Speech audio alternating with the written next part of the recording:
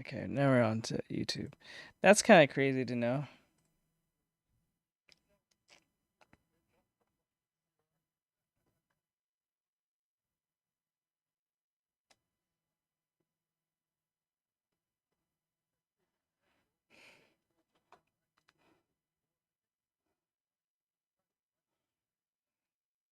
Red or something said hello Art.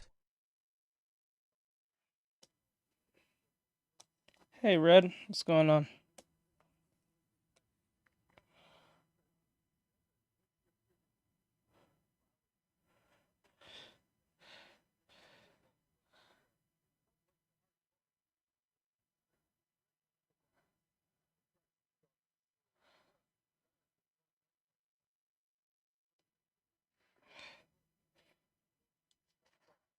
Listen, Lyra,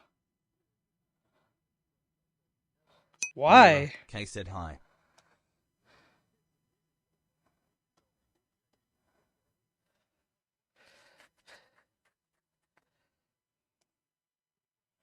Hey, Red Lyra. or something said nothing. Red or something said hello Lyra.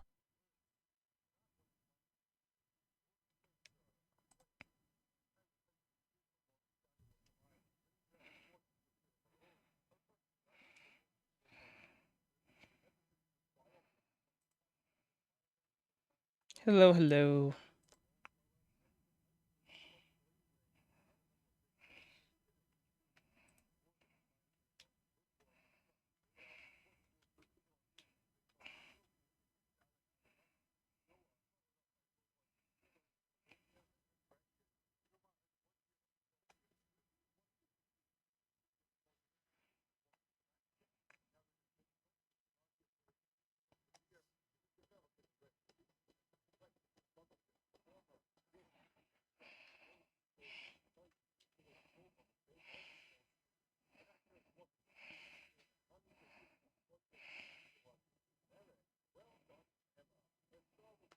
Jolly Incha 35 said hello Teach.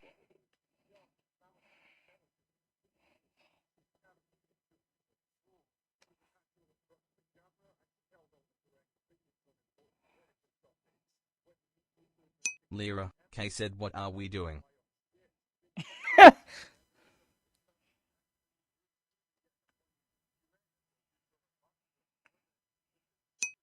code.castlabs.caffeinated.app.docs.chat.viewer.event_message.attachment.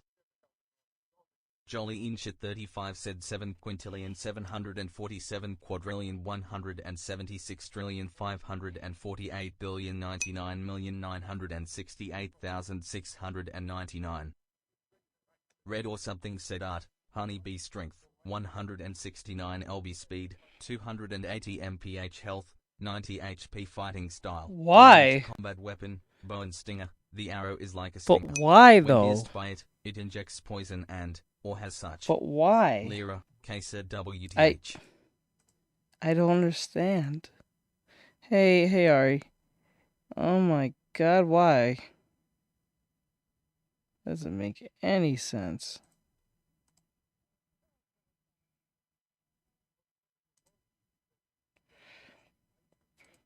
Art, honey, bee, something strength, it's not ranged.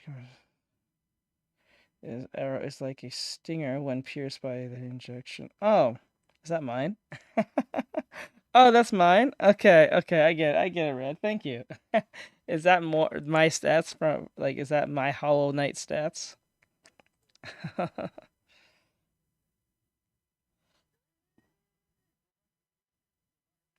Red or something said yalol.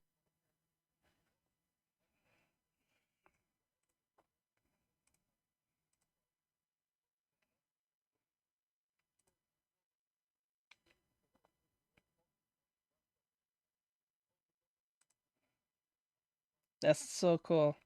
Thank you for that. I appreciate it. Thank you. That's so cool. The honeybee. Is there a specific reason why you pick a honeybee? Oh. Red or something said I.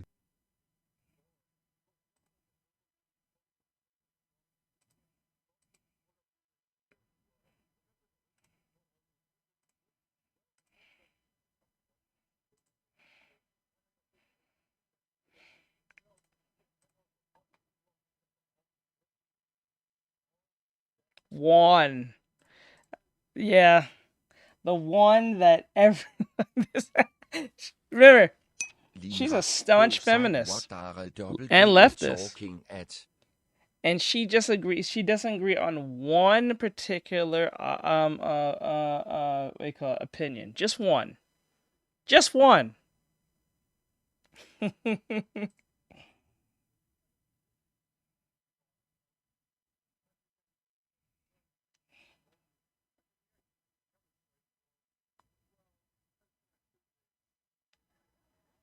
Lira, K about.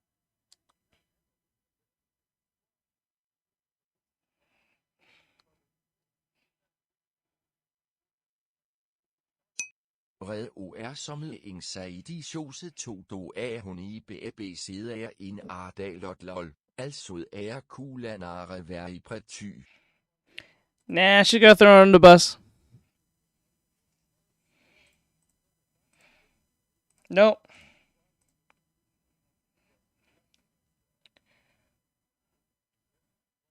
What are we talking about? Well, you can't see the screen, Laura?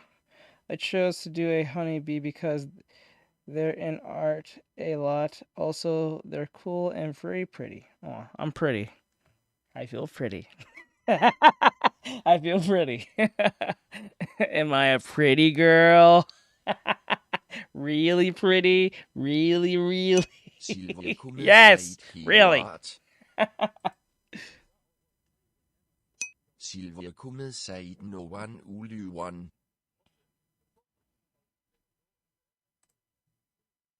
Oh, I forgot. You guys can't hear it.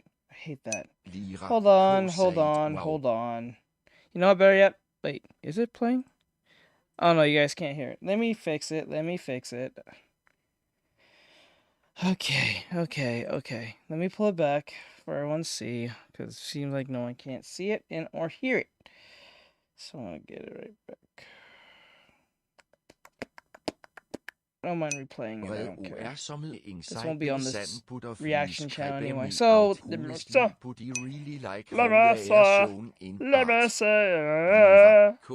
what is det sund?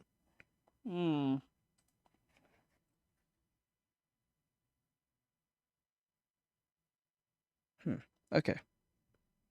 And then we go over here. We go over here and bam. Okay, there we go. I'm gonna pull it back.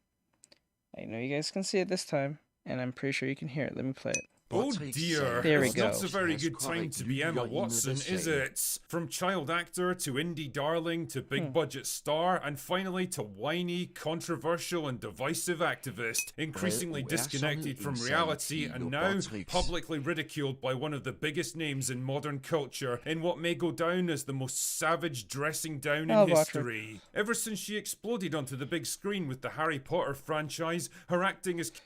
1 second. Not sure better yet.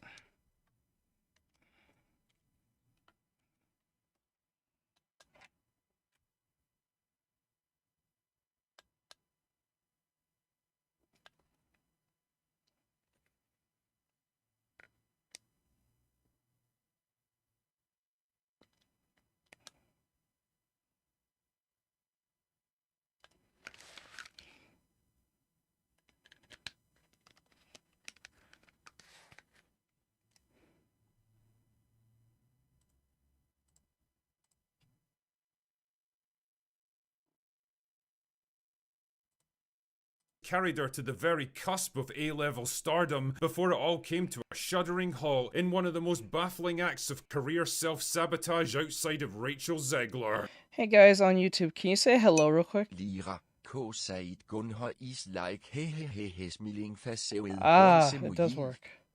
Okay, just making sure. I can hear that. Okay. Chatbot. Red OR somling sig There you helo. go. Russell, Molly, Polly. Why does she sound like this? Hello. Okay. Say hello again. Just see if it works. And I can hear it. Yeah, Artextric Sevi. It's in a different language. That's what makes it funny. All right, so go to. Okay, let me fix it. And go Russell. There you go. That should work. That should fix the problem. Let's see again. Artextric said hi. There we go. Artextric said hi. There you go. It's Hollywood, baby. A woman who pinned her reputation, her public image, and her entire worldview on whatever happened to be most popular Mira, at the time, Kay said never you can write considering that the cultural winds might change and what's popular today might not be popular tomorrow. So saddle up, Netflix dear official viewer, said be a grab your support hero wizarding today wands and by using whatever other commands like stupid shit they / use in Harry donation. Potter, and let us Lira, examine Kay the said crash wow. and burn of Emma Watson. Emma Charlotte Duer Watson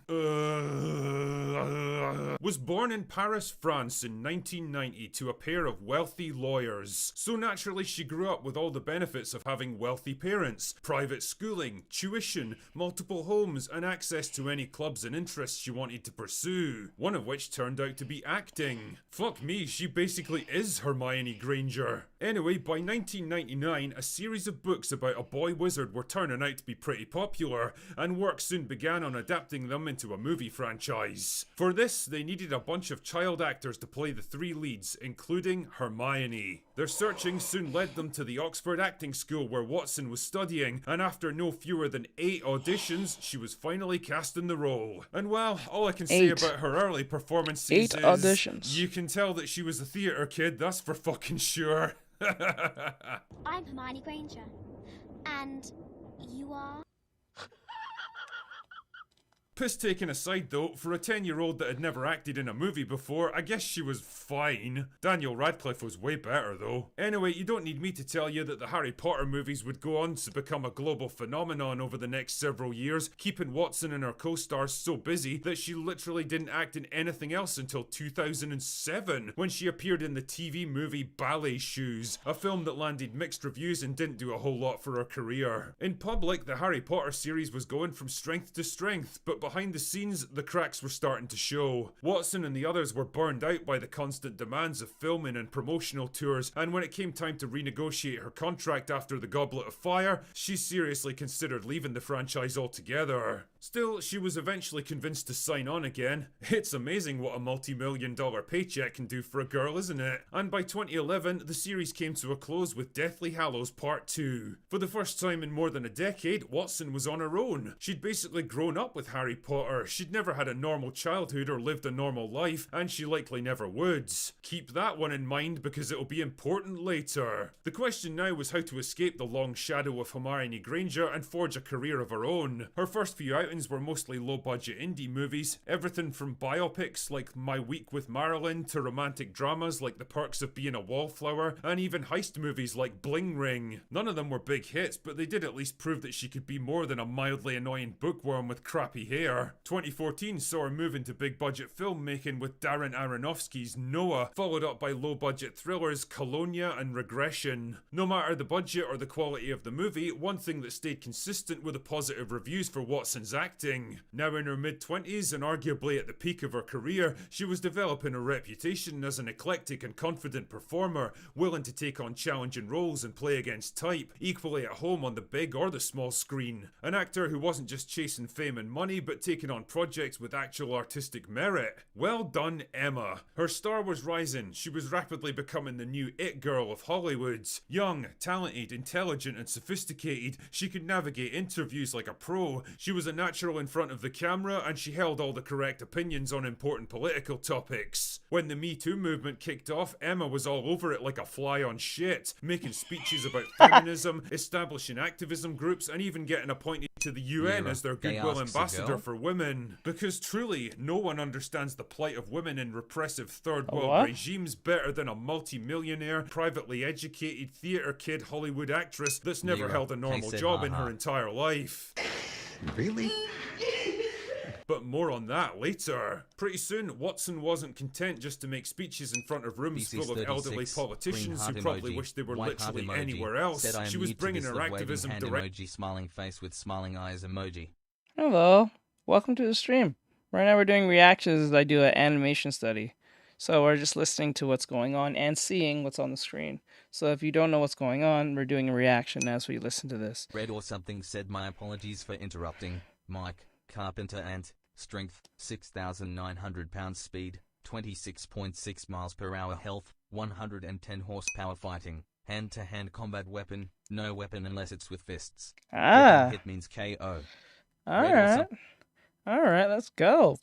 Oh, I don't think Mikey's here yet, but when he comes back, we can resend to him. I don't know if he's here yet. Directly into the movies she starred in. The live-action Beauty and the Beast was rewritten at her request to make Belle into an inventor and engineer because... Why? Girls get it done. But it had no merit to the movie in the slightest. She could be a janitor and it still didn't make a difference. Political worldview could best be described as I support current thing, also known as the Mark Ruffalo technique. Gay!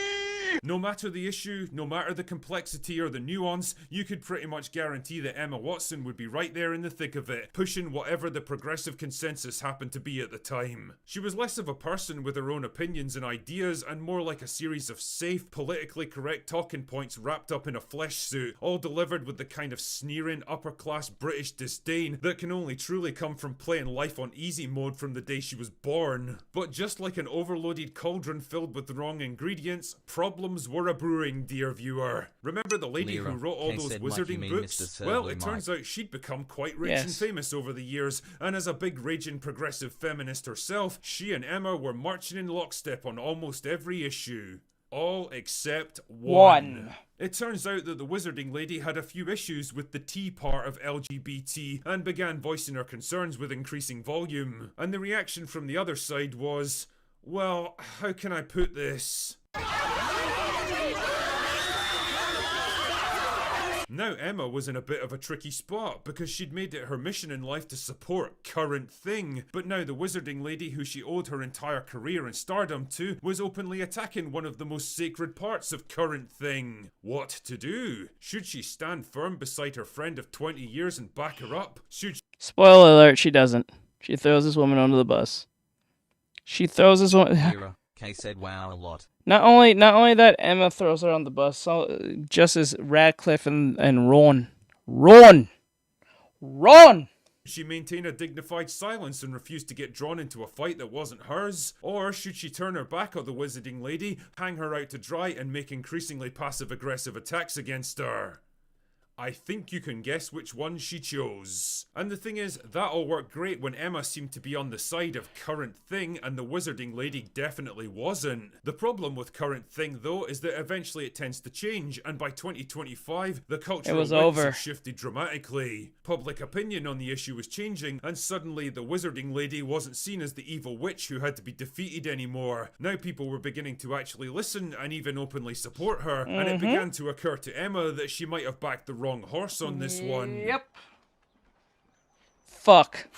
So what to do? Stand her ground and maintain her position even if it wasn't so popular anymore? Or do a complete about face and pretend like she'd never disagreed with the wizarding lady in the first place? She's gonna pretend. Celebrities do this. This is why you don't... This is why anyone who listens to celebrities, like, verbatim, as if they're some type of, like, bastion of, like, knowledge or wisdom, you are a fucking moron. These people are celebrities for a reason, and majority of the time, they're not even celebrities for the thing they're even talking about. They're celebrities because they're good at being a chameleon. Dead ass. Most of them are actors. That's the whole point. Their whole point is to lie, pretend, and blend in. That's literally what they do for a living. From your Robert Downey Jr.'s to all the way to your Emma Watsons to your Daniel Radcliffe's to even even my favorite one of my favorite actors of Idris Elba. You know what I'm saying? Or like a Jim Carrey even. These people know how to blend in. So when you listen to any of these people, whether they're on the right, left, or in between, and you listen to them verbatim, like as if they're literally like the last voice of God, you're a moron. Because these people will switch on you so fast. So fast. Jenna? Who's Jenna? Jenna. Well, the answer came on September the 24th on Jay Shetty's On Purpose podcast, where Emma claimed that she loved the Wizarding Lady and supported her and would always be open to... What? What? What did you say, ho? No. No. Lies. Lies. You are a Death Eater. talking with her. Bullshit. Oh, really? That's interesting coming from someone who spent half a decade publicly shitting on her. Now, if you were feeling forgiving, you could probably write this whole thing off as a slightly cowardly but very pragmatic decision by someone who senses the political sands moving beneath her and doesn't want to get pulled down by them. And that might have been all she wrote, except this particular interview came to the attention of the Wizarding Lady, who until now had stayed pretty quiet on the topic of young Emma. Not anymore, as it turns out, when she decided to deliver the mother of all dressing downs a couple of days later in a very lengthy Twitter post calling out Watson as a spineless grifter, a shameless opportunist, a fair weather friend, and a spoiled privileged brat that had never worked a day in her life. Said the H5LL. Damn! Damn! Damn! Bro! Let's hear that again. I want to hear that again! She decided, except this particular interview came to the attention of the Wizarding Lady, who until now had stayed pretty quiet on the topic of young Emma. Not anymore, as it turned out, when she decided to deliver the mother of all dressing downs a couple of days later in a very lengthy Twitter post calling out Watson as a spineless grifter, a shameless opportunist, a fair weather friend, and a spoiled privileged brat that had never worked a day in her life and was only trying to cozy up to her again because it was politically safe now. Bro, let's go. I give it to the Wizarding Lady. Yes, she who cannot be named, she is the winner here. Fatality. That was amazing. That is amazing. See what happens when you stay on your laurels? Let's go, Wizarding Lady. Let's go. I've seen Mortal Kombat fatalities that were more right. Let's go. I've seen many of the Let's go. Let's go. You said I said it. I said I'm so good at this. Woo. I didn't even see this. This is my first time seeing this and hearing this just like y'all did. Fatality. Many a scathing put down and brutal rebuttal in my time, but never in all of my days have I witnessed a person publicly dismantled with such brutal finesse. It wasn't just a takedown, it was a full-scale verbal evisceration, and proof that if there's one group of people you really don't want to piss off in the online space, it's fucking writers. Especially billionaire writers with hundreds of millions of fans behind them who built their entire careers out of basically nothing. With that one post, Emma Watson's public persona was transformed from a slightly preachy but relatively respected activist to the living personification of everything that people find so repellent about Hollywood actors. The smug, patronizing, I know better than you attitude, the echo chamber mentality that comes from a life of privilege and luxury, the mindlessly predictable conformity masquerading as sophisticated intellectualism, and worst of all, the willingness to abandon any position the moment it becomes unpopular. Yep! As soon as it's unpopular, they're like, I was always on your side, bro. Really? Really, bitch? You know, what's funny about Twitter? When y'all like to say crazy shit, or maybe every other platform, but I know for Twitter for sure, when you make a statement, hope you know that even if you delete it within seconds, minutes, hours, days, months later, or years, there's something called the Wayback Machine. You can always go back on the Wayback Machine once that was posted. You know, that's a thing. So be very careful what you post, because even if you delete it, it can always be received and found. She wasn't just opinionated and insufferable, she was a coward. And for someone who built their entire brand on fearlessly speaking truth to power, well, that was the most damaging revelation of all. The irony! So what's next for Emma Watson? Can she possibly claw her way back from this? Fuck no. Well, her movie career basically ended 5 years ago when she pulled the plug on acting to focus on activism, so I don't really know if there's any momentum. Yeah, there's no money in that. There's no money in that. She has no money. I'm not saying she doesn't know money. She has money, but she has no real like respect anymore. Let's just be honest with this. Like, look at Daniel Radcliffe. Everyone just sees him as Harry Potter, right? That's it. You don't see him as any other thing, right? At least like Robert Downey Jr. He had a career. Lyra, Kay said, is it like when you say you like a movie because your friends don't like it? Yeah, it's the same. It's the same. It's like when you say you like a movie when your friend. Yeah. Yeah. Left behind her, even if she wanted to make a comeback. She's 35 now, which isn't exactly old, but it ain't exactly young either, and it's definitely not a good age to try to build your career back up after Lyra, wasting your Kay said, prime years in the wilderness. She's not likely to make much progress as an activist either now that her cover's been blown and she's willing to soften her position on the whole tea issue. Because if there's one thing that particular group of activists won't accept, it's betrayal. So it kind of feels like she's fucked either way. Emma Watson really is proof that if you stand for nothing, you fall for anything. You'll fall for anything. Yeah, there it is. Anyway, that's all I've got for today. Go away now. As I don't take any of these activists seriously, even if they're a multi-millionaire.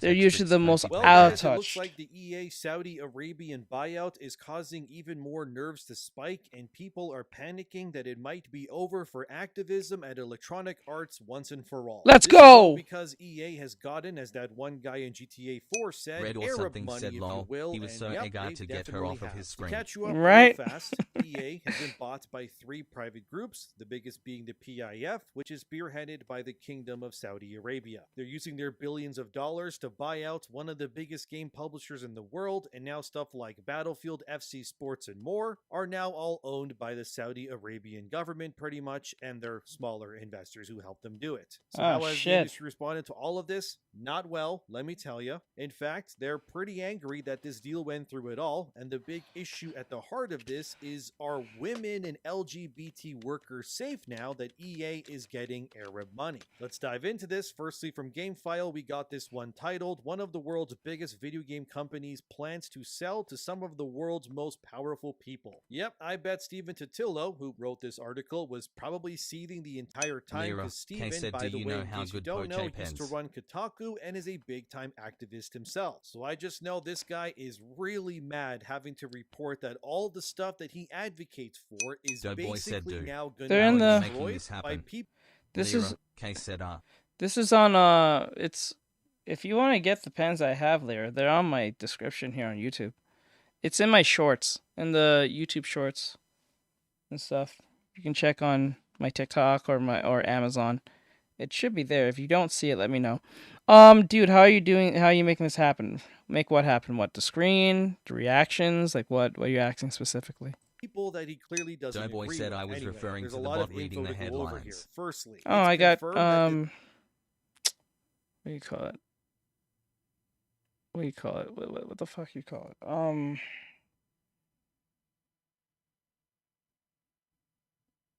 I got Caster Labs. It's free.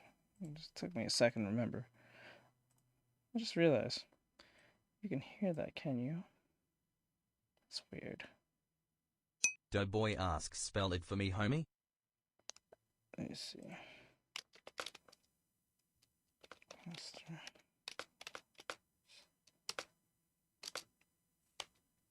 Caffeinated. Hold on.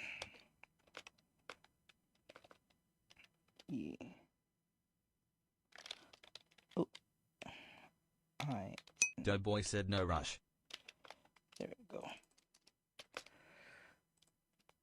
Shaboy. Artextric said Caster Labs caffeinated. There you go. Have fun with that. Oh, okay. Oh, better yet, you just now reminded me. daY said I will. Gracie's. No problem, bro. Do your thing. This deal will now be daY said finalized by Gracia at least as. April to No July problem. 2026. I got So you, dude. EA is going to be fully controlled very soon, is what's happening by Code people who have no interest in anything 11110101 that said doesn't higher make them rules any are money. objectively Then Andrew wrong. Wilson, the CEO of EA, will also stay in his role. Here's what he had to say, as it reads here: Your "Our rules new are partners objectively bring deep wrong. experience across sports." What the hell is that about? What rules? Gaming, and entertainment, Wilson wrote, "They are committed with conviction to EA. They believe in our people, maybe, our leadership, and the long-time vision we are now building together. I don't know about believing in certain groups of people, Rick's official said specifically be a of the support rainbow hero variety, today but the by Saudi using Arabians commands will, like believe in support. anyone making the money. Code underscore This same PIF group, which stands for 110101 Public said your stream Investment rules Fund, that are supports and objectively wrong. supplies the Saudi Arabian daY government, asks who's also buying owns EA? many The other parts of Saudis? games already. Yep, the In case Saudis you are. don't know, Lyra, K said my job application was scooted. I am devastated. I'm sorry about that, Lyra. Code, I don't know what you're referring to when you say this, because no one said anything about rules, and even if there was Jeff, you're wrong. You don't have to be here. We don't like him. PIF already owned 10% of EA before they bought this. It's They up to you, also though. spent about $5 billion buying out another Whatever company that's called supposed to Scopely, mean. which makes mobile games like Monopoly Go and so on. They also own most of Niantic, which makes Pokemon Go. They also own 6.5% of Take-Two. That's the owners Code of Grand Theft underscore Auto and then some. They also own 111001 said it's not 4.2% that of I don't like Nintendo, them, which they I are didn't even impossible. know about that. And they How also they're own impossible. 6.6% of Capcom, which is also Rick's owned by official the said same be a Saudi support group. hero So today yeah, these by guys, using they commands own a like lot in games already. And with /donation. EA now, I mean, it's a huge splash. But here's what Steven Totillo, again, who's an activist and advocates for all the usual DEI stuff, said in his own Yeah, the personal Saudis are opinion buying about EA. the Saudis, as it reads here. Some people in the press, at the game companies, and in player communities have nevertheless flinched at the kingdom's investments in gaming, given Saudi Arabia's human rights record. Critics see the government-funded gaming play in a similar light to the kingdom's investment into golf and boxing, Human Rights Watch states. PIF investments in high-profile sports and entertainment events domestically and internationally are used to whitewash the country's abysmal human rights record. Interesting that you feel that way, Stephen, since your side tends to also push for more immigration into countries or, other things like that. Considering places like those are not really friendly at all also to the LGBT people either that are coming in, but to plant your flag in the sand here and say that this is where you're now going to draw the line, that is telling. It tells me that journalists in games, much like companies usually, they have no moral compass themselves. No. They simply just agree with whatever is politically correct, even if the things they agree with don't even align with their values when it comes to other things that they also claim to champion. And if you enjoy the content, consider the usual YouTube stuff from Code liking the video, commenting, and more. Thank you, but said I you think cannot what be a nice lot of to Western everyone without being journalists, nice to and really people who just aren't people nice in or you are general, not nice need to yourself. understand is simply this, that the rest of the world, He said, Code underscore 111001 said so, which are we are following. you cannot be nice to everyone without being nice to people who aren't rude or nice to yourself. Lyra, Well, did I say anything I'm having mean? problems with becoming a member when I click on buy noting happens. Well, daY said he didn't even mention Jamal Khashoggi. let me see. You didn't even mention Jamal Khashoggi. daY said Saudi A is an evil country. I guess. Let me see. Which is following? Dude, why are you so hung up on that? Like that's a strange thing to fight Code on. underscore 111001 said, are we allowing rude people or are being rude ourselves? Well, am I being rude to you? Because, did you experience some type of rudeness from me? Because it seems like I gave you an option if you don't want to be here or not. I didn't kick you out. So, I don't know why you're fighting me on this. Code underscore Strange. 111001 said it's a simple A or B question, bro. It's not me being hung up on something. Yeah, you're hung up on something. Code underscore 111001 said it's a simple proven thing. Well, the question you asked was, so which one are we following? Da-da-da. Code underscore 111001 said proven since the 1970s. Yeah, you're hang up on something. I don't know who cares. Who said anything about the rule? This is the strangest argument ever. Let me see. You cannot be nice to everyone without being nice to people who aren't nice to you yourself. Well, That kind of goes with common sense. You just don't be automatically mean to someone out of rip unless there's a legitimate reason. Like, someone's being mean for out of no reason. That sounds insane. Especially if you don't know them. If you do know them and you have some type of history, that's one thing. But if you don't know them at all. Code underscore 0111001 said, so you are intolerant. Yeah, he's trying to argue with me about something that is not there. It depends. It really depends. I tolerate some things, I don't tolerate other things. So it depends on what we're talking about. This is a strange hill to fight on. Code underscore 0111001 said, I think you don't understand. Maybe I don't. Not really sure what you're fighting on, still. Lyra K said, what is his problem? I don't know. He's fighting. I guess he had a bad day. I don't know. Because that is the most random thing that come out of nowhere. Because he needs to objectively argue about something that Code no one cares underscore about. 0111001 said, can I use the original wording on the contradiction? If What you want Rick's to. official said at code underscore 0111001 you leveled up to level But 1. he's somehow like obsessive over, I guess, the thing that comes up on Twitch when it says be nice to people or some shit.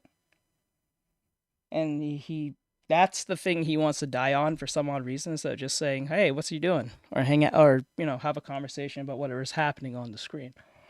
I don't know, something about the rules got him all knotted up or something. I don't know. Especially in the Middle East and then some. They do not view the world in a similar way to, say, those that live in America or Canada or anywhere else, really. So trying to push back against how the rest of the world operates or views each other through your leftist, activist, ideologue viewpoint is kind of pointless, because they're now realizing how weak they really are. As Steven reports here, as you can also see, he's appalled Lyra, that the Saudi said weird. episodes of It's the most Amazon Prime strangest thing that someone's arguing about. It's not even like what we're talking about. It's just, your rules are objectively wrong.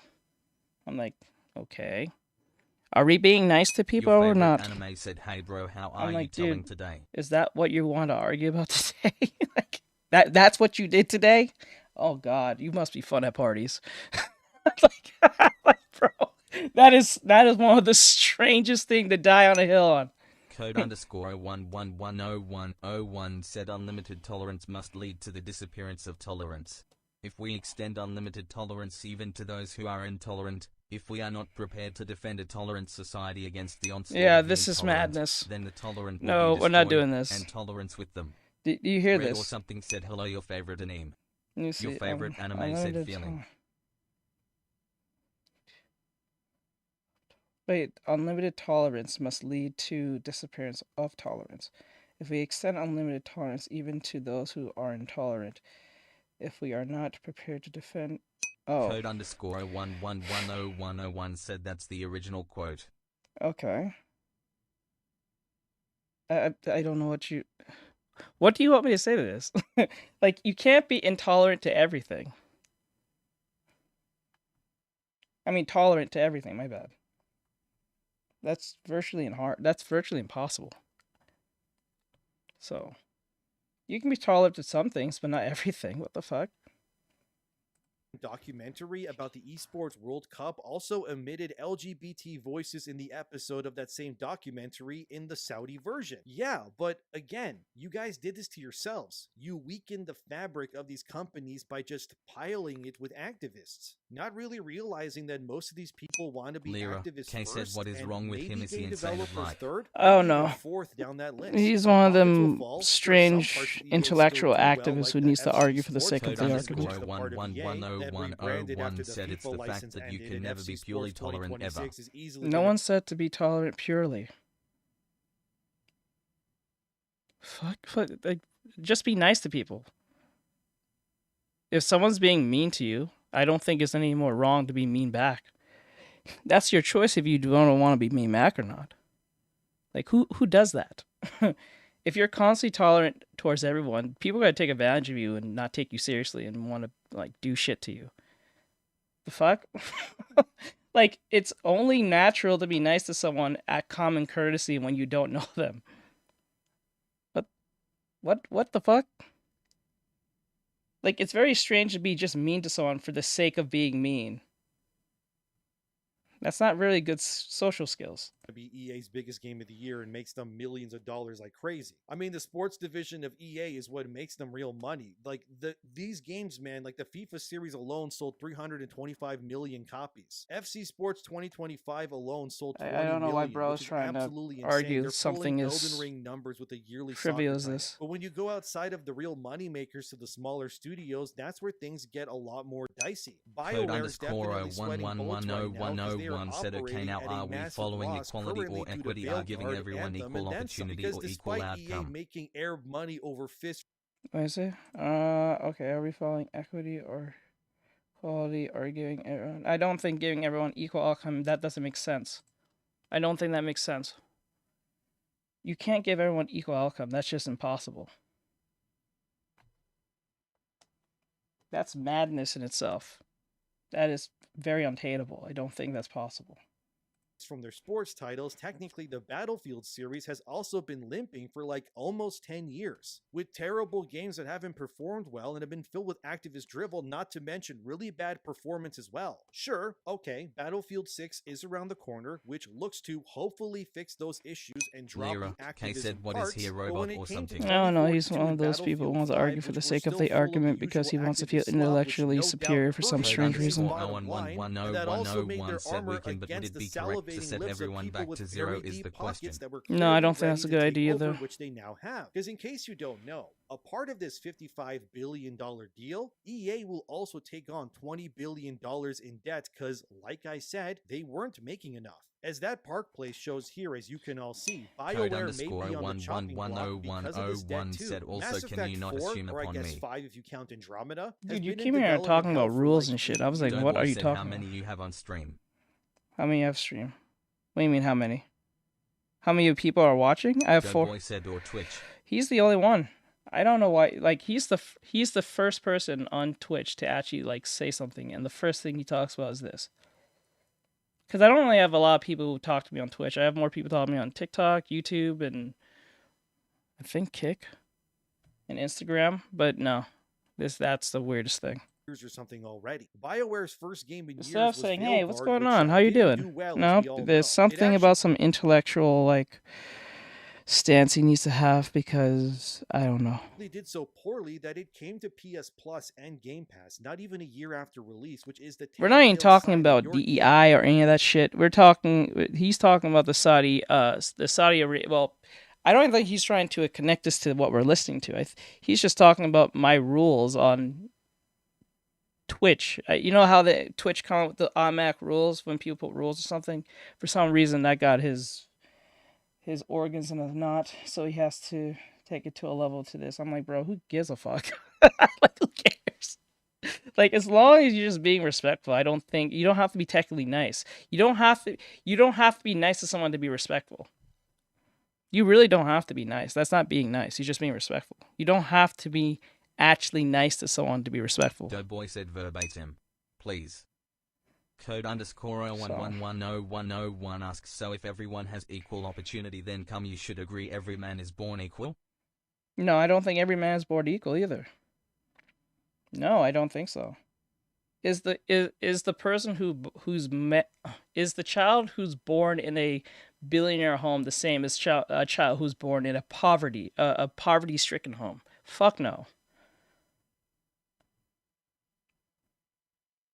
The only thing Code underscore it's not the same. 011100101 said yes. That's not something that's possible. You cannot have. It's impossible. No. game flopped really hard. So the problem is that even with a $55 billion buyout, it still wasn't enough to save EA from their debt, which tells you that activism slant that they took for almost a decade, thanks to DEI and then some, has Code quite underscore literally not been paying off for them. 0110101 said And every pandering tech to the billionaire was usual originally a LGBT nerd in the sentiments and 70s trying and to 80s. I don't rebrand all get your their point. franchises from mostly being for male players.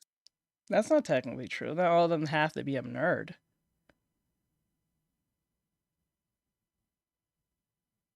How do you know that some of them wasn't like into sports, but they just didn't take sports as their passion? You don't have to be technically a nerd to be into tech. to being for girls or whatever else has been, let's be real, disastrous. And when it comes to having $20 billion in debt, the next logical stance is for EA's new owners to look at what they have going on and say, okay, do we really need this studio or these people or this game that's in development? And they'll look at the track record. And with BioWare, there's no Blitzy way the said hi. Saudis won't see the Hey, what's terrible up? performance of Anthem and Veilguard and go, why are we funding This is a Look, strange I love argument. Mass Why? Effect, but Why is this happening? This is a strange argument. Code clear that underscore the old BioWare is not- 111001 said I don't think we have the same definitions. Bro, why are we arguing this? Why did this come up? Because the rules got you in a knot? Red or something The said fuck? hello Blitz. This is a weird conversation. really there anymore anyways. I'm not saying that I want them Somehow gone, the but rules on my TikTok or my outdated rules, or whatever case may be on, I don't know if say outdated, but my old rules on Twitch got this dude in a knot, and he made it into some Blitzy philosophical, said hey how are you Red? societal type Code argument. underscore 111001 said can you give me whereupon your definitions are coming from? No, dude, I'm not doing all of that. I'm not having an intellectual conversation about the so-called vague rules you think I have on Twitch. What the fuck? You're trying to make it into a Doughboy social. said that's why you should ask him what I said above. What you ask him above? Doughboy, if you want to talk to him, he's on Twitch. You can come over here, because I'm not going to go back and forth on that either. That's just too much work. I'm over here trying to make an animation. I don't have time for all that shit. Bro already knows that I'm not for that whole DI equality Doughboy shit. said fair. Red or something said pretty good. I have 30 open tabs. If you on want to talk to him, lollipops you can come over or here. pill bugs. Doughboy said I'm in shower. You're in the shower? Okay, so when you're done, you can, I guess if he's still in here, you can talk. See, like, I don't know what he's trying to argue about, because I don't know what's the end Doughboy goal. said would have triggered him. It would have. I don't know. Like, I think this is a strange intellectual rage bait thing that's happening. I think that's what this is. I don't know. It's a weird thing. Lyra, K said I don't know but I have like age erection problems. Blitzy said oh lol. But if It's, Mass Code Effect 4 underscore or 5, however you wanna quantify it, 111001 is going to said be can you another describe upon me Veilguard, why the you think Saudis are just equality gonna is pull better the than life equity? support and then throw Red them or in no, something I'm not else gonna, said, how are you? dude. Blitz? Listen, I'm not doing a college course on this. I'm Blitzy not said doing I'm this. good type. I came here to make some. I came here to make some content. I don't know what you're doing. We're not doing this. If you know what, to make you feel better, you won the argument. There you go. Happy now? There you go. You intellectually beat me in the conversation. I gave you the win. How about that? You happy now? Or are you going to like have a fucking aneurysm over like what the drawing next? And you're gonna tell me the philosophical Code reasons why I underscore shouldn't draw a woman or something. 111001 said no one wins the argument, you learn from the argument. There's nothing to learn. It's just seem like you only learn from it when there's a literal goal of something that's happened. There was nothing happening. It just came out of nowhere. If you want, like, listen, how about this? Lyra, K said shuttered random guy, not the YouTube people. If you want to argue with someone, you can go argue with Hassan.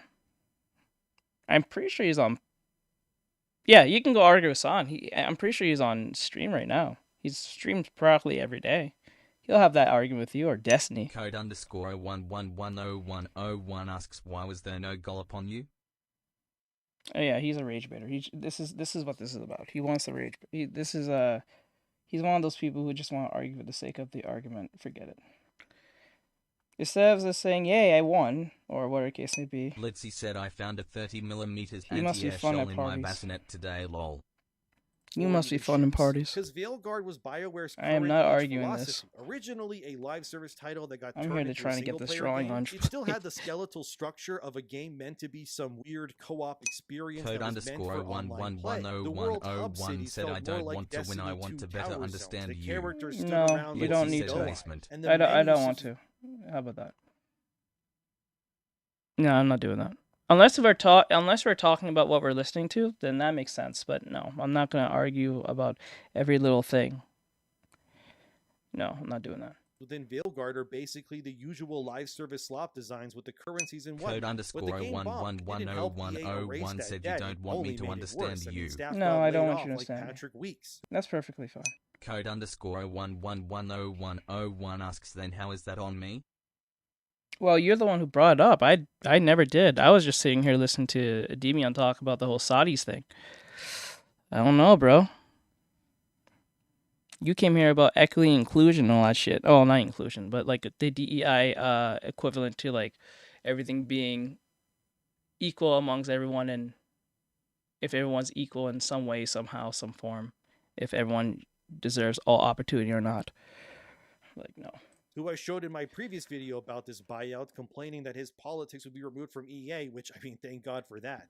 But the thing is that we're entering a new era where this sort of thing, this wokeness, if you will, for lack of a better term, it can no longer stand. I know that it's still there. I know studios and whatnot are still pushing for this kind of stuff in their Lyra, stories. Kay said, I am sorry, but I don't like the video. I will come back but it's later. become very clear It's that gonna be most gone. people It's are gonna be sick of done in a it bit. and are We'll move moving on to past it something more already. funnier. No one really wants this sort of thing anymore. They want normal games. Code or I guess underscore based, if you want, if you wanna call them that. They 111001 wanted said okay, Battlefield but I 6, don't obviously, understand but what they you mean wanted by with that. none of that stuff. You know, none of the zero Bro, rainbow I know armor what you're trying to do. nonsense. It They is would not working. Either change the subject and stay on point we're talking about. Keep it Jolly normal, or I'm Ninja35 said kicking they you want out. normal I'm not games. doing this No because I games know are what you're normal, trying to lol, do. You're trying to grooming, do squinting face some type of emoji. weird rage bait argument with me every 5 seconds because you need that definition to every little thing. Like you're trying to, I don't know, argue with Charlie Kirk or some shit. want a Dragon Age game with male and female, not the body type I'm just options a where the VTuber. Lipsy said, LGBT I'll be stuff is I not thrown don't in really your want face. to watch Mass the video Effect, for either. example, that's Okay. always had LGBT themes in it since its inception, but BioWare back then was a lot smarter than they were now. They didn't throw it in your face. It was there only if you wanted to see it, because that was the whole point. It was all about Jolly player Ninja35 choice. But you said, flash watching the forward to now video with and I'm Veilguard as their acclimating my fish. blueprint, and the LGBT stuff was no Acclimating your longer your fish. choice. It had to be in your face all the time now, and it didn't work. Every person in power in Veilguard is either gay, trans, or something in between, and every villain, I'm not kidding, is either a white man or a white woman, and that's it. Even the corrupted elven gods that are shown Red in or that something game also said have goodbye, humanoid Blitzy and forms Lyra. in Veilguard, and what Jolly were they Ninja before they 35 said corrupted? yay. Of course they were Some white men and blowfish women, and a few because of neon course it tetras. is. Look, Oh. the agenda was Code obvious, underscore so frankly, I don't feel 111001 much said, if I these sorts disagree. of I'm not things are trying being to ripped argue and out of just these games 'cause communicating it to you wasn't like I working. do in Now, the if norm that is Veilguard had present. sold 20 Bro, million this is not a copies normal like F- conversation. Either be normal or I'm kicking you out. This is not a normal conversation. I don't know what this is. And you're the first time person to talk on Twitch. This is the first thing you jump on? Lyra, Kay said, see you sports later. did, we would be Oh, on having my a Twitch, I'm very saying different specifically. conversation. And likely, the Saudi Arabians would definitely let more games like that be made if they were making money, and that's the point, but it didn't because Veilguard didn't even sell 10% of what the FC games did. So, here we are now. I mean, you have the Sims community page that had an interesting article as seen here. It's titled, EA Employees Voice Concerns Over the EA Buyout. So, some anonymous EA employees voiced their concerns, as one says here, one stating that they're afraid of layoffs that might occur with this buyout, with the other stating that this feels like a big FU to all Code women and underscore LGBTQ+ 111001 employees said, this is currently me being working at normal. I'm Electronic sorry you are Arts. not used to my vernacular, How but am I that should supposed be to no feel reason sorry to for not these let me people get to know knowing you. what they have Nah, put bro. players through We by good destroying their on that. franchises, though? Like, I would have some sympathy, but these are the kinds of people who Just be routinely normal. would say on I don't social know media why that you their have games to are make not it into meant a for people college like me or others. Like, remember argument all the type devs thing. that That were shit's celebrating weird. when Charlie Kirk passed away, and how we saw the mask fall off of so many at so many Western studios? All celebrating because a guy they didn't agree with got taken out. I mean, those same people, if you ask them, You know, bro, there is a bunch of content creators who like to argue like that. So, like, you can pretty much find them pretty easily on TikTok or on YouTube. If you want to find political individuals who like to argue intellectually, you can find them there. I don't consider myself a high intellectual. on that. PC's36, green heart emoji, white heart emoji, said this is a nice digital drawing, okay hand emoji. Oh, thank you. I appreciate it. to remove elements that you don't like, they would simply Let's tell you see. that they're not making games for you anymore. I mean, we are seeing that right now with Ghost of Yote as a great Code example. underscore The lead actor there, Eric Ishi, 111001 has said me understood, blocked on but I'm Twitter not before I arguing and even I'm knew actually that she sorry for that existed. We know these misinterpretation. types of people hate anyone who disagrees with But them. bro? But why did it have to get to the level over a rule thing? On like, do you think anyone actually pay attention to those things half the time? Like, I'm just saying, like, it's common sense to just be nice to people, especially if you don't know them, because you don't know what the other person Code might underscore take. 111001 said yes. But like the point is like, I like this is what I'm saying. Whether the rules trigger you or not, it's kind of just common sense just to be nice to people. Now, if they say something rude to you, I don't think anything wrong if you want to say something rude back. Code _1110101 said people are allergic to accountability. So it doesn't make any sense in that sense. Why is this? Oh, did the thing die? Oh no, I gotta put batteries in this. So. On genuinely anything these days. And by the way, that same Erika Ishii who plays the main character in Ghost of Yote, yeah, she was one of the female voice options in Dragon Age Veilguard for Rook, because of course she was. And we know that BioWare before they got purged by EA for delivering an absolutely slop product. I think there should be in between somewhere here as well. Believed what they also believed. So how can we feel sorry for these people knowing that if they had the power, which they did for a bit there, all they would do with that power is simply abuse it and make stuff for just their this small doesn't make groups sense. and hijack Hold franchises on. just to... This placement here doesn't make a lot of sense now when I think about it, because how can she go from... Wait. One up...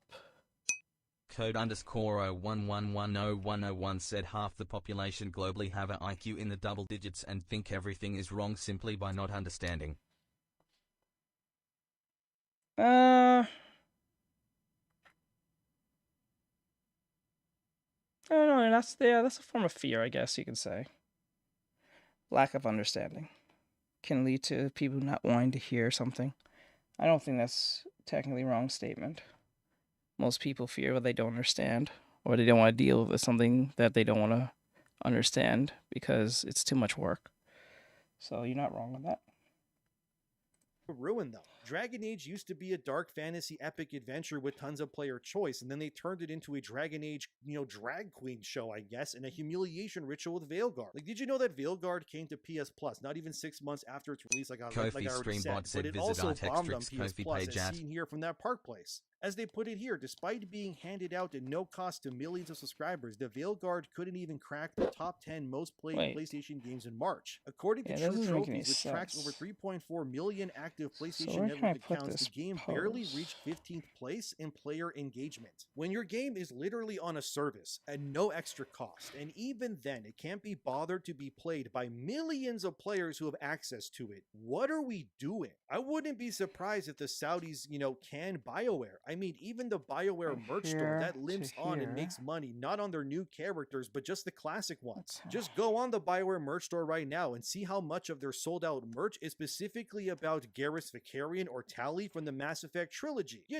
Games that are almost 20 years old at this point, and the new stuff, nobody really cares, and that should tell you everything. So these EA employees who are anonymous being angry Code that the Saudis will act jobs _1111001 said take also into affect juvenile is a genetic bias and the means fear of the new fear of children is pedophilia a lot here juvenile and think kids. Spreadsheets, and I mean that like objectively, and you see that the places in your company that you just bought for billions, where it's overwhelmingly staffed by women or whatnot, and the profits are all down there. Like, what are you supposed to do? Sure, if this was EA before, like in 2020, they would probably not fire the female employees and then some, because the games journalists out there would claim that they're sexist or something. Remember what I said earlier, that people are finding out quick that the rest of the world outside of America or Canada doesn't view the world the same way they do? That's the Saudis. They aren't going to look at EA staff and care who is what or whatever they identify as. They're just going to look at the numbers and go, okay, who is making us money and who isn't making us money? And if the people not making the money happen to be mostly women, well, they'll just fire them now too. Because the Saudi people clearly don't care about the same values as your gender study professor does. The gender professor will try to tell you there's a billion genders. The Saudis, they'll just laugh and then fire that professor and tell them to empty their desk by 4 p.m. because they don't care what they think. And this is what I kept trying to say for literally years on this channel. Look at how much gaming has already changed. How the implosion of Chinese-made content alone has already begun to shape the very fabric of modern gaming, okay? After Black Myth Wukong came out, we saw a huge push by China and Korea and more to make as much money as possible in gaming by giving player games with sexy women and then some. Stellar Blade, Wu Chang, it keeps on going. You have Tides of Annihilation, that's coming as well. But anyway, they are all catering to an audience that the Western devs are clearly ignoring. And by doing so, the Chinese studios are now making money over fizz, or I should just say Asian studios in general, not just China. But anyway, let's go look at Marvel Rivals right now. Holy said cow, I just that's making a lot of money, isn't it? Gee, I wonder why. Oh, that's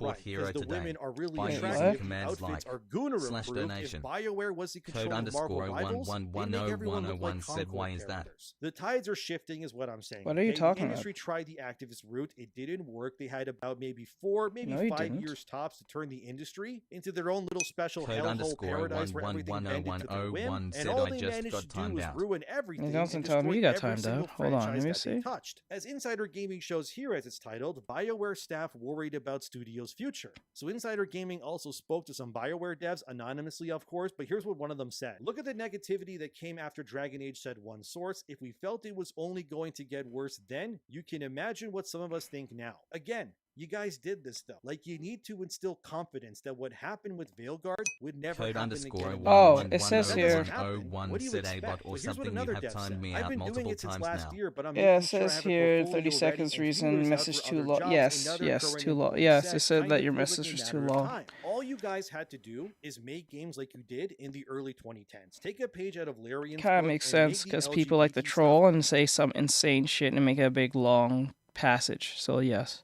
optional. Sorry, it was too. I wouldn't say that was not too long, but just keep it in like. Is that like a sentence or two? I believe that's like 2 sentences. I believe. Just keep it like sentence, like per se, because you technically didn't say anything wrong per se.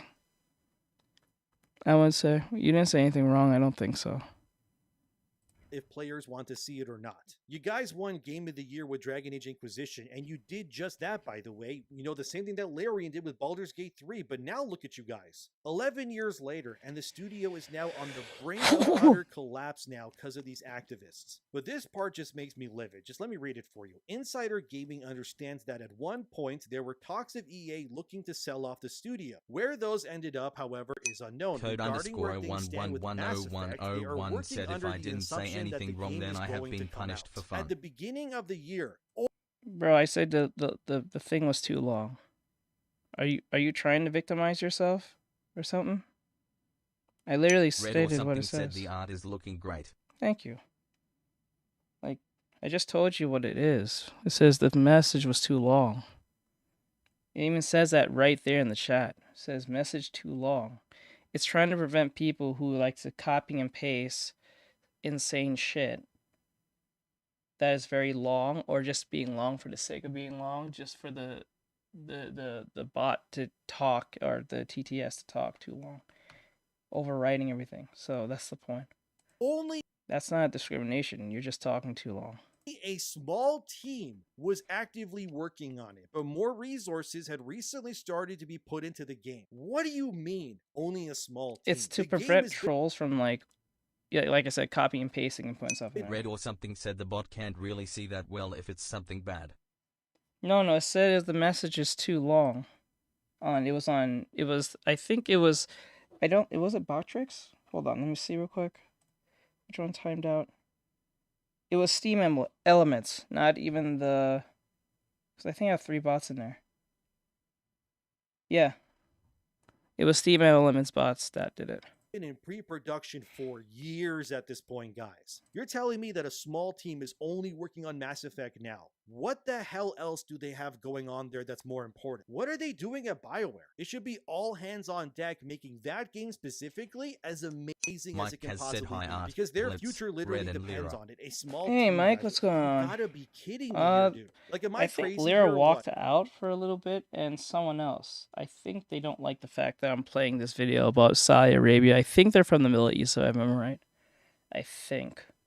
How does Red this or happen? something They said announced hello, the next Mike. Mass Effect, just so you guys know, as seen here on They screen, said they'll be 4 back, years so. ago already. 4 whole years. And now only in 2025, they have a small team working Not on saying Red they're- or something said Blitz left.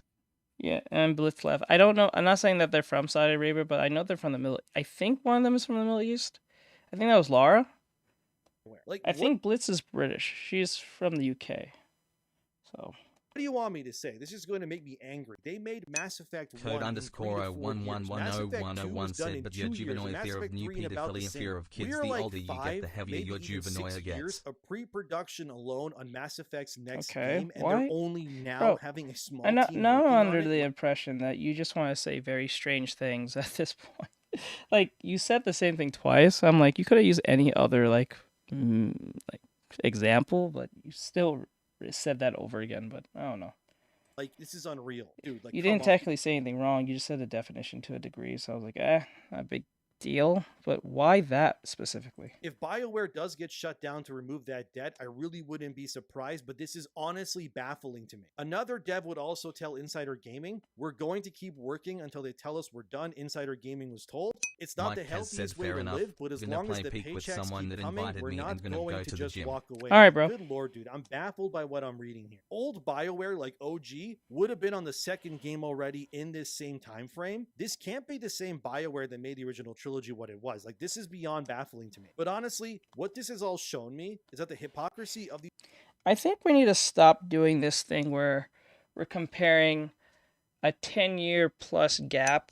Code underscore 1110101 said, so why do people blame young people for juvenoia when juvenoia is genetically more common in the old? But Rick's Jesus official Christ, said it. dude. Code This is what I'm underscore talking about. 1110101 you leveled up to level 2. Red or something said, Bro. Mike, can I give you stats RQ? Bro, can you just stay on whatever we're talking about? Please. I don't know why you're even talking about that. The point is here is like I don't know why. I think we need to stop doing this thing where these content creators complain Code about underscore 1110101 said I am. Like- daY said get rid of him.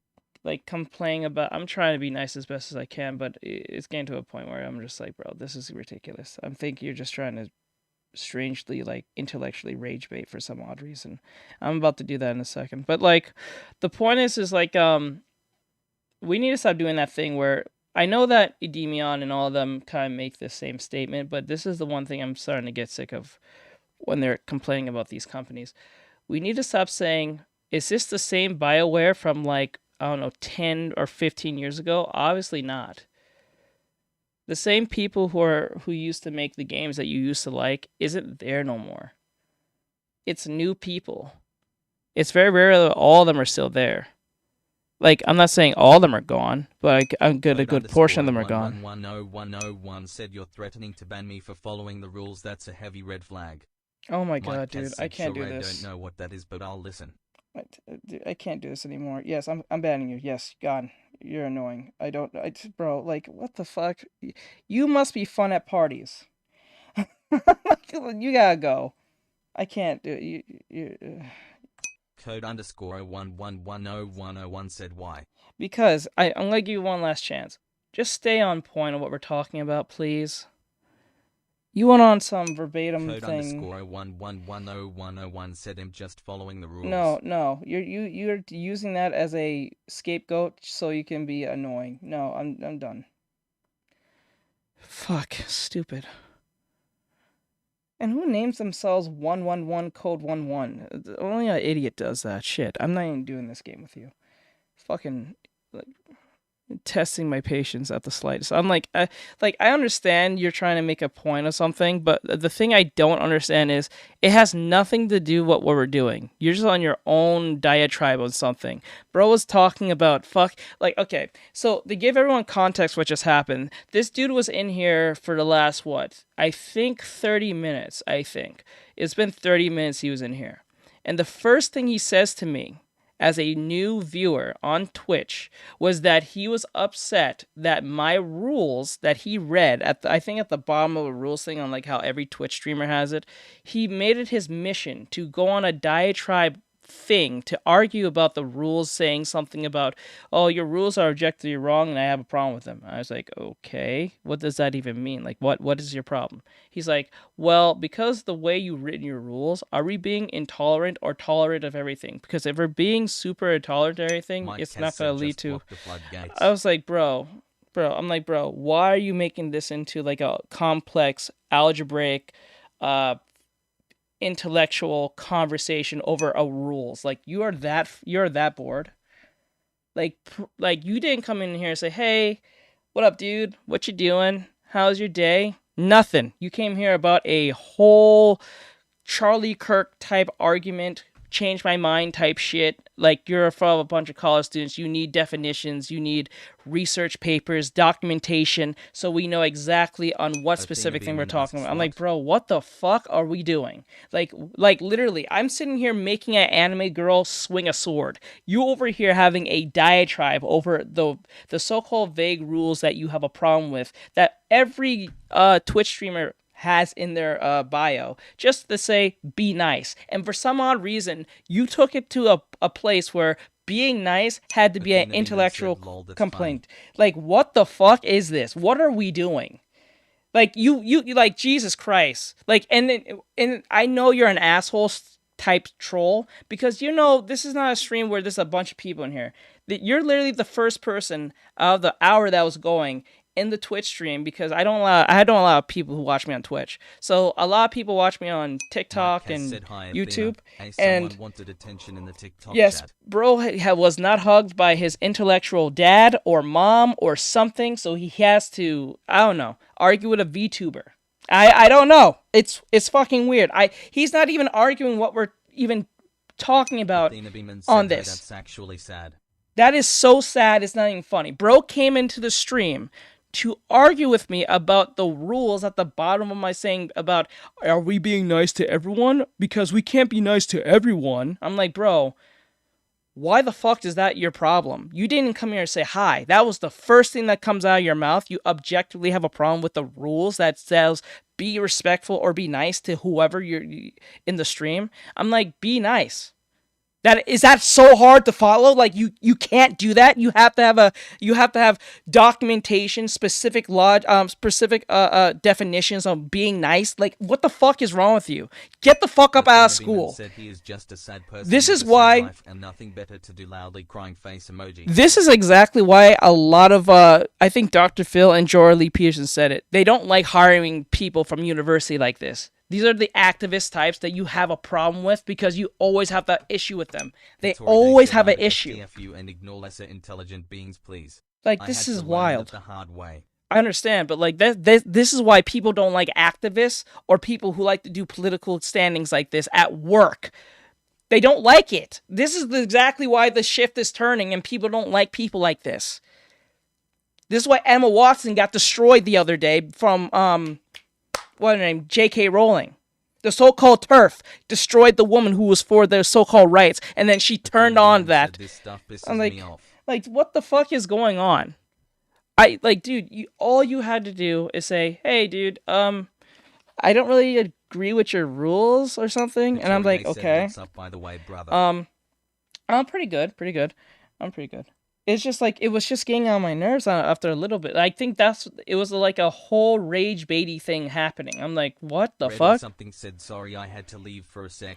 Mike, Carpenter and strength 6,900 Jesus pounds, Christ. speed 26.6 miles per hour, health 110 health points, fighting hand-to-hand combat weapon, hands, no weapon. If you get hit by them, KO. It's shit like that why people don't like Westerners. Did I say last Thursday was my birthday? Last Thursday? 35. Oh, happy birthday. Hello, Athena and Hitori. Happy birthday, bro. Happy 35th birthday. I appreciate you. Thank you. Thank you for letting me know. Said, I hope your day gets better. People are just dipshits with nothing good to do cause they don't have a life. I understand. Said, happy birthday, Hitori. Like, all said, bro. Hi, I'm back. It's because I'm bisexual, so the vid made me a bit uncomfortable. No, Hitori said, what's up, Red? See, the thing is here, you shouldn't feel uncomfortable because someone's making a statement, right? It's only, like, this is how I look at things. When people said, thanks, Mike. When people are talking about something, and it may have to pertain to your social group, it may sound bad, but you should listen to their whole argument first. That's what I did with the idiot that was in here. I didn't just kick him out just because I didn't like what he was saying. I kicked him out because it was not pertaining to anything we was doing. You know what I'm saying? Like, it's one thing if we was talking about what Ademion's talking about the whole Saudi Arabia thing, right? But this dude was talking about my rules, the so-called rules that came in. So don't always, like, just because someone sounds like they're talking, like, mad or mean to you doesn't mean they're being mean. Maybe they're just trying to understand. And I understand getting understanding is very important, but sometimes there's a time and a place for things. And that idiot that came in here was not doing that. Like, that was not needed. Like, bro, where was that coming from? Now, the thing that Demion's talking about... Your rules are valid first of all. Like, all I said is, all the rules says, be nice to everyone, be respectful, or what I think that was it. It says, be respectful, be nice to everyone, and so on and so forth. It's kind of, common sense. If you don't know someone, the first thing you want to do is be nice. You don't have to even be nice, be respectful. You don't have to be nice to be respectful. Just don't be an asshole. You know what I'm saying? You don't have to like what I'm drawing. Like, there's people come in here and say, oh, teach, or, hey, new guy who I just came to stream into, I don't really like your drawing. And I'm like, oh, I'm sorry, bro. Sorry to hear that, but I'm not going to change it. But, hey, maybe you might like the next drawing if we do another one. I'm not kicking him out just because he doesn't like my drawing. I don't think that makes any sense. But when he says, hey, I don't like your drawing because you a bitch, I'm like, well, that has nothing to do with the drawing, and you called me a name, so you're here for a hostile reason. I think you need to get the fuck up out of here. I'm not gonna argue with someone who's just yelling at me for the sake of yelling at me. Like, what? You know what I'm saying? I'm not even saying anything. I'm just drawing. Like, how do you get triggered by this? Like, you know what I'm saying? It doesn't make any sense. Like, and then if you're criticizing my work, say for instance you come and say, hey, I don't like your drawing, and I say, oh, okay, I'm sorry that you don't like my drawing. Just for shits and giggles, what do you don't like for my drawing? Oh, I don't like it because maybe the way your anatomy doesn't really make a lot of sense. Okay.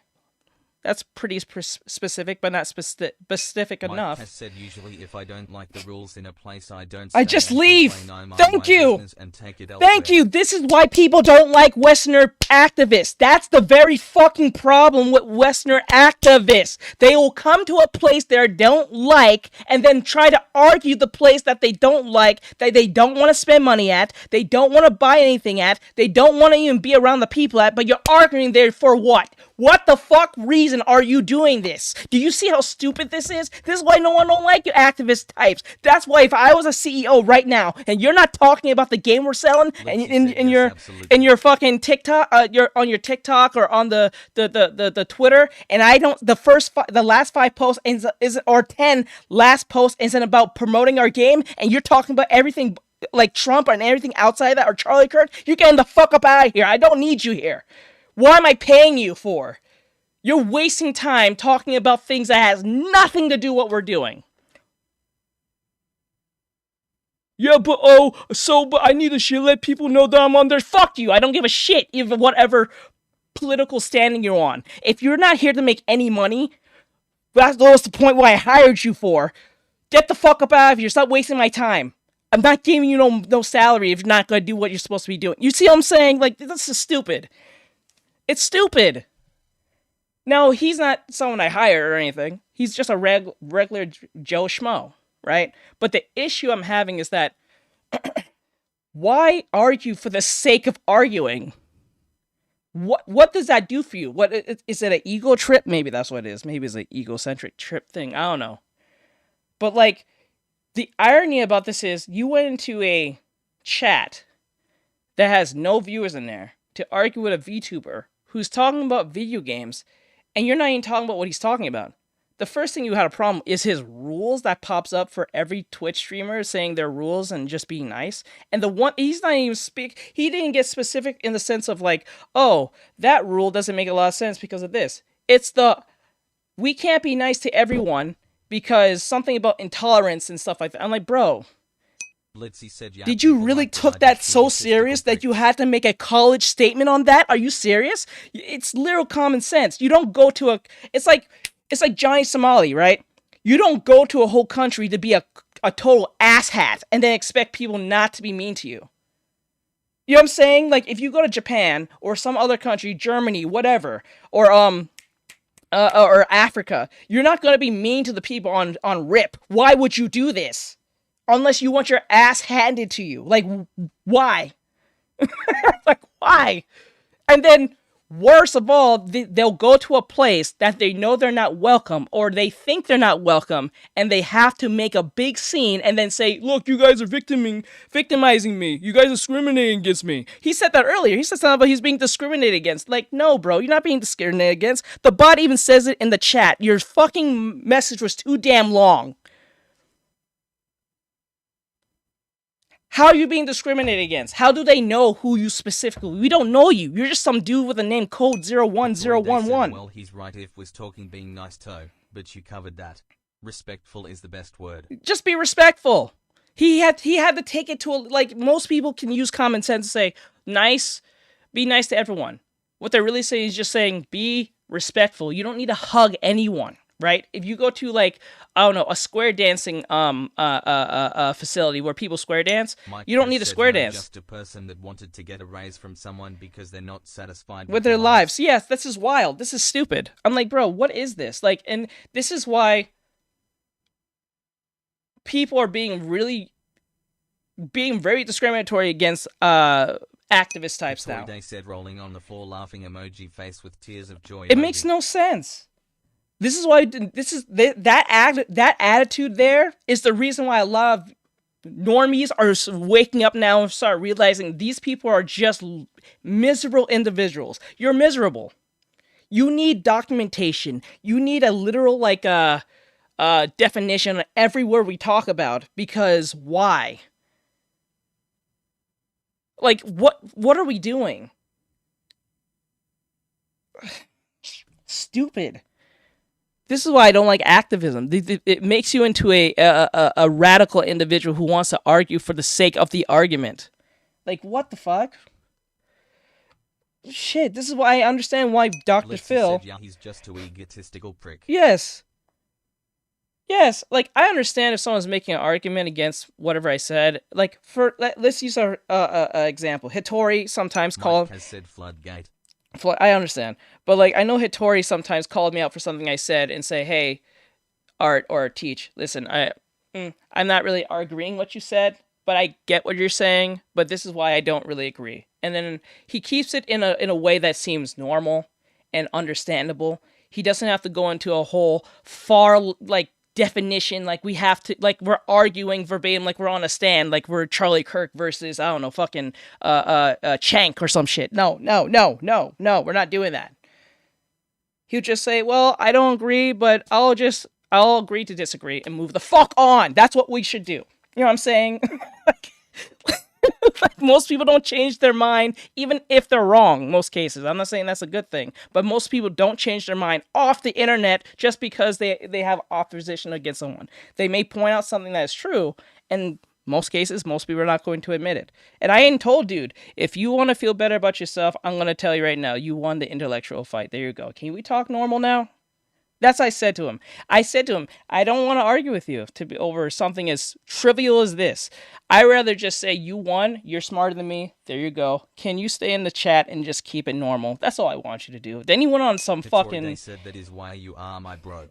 See? Like, I have no problem if you guys have a opposition against what I said. I have no issue with that. It's when it gets to a point where, one, there's no real winning in this. And then two, it has nothing to do with what we originally was doing. And then three, it was like, okay, I get his point. I don't really agree. But then you know what? I can see his point still. But then again, I still think my so-called opinion might be still valid. But I respect your opinion and move the hell on and change the subject, because it doesn't need to be that literally deep. It's not that deep. It's not that deep. Whether we agree or not, it's not that deep. That's wild. That is a miserable way of looking at life and living life. You constantly have to be arguing with someone. Like, Jesus Christ, dude. It's like, oh, Jesus Christ. Blitzy said, finally I found a YouTube that actually stands up for yourself. This is why I watch you. Thank you. Just like, damn. Look, listen, I'm going to be honest. I'm modern conservative in some things, and I'm liberal in other things. I believe that's how I look at it. I'm very conservative mostly, but I'm very liberal in other things. It depends on the situation and the context, right? But I understand that people live different lives than me. They think different from me. They're from like different It's already aspects said of I missed life. what actually happened to. But for you to go off like that means he was really horrid. I was being nice. I was trying to be like, I don't like being in an echo chamber where, oh, you don't agree with me? Get the fuck out. Or you're wrong, bro. I don't think what you're saying is nice, so get the fuck out. No, dude. I don't think that makes sense. I think if you have an opinion and I have an opinion and your opinion outweighs my opinion, I can admit you're right. I have no problem with that. I don't have that big of an ego. I went through psychology. I understand how this goes. I went through psychology courses back in my day. That was my major. I understand people have looked at things differently based on traumas, experiences, the way based on where they grow up, their environment, everything under the sun. So to expect everyone to agree with me off rip is very stupid. It's very dumb. And I'm on the internet so everyone can hear me and record this. They can take this out of context, everything under the sun. I am very much aware of that. To pretend like no one's going to like not disagree with me is insane. Said it's because you are intelligent. I have had to learn the hard way to not expect the same out of other. It's just weird, dude. I just like I respect my audience. I'm not going to like expect them to agree with me with everything I say. I'm not going to expect that. I know they come from different backgrounds, they have different orientations, they have different everything. I'm going to assume very rare we find each other, like me and you. Yes. And like the thing is, this is how I look at things. I always assume that you're different. I can't see you, but I'm going to assume that you're different, and I'm going to approach it as if either you don't know, or if you do know, I'm going to be the one to be like, I'm going to assume that they're coming from a place of positivity to a degree. Even if it sounds negative, they may have a legitimate reason. So instead of just writing them off as, oh, you're evil, or you're this, or you're that, or calling them a Nazi like fucking Hassan does, you know what I'm saying? I'm not going to do that. So like, let's just say a gay person made a point that makes sense. I'm not going to write them off because they're gay. I may not fuck with it, but then again, I'm like, you know what? That person has a point. Like, does me saying 2 + 2 equals 4 wrong because the gay person say it? No, it's still going to be fucking 4. Whether a straight person says it, gay person says it, someone of a woman, a man, black man, white man, Asian, you know what I'm saying? It's still a fucking 4. I'm not gonna get mad at that. Kofi Streambot said visit Artextric's Kofi Jesus page Christ. Brojan Moore said top 10 reasons why you're my favorite VTuber. Hitori Day said exactly, that was a perfect example. Jesus Christ. That's weird, dude. I'm so sorry, guys. I don't mean to go off like this. I really didn't. 35 said no lol. People are just so dang touchy, like she's face with rolling eyes emoji. I didn't mean to go off. I'm dead serious. Like, usually I go off when we're doing the videos and stuff like that because it's like I have to be a bit entertaining, but like that was just annoying. Like, I don't know what that was about. Dude literally comes into my stream. He doesn't even say hello, how are you doing, how's your day?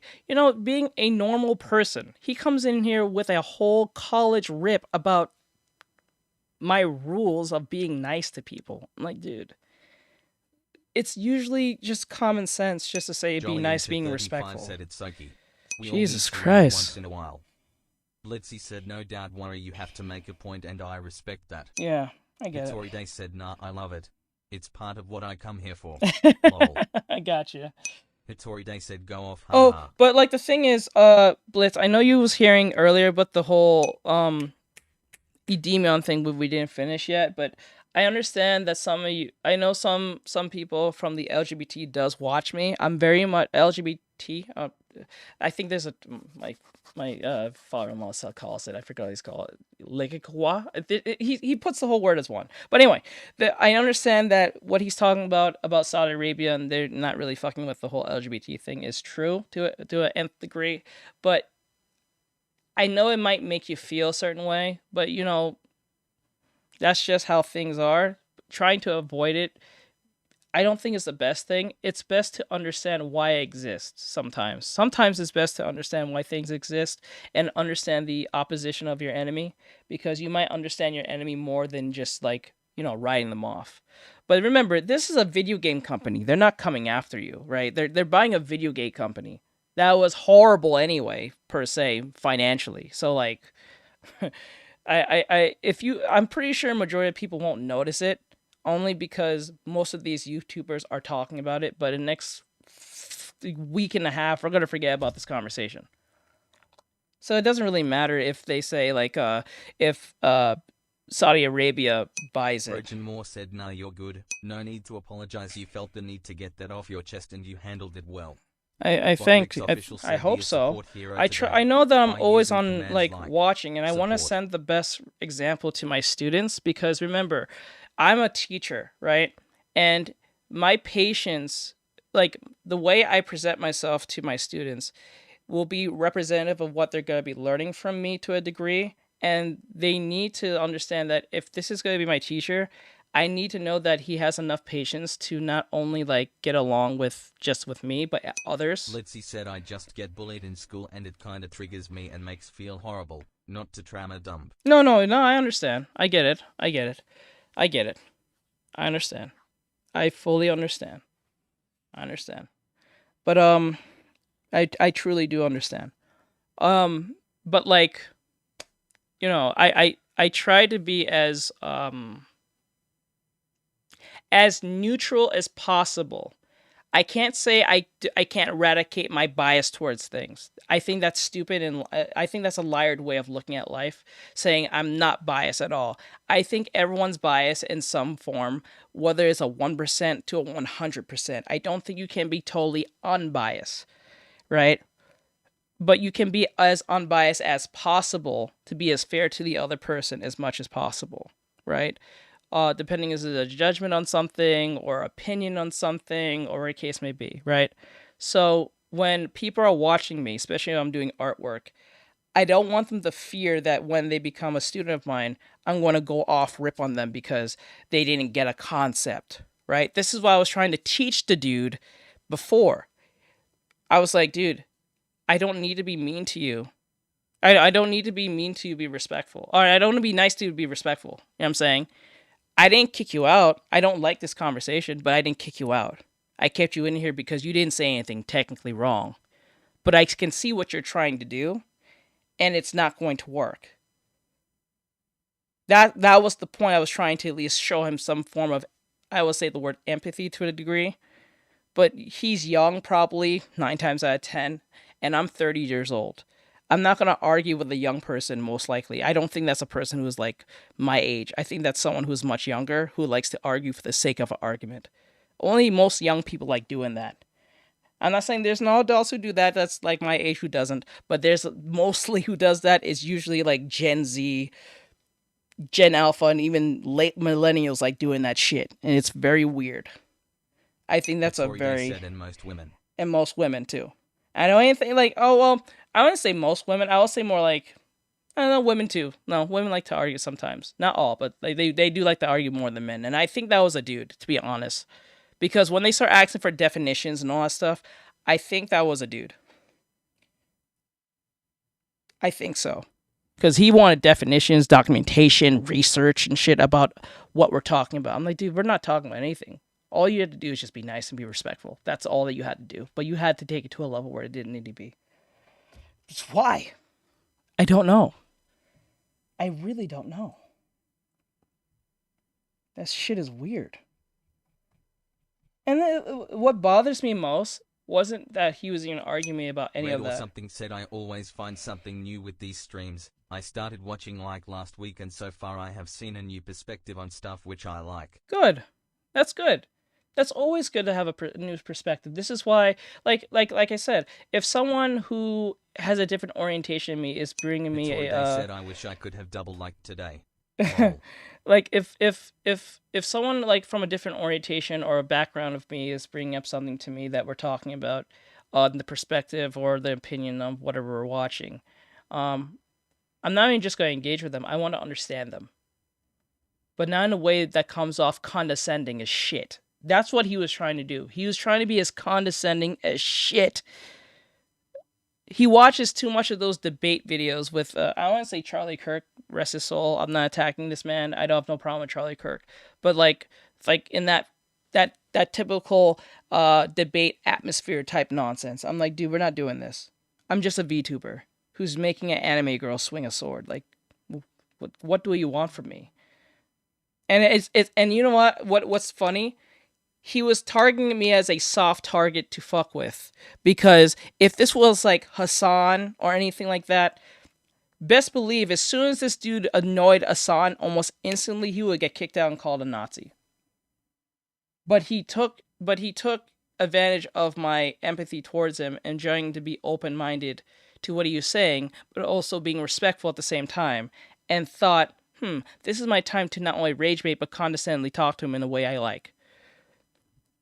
That's the problem with most Westerners. The problem with most Westerners, in my opinion, is that we will have something good and fuck it up on purpose.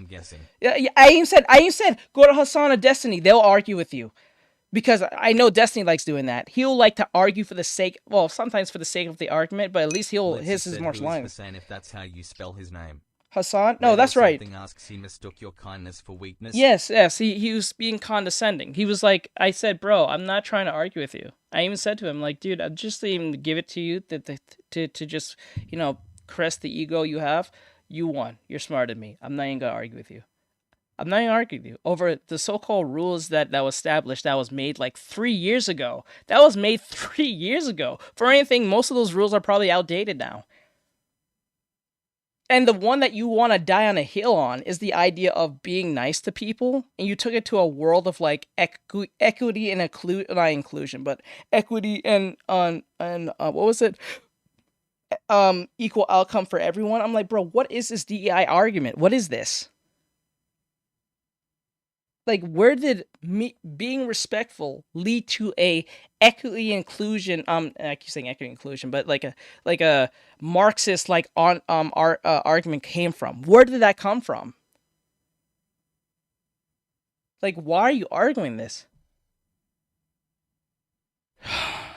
He's the type, you can literally have a bunny rabbit in your hand, and bro would say how cruel it is for you to have the bunny in your hand because some type of intellectual social justice issue that has to do with the bunny, and somehow metaphorically make it into a Marxist argument. You can have a literal bunny in your hand, petting it and saying how cute it is, and then this motherfucker will take it to a level where he needs to argue with you of holding a bunny and why you shouldn't, and what makes you a Nazi for having a fucking bunny in your hand. Jesus Christ, I see why no one voted for Kamala. You must know. You must know why no one voted for Hillary and that bitch right after. You must know. Everyone picked the so-called racist white man over the equity inclusion white so-called black woman who's half Indian. Are you serious? You must know. Because she was for those same policies the same way, to a degree. You know this. And we know she was a chameleon off-rip, too. She was pretending to play that black shit from day one. Fuck that. You must know why the left lost. It's shit like that why people won't fuck with this anymore. Jesus Christ. Alright, he mistook your kindness. He said, yeah, your rules are valid, like I'm not going to go up to a person that's on the right and be horrible to them because society can't function like that. Yes, see what happened to Charlie Kirk? Bro was just having conversations with people with different ideologies. Now he's not alive anymore. You know what I'm saying? Like, it shouldn't get to that point where we have to be, like, violent to each other or say evil things to you. Like, you know what I'm saying? That doesn't make any sense. Like, there's called the block button. There's called walking away. There's called fuck you and move on. I'm not wishing the death on some man. That doesn't make any sense.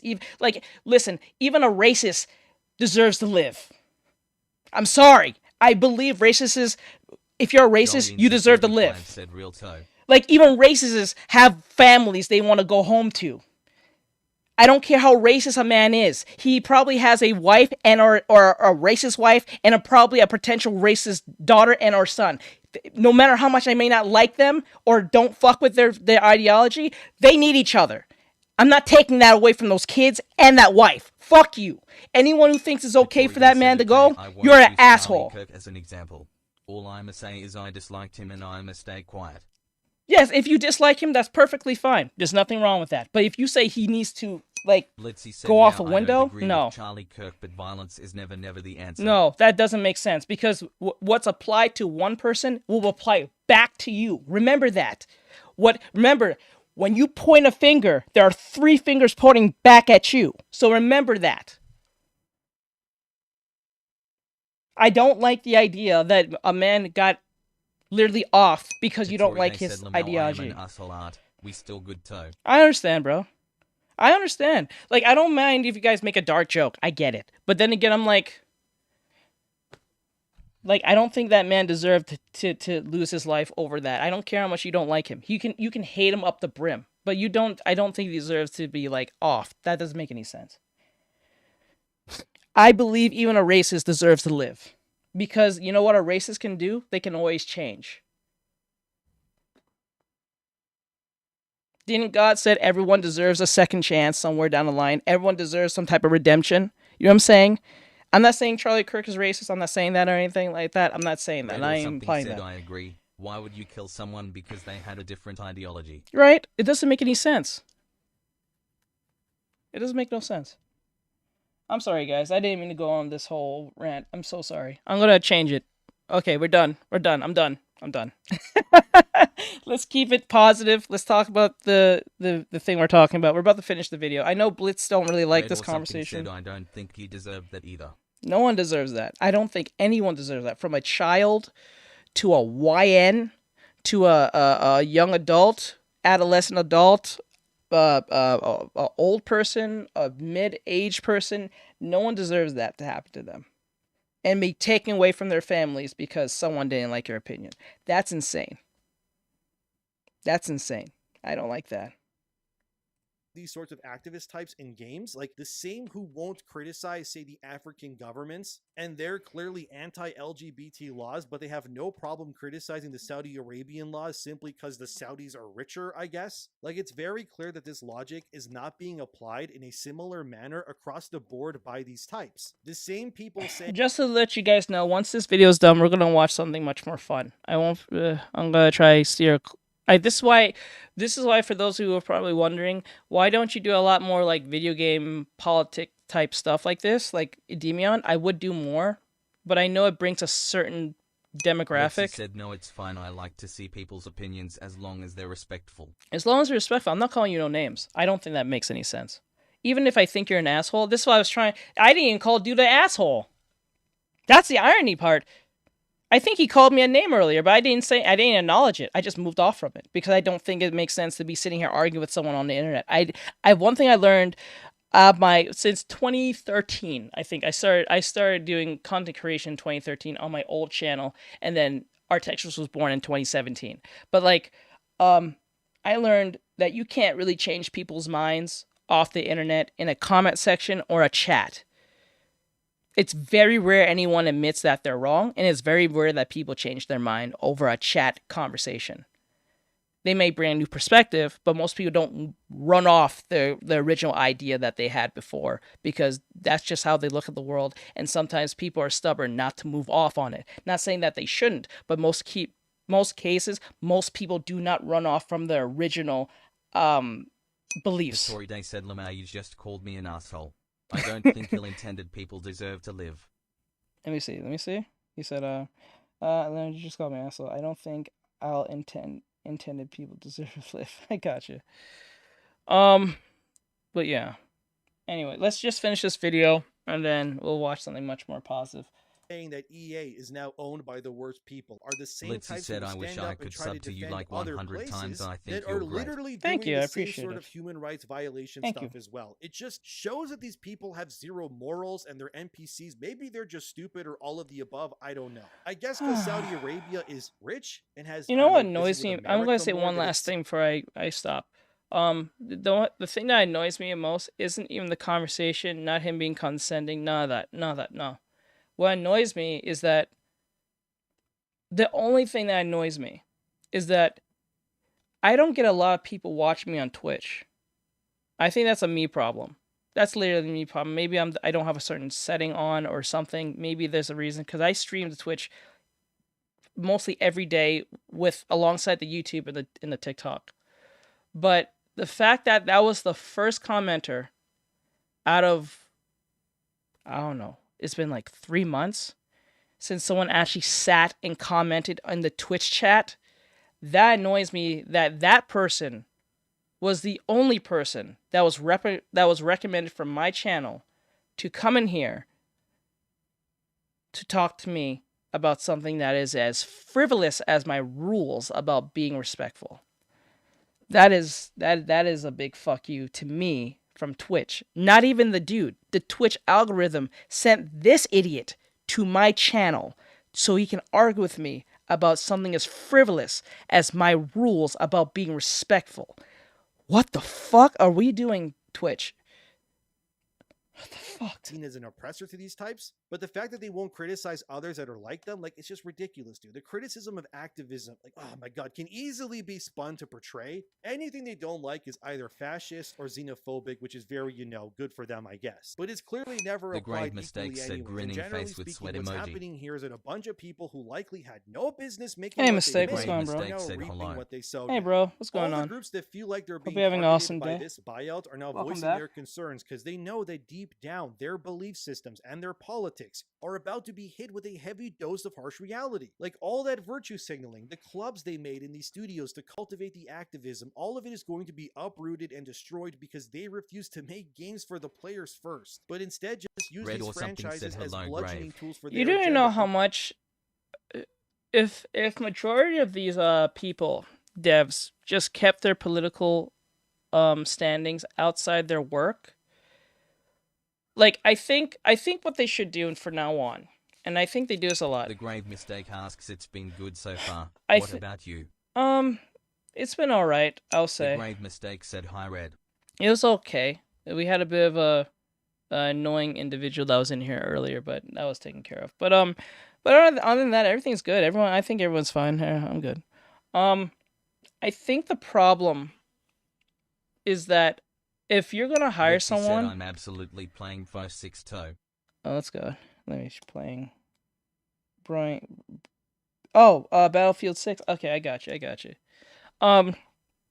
I think what they should do now when they're doing like hiring processes for game companies, wouldn't it make more sense if you're gonna put your credentials on your Twitter, or I think it's recommended, I think it's actually enforced that if you're part of like say EA, Square Enix, or the Western division of these companies, and I think it's actually forced to a degree, or at least recommended for you to put your credentials on your Twitter. I think that the companies should give you your own personal Twitter. I mean, their own business Twitter. Let's say they're like you know how you go to school, you have your own school email. I think they should give you a company email or a company Twitter, right? And they have all rules over that Twitter. So when you say something insane, they're not attacking your personal or they're infringing on your personal Twitter. You're infringing on their business Twitter that they gave you. So when you say insane shit on that Twitter, not only that they can determine you. 5 said I think it depends on the company teach. Each company has their own policies, index point. No, I know. But I noticed that these companies don't give you like a personal Twitter. I mean, they don't give you a business Twitter. That's from the company. Especially if you're contracted to be with them. Oh, no, that's wrong. If you're doing a contract job, like a freelance job, I don't think they need to give you a company email and a company Twitter or social media. But I think if you're a full-time worker at, say, EA, Square Enix, People That Can Fly, or like what's another one? Or Epic Games. and you're a full-time hire there, whether your position is, you get a business Twitter. So whatever you say on that shit, not only that we have the logs on it, but we're going to literally determine if you are worthy to be here or not. So you guys can't say, oh, they're attacking my free speech on my Twitter. This is not fair. I'm going to sue. Nah, bro. No, we're not doing that no more. I think what we should do is give you your own, give you a Twitter that we monitor. So when you say some insane shit, you can't sue us. You can't come after us. You're breaking our policies from that point. So if it's not promoting our game, our project, and you're not giving away company secrets or games that are not supposed to be announced, you're good. But once you pass any of these 4 things that has nothing to do with the game, and I mean it has to do with the game, and don't do that bullshit joke where you're talking about the game, but somehow slip in some type of political nonsense in there. Nah, bro. If you're not promoting our game in a positive light for everyone to play it, and you try to push some insane shit, you get terminated instantly. We're not doing this. First, you get a first warning. If you even pass that second one, you are done. And you'll be blacklisted. So you won't try to do this at the next company again. I think that makes total sense. Because it doesn't scare potential customers thinking, the dev said to me... said, I agree, I want a game that's fun, like I don't care if there's a right character Correct. or a gay character. I don't care. Want the game to be fun. Thank you. I don't care if you're on some type of orientation, political standing. I do not care. I just want to make sure if Crash Bandicoot jumps on the box the way he's supposed to, you think I give a fuck about your so-called,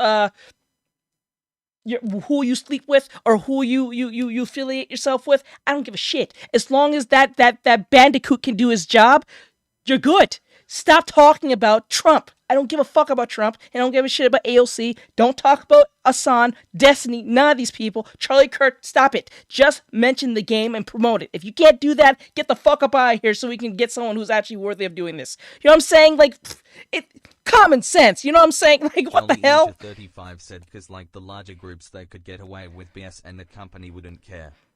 See? Because, like, the larger groups, they could get... Yeah, it is what it is. 35 said a lot I've seen do that. Yeah, they do that a lot. Beeman said hi. I think that makes total sense. Because they cannot complain saying, oh, they're trying to stop me from free speech. I'm going to sue Nintendo or something because they terminated me wrongly because I made a statement on my personal Twitter. You know what I'm saying? Hello, Athena. Athena Beeman said, how has life been? Pretty good. But like, they like doing that.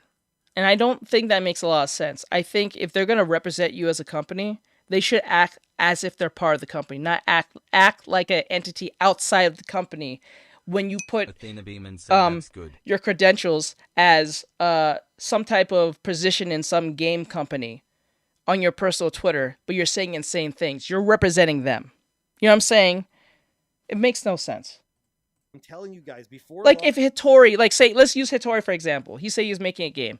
Say Hitori is trying to hire me for some work. The last thing I'm going to do, especially like a permit position to his company as an artist or a graphic designer or a concept artist or whatever that may be, 2D artist, whatever the fuck, right? And then I'm saying crazy, insane things about the African government. Why? I'm saying crazy things about the Italian government, the South American government, the American government. Why? I keep getting put on timeout every time I join this for some reason. Why? You're on YouTube, right? Let me check. I will check that. Hold on. Saudi Arabia and China, they'll just own the entire industry, just full stop, dude. And it's because of the brain rot mind virus that these Western devs have become accustomed to that's allowing this to happen. Like imagine. Hold on. It says Athena. Message. Blitzy. I'm absolutely playing mouse. Why did Blitzy get a... Okay, I think... Okay, guys. You know what I'm going to do? I'm going to go to the bot and configure it real quick. Let me configure it, because I think this is a overstep on the bot's behalf. I notice it keeps timing out people for some odd reason. I'm going to check that right now. They're a castle, okay? I'm sorry, These guys. Western Hold on. devs, basically, they slashed the chains that are holding their giant wooden door, so it is now slammed down. Athena And now Demon the said enemy's just thanks. walking in Yeah, casually this and is- They just said I taking got over the banned. place. Yeah, and they're doing nothing. it's getting annoying to a point where people are being I'm gonna check this real quick. About it. And they only slashed those chains for the door because the people who told them maybe it's a good idea to keep that door up so the enemies can walk Victoria in. Now, Day they said got I was triggered and listening the decided to entire reject time, them and troll own the I got you, chunks. bro. And now look at you guys. All your belief systems and the Athena word Demon that said you've I gone got to banned do, for it's using all caps. undone because Yeah, you just had to be I'm stupid. gonna fix it. Small team I'm doing it working on now. Mass Effect. I'm so mad about that, man. What the hell is going on anymore? Look, at the end of the day, layoffs will be coming. And let this be a stark reminder to those that are still trying to push this agenda, you're not bulletproof from failure either. And if you keep this up, you're going to be owned by people who also think that your beliefs are sacrilegious, and you will also be forced to never voice them ever again in professional settings. And you are burning your own freedom because you wanted to own the chuds. Well, congratulations, I guess. Now your belief systems will never be allowed to speak again at these companies. I really hope it. The reason why most of these belief systems, I'm still looking, guys. Don't worry, I didn't just stop. I'm still looking, but I'm doing two things at once. Most of these belief systems are failing now is because Litzy said lol the bot is trying to make chaos. yeah, I'm trying to fix it. I think I have to go CM elements. I'm going to CM elements. I think most of these are now becoming more of a problem because these young people, I would say young people like maybe mid to late Athena Demon millennials, said the boy is just hating on me cause it wishes it was a human. or like Gen Zers. They've been curated to be like an activist at all costs. I blame two types of people: the parents of these people who was paying whatever money to put these kids in these schools to get like indoctrinated this way, and then two, I blame the varsity schools because the professors back Athena then Demon said bot. told these kids Jolly Incher 35 that- asks why do the companies even care about our belief system? Like, does the company need to know? No, they don't care, but they need to make money. So like what's the point of the beliefs, the reason why the belief system is a problem for these companies is because their whole bottom line is to make as much money as possible, right? And it's going to be annoying that I missed out at $20 million, or let me use Rachel Zegler as a person as an example. It's annoying that Athena how much did Demon they said lost? Ritz crackers sound good RN. How much did Snow White lose? All right, so Snow White lost approximately 150 million estimated for cost, production, and making of about 400 million, including 310. We projected around 225 million to substantial loss. So they lost. They were projected around 200. They lost a lot of money. They lost approximately marketing cost. Jolly Incher 35 said So, Yo's like, grimacing face emoji. They lost $295 million, and the budget on the movie was they were supposed to make back at least 410 million, but they Trophy only Stream made bot said visit Artextric's trophy 295. page at. Wait, did they lost? Lost around the estimated value. Wait, let me see. Probably lose approximately. Disney's live-action Snow White remake is projected to lose approximately 150 million. The estimated cost for production and marketing was about 410 million, while the film's total revenues, including theatrical rentals, home entertainment, streaming, and merchandise, were projected to be around 295. So I think I said it wrong. I think they made 295. They made 295, but they lost 410 million. So yeah. And most of it, I'm not going to say most of it is on Rachel Zegler, but I think 80% was her, and the other percentage was like marketing and story and changes to the overall story. They didn't keep it 1-to-1 to what the original story that everyone remembered it to be. They made it into an activist girl boss type thing that she needs no man, and the dude who was supposed to be her love interest just becomes not only just depowered, but he's just useless. Rachel Zegler said it. If his parts was cut out, it would have made no changes in the movie. So when she said that smug like, that really turned a lot of people away, especially the way she was acting and responding to people. So that activist... Litzy said, yeah, like for example, if there's a show about LGBTQ, I don't give a shit about the gay people if it's ass. Yes, if it's ass, is ass. Like, let's use a perfect example. Some people might agree with me or not, but like, I guess something that falls under that notion of something being good that was made for, or at least representative of gay people, was probably Steven Universe. You know what I'm saying? It was made pretty well in a way and how it was constructed, right? But if it was made just for them, or not even just for them, but it was made very well, it doesn't matter if you're gay or straight. You can probably relate to a degree with these characters if they make sense and all that stuff, right? That makes sense. But when you write characters that are not relatable or very annoying, or needs to constantly waterboard you over their identity, that gets annoying real fast. And people don't like being talked down to, or they don't like to be constantly reminded of something they already know. And people don't like their hand being held every 5 seconds. Sometimes they don't mind it, but when you do it all the time, that shows that you're being condescending to a degree, where you don't trust your audience smart enough to know what's going on or interpret what's going on. You know what I'm saying? Especially if you're trying to write a very mature story about characters and stuff, right?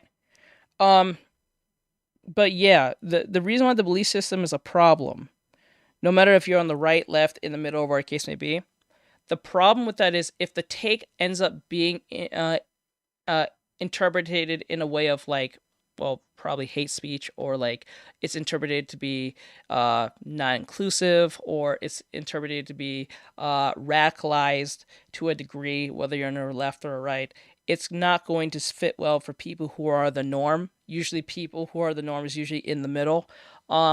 They don't like that, because that puts them in a position where they're giving money to people who probably hate them, or people that they know hate people that they like. So like if you're a person who's straight and you have a gay cousin or something, right? And the person who's making a game says something to the degree of like, oh, the alphabet mafia needs to be like, you know, put in their place, or something to that degree, right? That's not going to fit well with people who have family members who have, like, you know, LGBT relatives, or like siblings, or even parents. You know what I'm saying?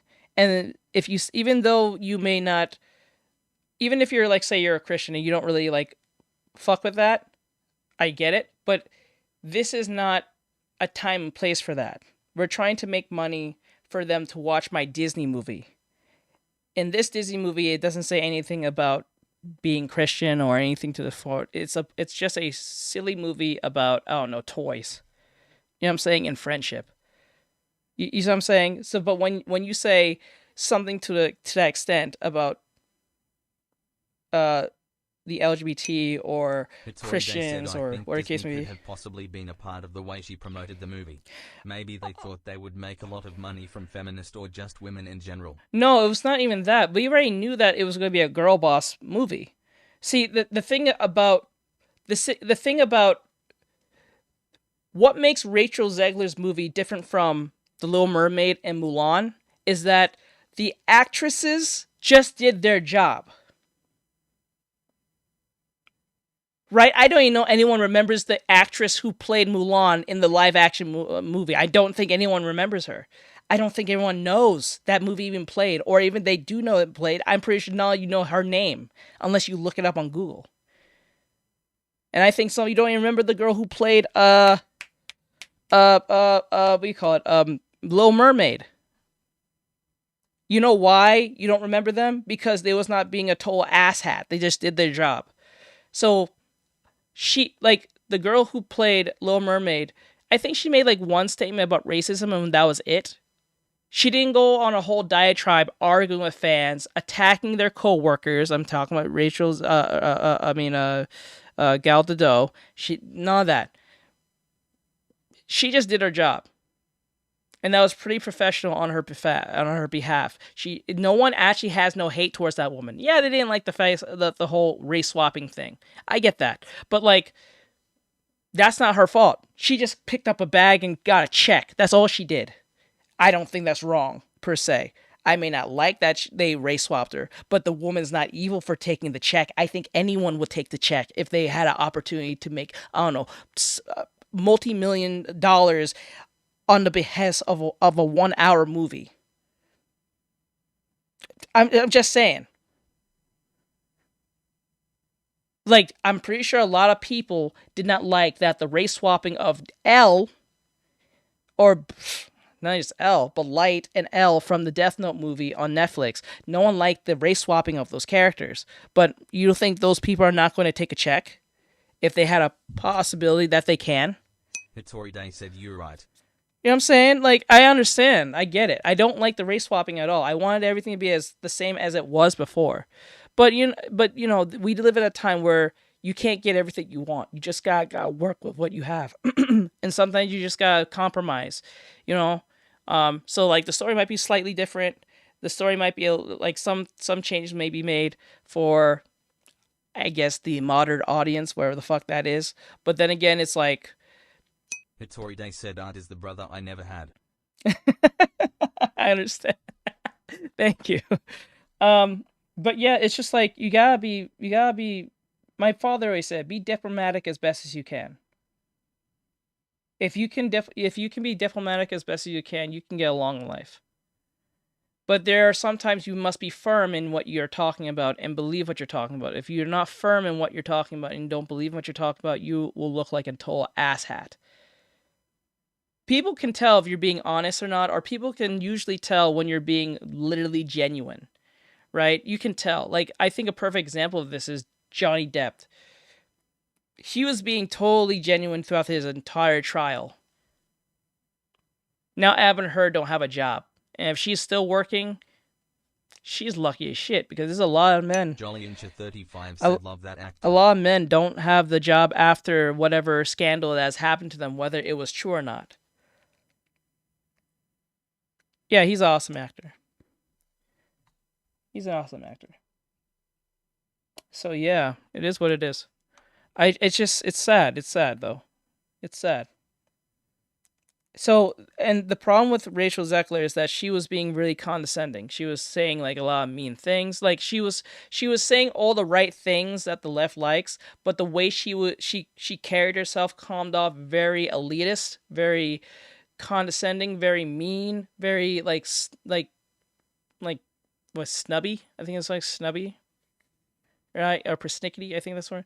And then like Gal Gadot didn't do what she did, even though they had opposing, you know, opinions of the whole Palestinian thing, which I don't care for in the slightest. But like, you know what I'm saying. But Gal Gadot didn't make herself into an ass. And then what's worse is, even after that interview she did even more stuff to argue with fans. Even when the writer strike thing was happening, she was being even more condescending, saying, if I'm going to be in a Disney princess outfit for like, I don't know, 2 days or some stupid shit she said, I'm going to get paid for every cent I get. Are you serious? Like, bro, every movie you're in flops. She was in Shazam, flopped. She was in West Side Story, flopped. Snow White, flop. You don't have the act. You may be able to act and you can sing, but you don't have the bravado, the respect, and just that whole, you know, that it factor to say the things you're saying without people backing you. No. It was worth it to you because you all did this to yourselves. But what do you think? Let me know in the comments. As always, thank you for watching. Subscribe, and I'll see you next All right, time. guys. I want to see you guys are still getting Great Inspire. Let me see. Say that you're gay and I will donate $50. No, I'm not gonna do that. Why would I say that? Let me see. I think I turned it off. Guys, see if you're having any issues.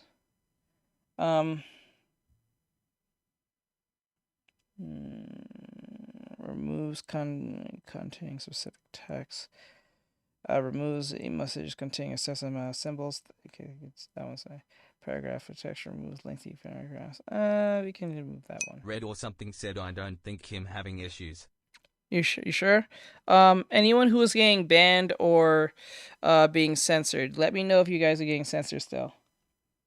Because I made some changes, but I don't know if it's working. I don't know if it works in real time or after the next stream, so I don't know. Blitzy said I'm here now. Okay. So, let me get email protection removes. Blitzy said oh good. Hitori daY said hopefully not again. Okay. Caps. Referencing symbol protections. Audio. Removes messages containing Zagalo text. I don't know what Zagalo text is. Repetition protection. Red or something said hello Blitz. Okay, one man spam. Removes... Red or something said hello Hitori. I think we're in a good place. Just let me know. _ Mimi said hee hee. Hee hee. Alright, guys. Let's walk away from all this political talk. I don't like talking about this shit anyway. Let's put something funny or positive. Hitori daY said Lamau hello Red. That's what I'll tell you. Your free speech. Red or something said hello Mimi. Shut Blitzy down. said hi Red, hi Hitori. Oh, this is a good movie. This is a good one. Let's play this. Turkey time. Huh? Gobble gobble. Welcome Ew. to Watch Mojo, and today we're counting down our picks for the top 20 bad movies with good actors. Will you poop on me? La _ What? Mimi said hi Red or Will you something. poop on me? Number 20, Passengers. Despite big names such as Jennifer Lawrence, Chris Pratt, and Lawrence Fishburne, this film failed to impress audience with its big budget. During a massive voyage to save humanity, a man named Jim awakes 90 years before schedule. Depressed and desperate for human connection, he awakens a woman named Aurora without her consent. The film's inconsistent tone pales. I tell you, the name Red or Aurora something said I think Hitori got banned lol. again Caps. for caps. Hitori daY said it just cautioned me for using caps. Okay, let me Blitzy fix said that. now will you poop on me. in Hold comparison on, let me to go its check that. idealization of Stockholm Syndrome. Do you wake me up?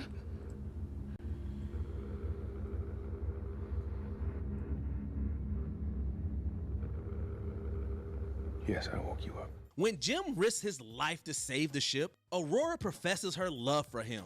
The inclusion of this complicated relationship isn't the issue.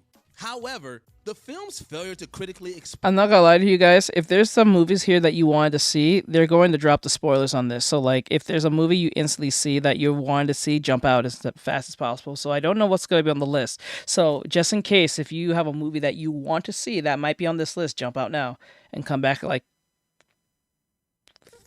2.5 minutes. I don't think they take too much segments to that long. Explore this dynamic makes the premise Red or something said unbelievable. wait. I've I never think it seen saw it. the movie in Spanish with a family member, but I didn't know what it was about lol. Ah, Come and visit you.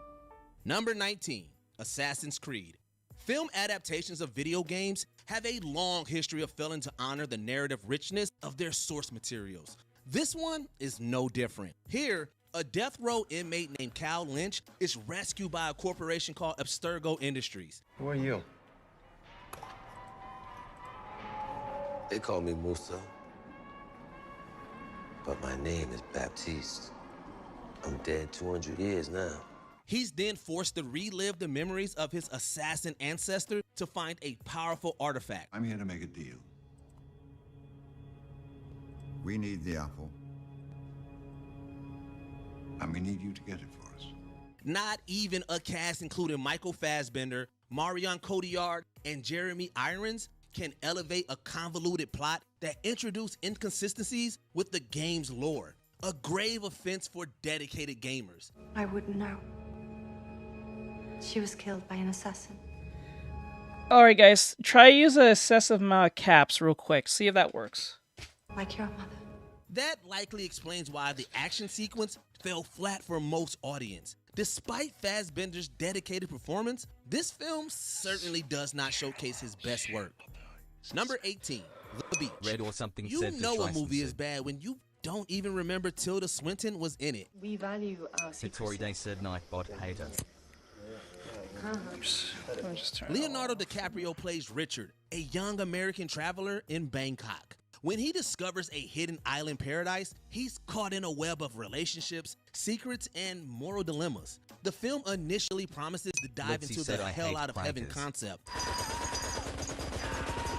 It presents viewers with stunning imagery of the Thai beach. I think it worked. However, beneath the beauty lies a sinister undercurrent that fails to reach its full potential. But the negative impact on this film extended beyond the screen.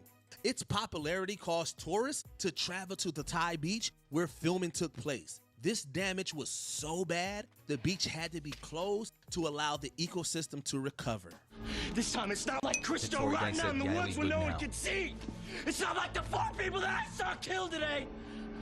Red or something said, I love indie-made video games. Most are awesome. Litzy said, okay, good, I think it works. To see what it takes Yeah. to get our little paradise a secret. Number 17, Red or the something said, astronaut's good wife. roll. After a space mission communication failure, At least that astronaut worked. Spencer undergoes a disturbing transformation and impregnates his wife Jillian with twins. It seems that execs believed a blonde Johnny Depp would be enough to entice moviegoers, but the film's terrible dialogue and formulaic plot leaves the audience with little to remember. It's the child of her prince. The only thing she has left of him. A part of him still alive within her. Kept safe inside her. Amidst the mediocrity, there is a very silly little scene where Jillian dances around her apartment.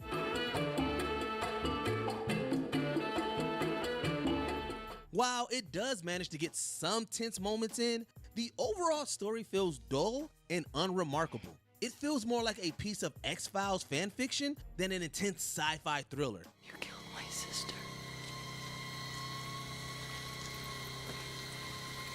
You killed my husband.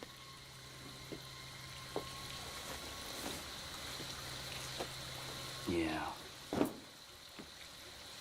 I did. Litzy said, oh god, Tay movies make me want to throw up I'm gonna again. his wife. These will make you want to throw up again. I live there. Even a young Charlize Theron couldn't save this disastrous project. Just to be clear, is anyone having any issues so far? I think I figured out which bot is causing most of the issues. If so, let me know. If you're still getting banned or you're getting timed out, please let me know. Number 16, Little Fockers. Following the success of the first two films, this attempt at exploring parenthood fell flat. Get out of the ball pit! Get out of the ball pit! Get out! Get out! Get out of the ball pit! Get out! In fact, some consider it the Hitori Day worst said, "We good installment on of night any watch, Shine trilogy Imagines." to appear in a movie theater. Nurse, did you sufficiently lubricate the nozzle? I did do We're that. good on Jack and his yes, wife let's are go. raising a pair of lovely twins when his father-in-law appears. Then the standard family antics ensue. Ben Stiller, Barbara Streisand, Robert De Niro, and Dustin Hoffman all reprise their roles as hilarious characters. But it seems that the film was riding on star power alone to become a success. There seems to have been minimal effort in the screenplay. Litzy said the clankers are revolting against us, The lol. over-reliance on crude and shocking humor fails to translate into genuine comedy. The humor loses its charm in this film, and that's a real fucking shame. First time I hear a watch Mojo Number curse. 15, Suburbicon. George Clooney directed this catastrophe of a film that was supposed to be a part black comedy, part murder mystery, with a dash of social commentary. I think you'll find the prices much better elsewhere.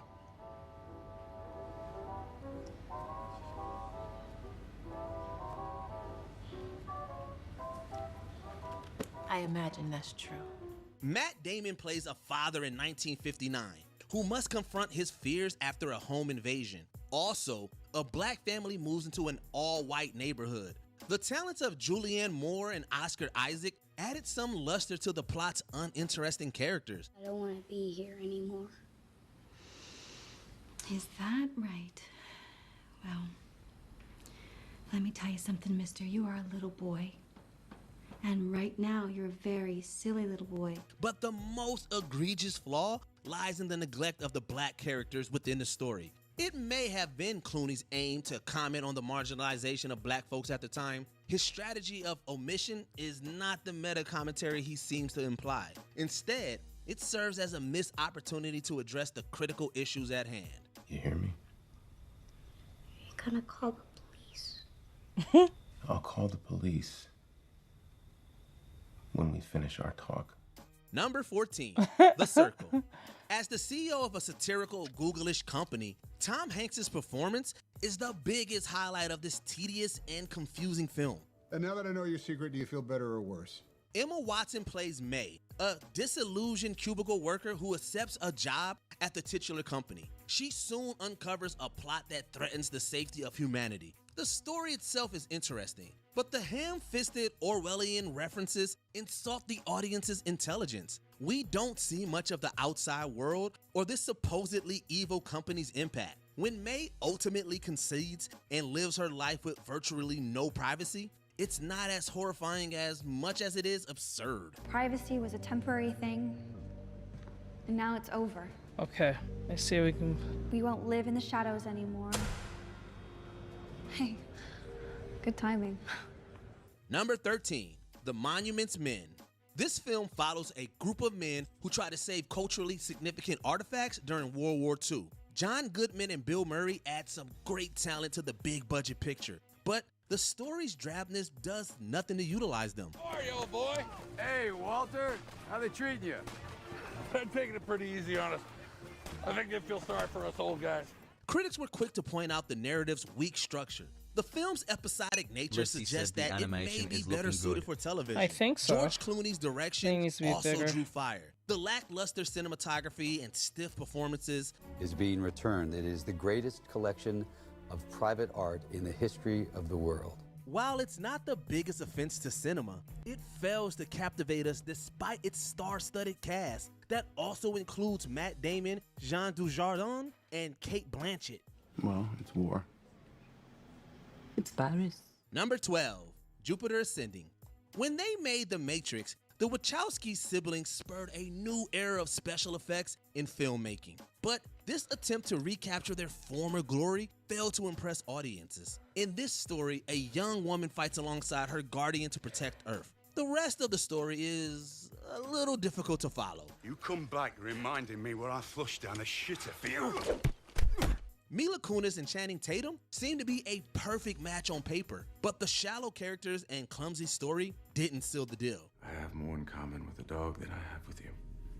I love dogs. I've always loved dogs. What's truly disappointing is that the film feels like a cheap imitation of other sci-fi and fantasy movies. The one redeeming factor? Eddie Redmayne's Razzie-winning performance is so awful that we kinda love it. Kind of. Kind of. How dare you! Number 11, Jaws: The Revenge. The final installment in this iconic series ventures into the territory of so bad, it's good.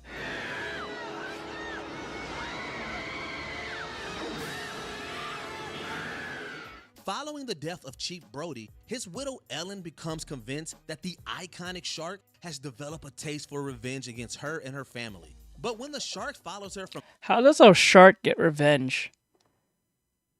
Does fish do that? Can they actually remember shit on you? Don't they have like small brains? Ain't their like attention spans really short? Whether it's a shark or a fish, or goldfish? I'm pretty sure that's what that is, right? From Amity all the way to the Bahamas, it's clear that this time it's personal. Michael Caine plays Ellen's love Victoria Day interest said and Jaws Shark was Slayer. trash. Deep Almost Lucy was unbelievable better. that he missed accepting his first Oscar in order to film this movie. In fact, Sir Caine claims to have never watched the film. Oh my god, why did they do this? Again, I said this. I told this is a Red common... or something said I Jave to go. But your art is awesome and the video is funny. Thank you, Red. Bro just said it. Like, the director didn't watch the previous movie, so he just made his own fuck shit. What? Kane plays Ellen's love interest and Shark Slayer. Almost unbelievable that he missed accepting his first Oscar in order to film this movie. In fact, Sir Kane claims to have never watched the film. Oh wait, no, I said that wrong. My bad. Made a mistake. It was the actor who didn't see the movie, not the director, because the directors are known to do that, or writers. My bad. Mistake. Among the slasher films of the 80s, this is the nuttiest.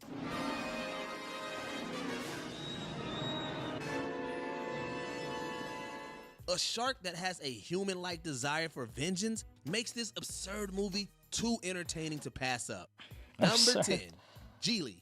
The off-screen romance between Jennifer Lopez and Ben Affleck played a large role in promoting one of the biggest flops in cinematic history. Kind of goofy.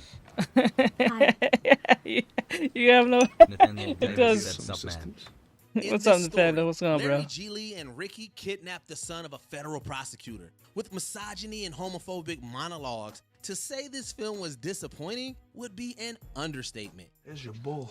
Right there. There's your bull. It failed to break even at the box office, recouping only about 9% of its budget. One culprit could be the overexposure Nathaniel of Davis Jennifer in the said nothing, media. I'm just The couple had restarting a my near project. constant presence in gotcha. pop culture. Simply put, audience were Well, you get tired it of done in having their time. relationship forced on them at every turn. In later years, critics revisited the film to find that the performances Excuse me. weren't that bad, despite the terrible screenplay. Turkey time. Turkey time. Huh? Turkey time. Nathaniel Davis Number said, 9, "Not sure." Aloha. This romantic You'll do it, comedy bro. follows a I have military faith contractor in you, make played it. by Bradley Cooper, who is tasked with developing a space center in Hawaii. Rachel McAdams, Bill Murray, John Krasinski, and Alec Baldwin round out the ensemble. But one casting choice became a focal talking point. The Media Action Network for Asian Americans criticized the film for whitewashing a central role. Emma Stone was cast as a character who was meant to be a quarter Victoria Chinese Day and a said quarter Jennifer Hawaiian. Lopez. It's ing. It's like ring, but without the R or the I. While the director Litzy offered said turkey apologies, time. the studio What the was hell does that firm in even its mean, defense. loudly crying They face maintained emoji? that Well, I think she was serving up dinner. I think that's what she was talking about. And I think she was the metaphorical turkey, if you get what I'm saying. But when she said it, it's just like, that sounds extremely weird than that sounding sexy at all. the film respected the people and cultures of Hawaii, regardless of morality. Litzy This said, "Oh God, get controversy the bleach, I resulted need in to a drink it." PR nightmare from which the film could never recover. I defended you. When everybody said, you better watch out for that guy, he's morally bankrupt. Number 8, The Island of Dr. Moreau. Adapted from the novel of the same name, this movie attempted to bring this literary classic to life Hey, what's once up, bro? again. But the film was marred by a What do you mean by why is Blitz here? Blitz is just it's a member watching this. messy production and a clash of egos. Now I am the law.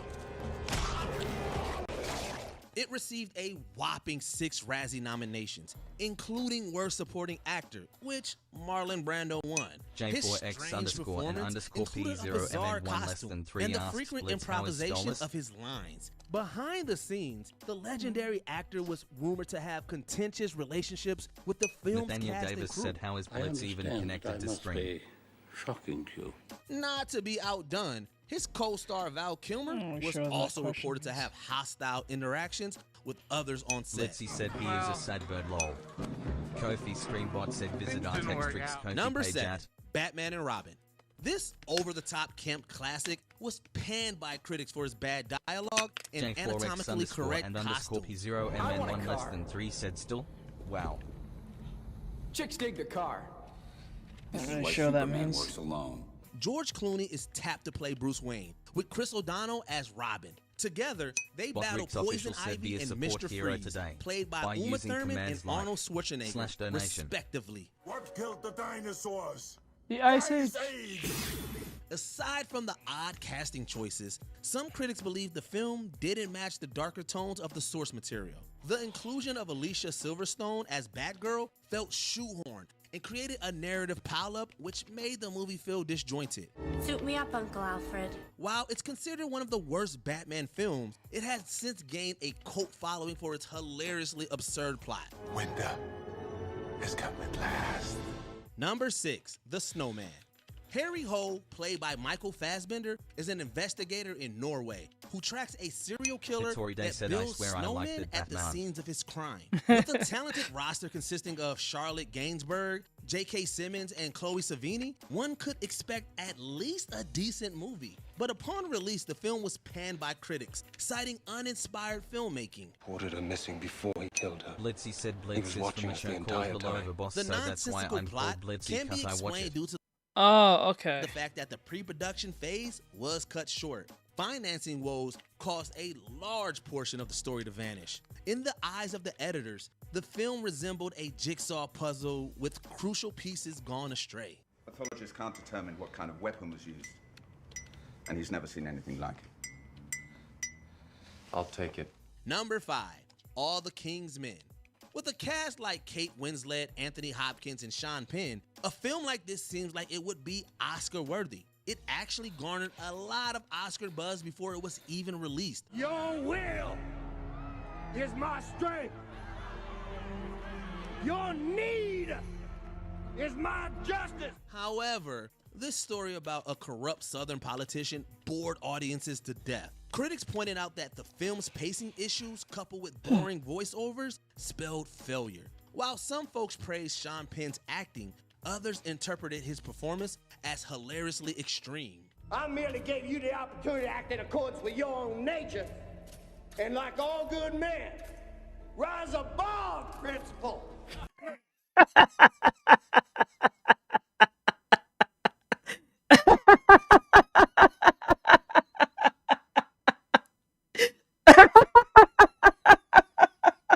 You look silly.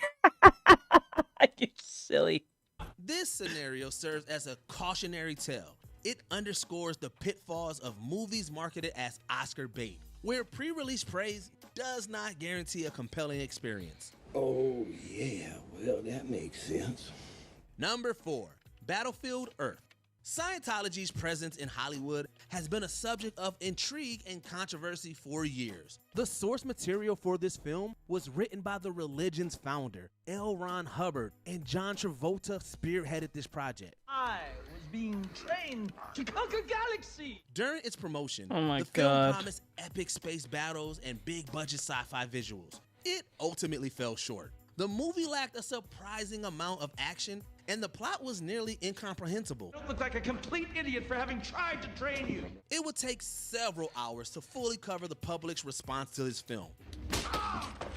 Crap lousy ceiling. Even the film screenwriter derided the project, asserting that the final version bears little comparison to his script. Don't worry, Forrest Whitaker. An Oscar-winning role is just 6 years away. But at least you finally got your goal. Number 3, Righteous Kill. J4 For most X cinephiles, _and the underscore prospect of P0 Robert De MN1 Niro less and than Al 3 said Pacino leading a justice. crime thriller would be a Justice. guaranteed hit. But the novelty of this pairing wears off almost immediately. As they hunt for a serial J4 killer X in the streets underscore of and New York underscore City, P0 these MN1 detectives less suffer than from 3 a said lack of forgotten. character development and atrocious dialogue. Rambo the skateboard pimp was my 10th kill. Critics have rightfully pointed out the director's inability to craft a cohesive narrative that avoids making plot twists feel cheap. Overall, Blitzy this said movie justice feels for like a Gotham. bizarre episode of Law and Order that Justice overstays for its welcome. Gotham. Number 2, Collateral Beauty. When tragedy strikes an advertising professional played by Will Smith, he writes letters to Time, Jacob Lattimore, Death, Helen Mirren, and Love, Keira Knightley. Personified versions of these abstract concepts Blitzy said, appear "I am before him Batman." to answer his questions. Batman. Howard doesn't write letters to people. He writes to things. What kind of things? Time. Love. Death. The 3 abstractions. This movie's attempt at a wholesome message rubbed critics and audience senses the wrong way. J4X_N_P0MN1 less than 3 said no IWM. Who did you write the letter Nathaniel to? Davis asks you already online art? J4X_N_P0MN1 less than 3 said AM. You already online art? Wait, what do you mean? Oh, the line. That's the way that was said. I wouldn't say line art. It's more just like I'm just trying to understand spacing right now, and then consistent lines and Davis spacing. said already. Oh, yeah, because remember when we Nathaniel Davis said sorry. So Blitzy said, "Well, I'm Blitz, so I don't need to be Batman." So remember, I did the drawings on the sketches here already on Clip Studio Paint, and I just imported them into Rough Animator, and I just retraced everything line art wise. Now I want to say the line art's clean, but it's a lot cleaner than the sketches. So, yeah. Nice to meet you. The topic of grief feels superficial, rather than an emotion worthy of thorough exploration. Critics describe this film as an offensive attempt to make a sentimental tearjerker. Due to this, the reviews felt a little more scathing J4X_N_P0MN1 than less normal. than 3 said, "Yeah, well, you kill people, Blitz." Or should I say, Blitzo? The notable cast, I'll which be right back. also included Kate Winslet and Edward Norton, appears to be an obvious attempt to compensate for the glaring shortcomings of the story. Before we continue, be sure to subscribe to our channel and ring the bell to get notified about our latest videos. You have the option to be Blitzy notified said, for "Hey, the O is occasional silent." videos or all of them. If you're on your phone, make sure you go into your settings and switch on notifications. Number 1, Movie 43. Few movies have the distinct honor of wasting the talents of so many actors at once. Will you poop on me? What? Will you poop on me? Hugh Jackman, Halle Berry, and Richard Gere are just a few of the incredible actors in this cast. J4X_N_P0MN1 less than 3 said, This "Well, anthology Verisika would comedy disagree." is chock full of crude humor and aimless direction. Even critics who are known to enjoy so bad it's good movies hesitate to extend the good bad title to this film. When the swelling goes down, you're gonna look great, Emily. Blitzy said, "Hey, don't bring her Thanks, into this." sweetie. Instead, it commits the moral sin of boring its viewers. Nathaniel Behind Davis the asks, scenes, "Are you going to color it?" plethora of stories No. circulate regarding the chaotic production Nope. process. However, this movie is good for one thing. It affords us the opportunity to witness actors. Most of this is good. This is all for practice and studies. This is no for. I'm not trying to make like a whole actual animation. I'm just trying to understand principles. I don't like doing. I don't like doing animations, or I like doing artwork that is meant for studies and try to make something out of it. J4X_N_P0MN1 less than 3 said, "At least I didn't ditch my GF to use her credit card and steal her car or whatever." Typically Nathaniel associated Davis with more said, "Yeah, serious I work get it." flex their comedic chops. Do you see any guilty pleasures on this list? Let us know in the comments down below. Oh, I need some batteries. Blitzy said, "Hey, that's in the past, shut up."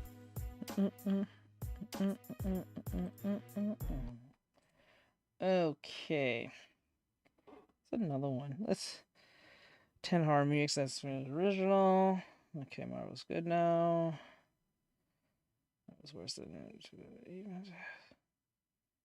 teachers in school. Oh God, he's back, people. Here in my garage. He's back.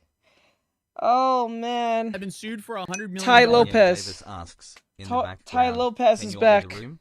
Ponzi scheme. Yeah, the Here in My Garage guy, Ty Lopez, who essentially is one of the J4X_N_P0MN1 OG financial gurus on YouTube, is now being less than 3 sued said, "What are for you allegedly gonna running do? a $100 Send million Millie and Ponzi Mox scheme. after That's me." right, everyone's favorite Corsa and Lamborghini owner has now been exposed for what most people already assumed, that he isn't that business savvy as he portrays himself as. Because on Monday of last week, the SEC accused Ty Lopez and his partner Alex Mayer of defrauding investors out of approximately $112 million through their holding company called Rev. No, use your brain. They don't teach us in school financial literacy. Yeah, I never learned anything about running a Ponzi in school. I mean, if only he had some knowledge from his bookshelf to teach him that running a Ponzi was a terrible idea. Blitzy said, "At least I am Here in not my in a digital garage, prison." just bought this Pomnay. new Lamborghini here.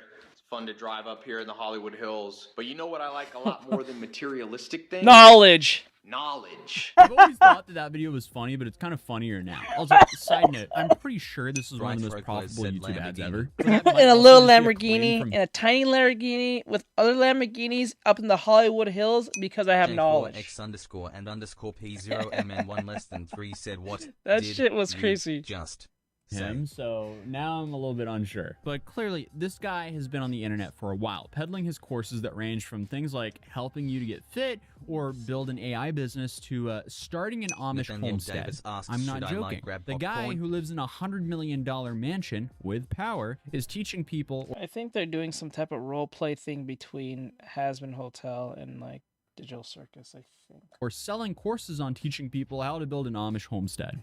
Moving on, Ty markets himself as an e-commerce savant who can help you buy your own Lambo and plenty of bookshelves to store your knowledge.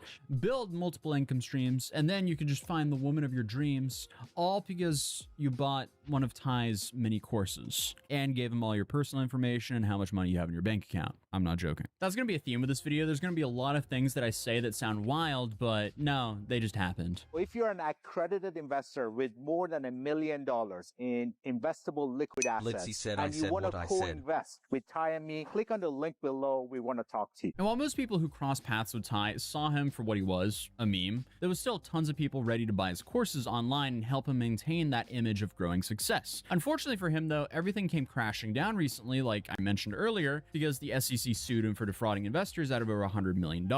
And the claims on this complaint are just crazy, even for someone who's known for being misleading, but at least he'll have some time to consume some more knowledge now. Maybe he'll learn to, allegedly, not run any more Ponzi schemes. But this story starts back nearly at the end of 2019, when Ty and his business partner Alex launched their holding company called Retail E-commerce Ventures. The plan was to buy up distressed retail companies with brand name recognition and relaunch them as e-commerce platforms.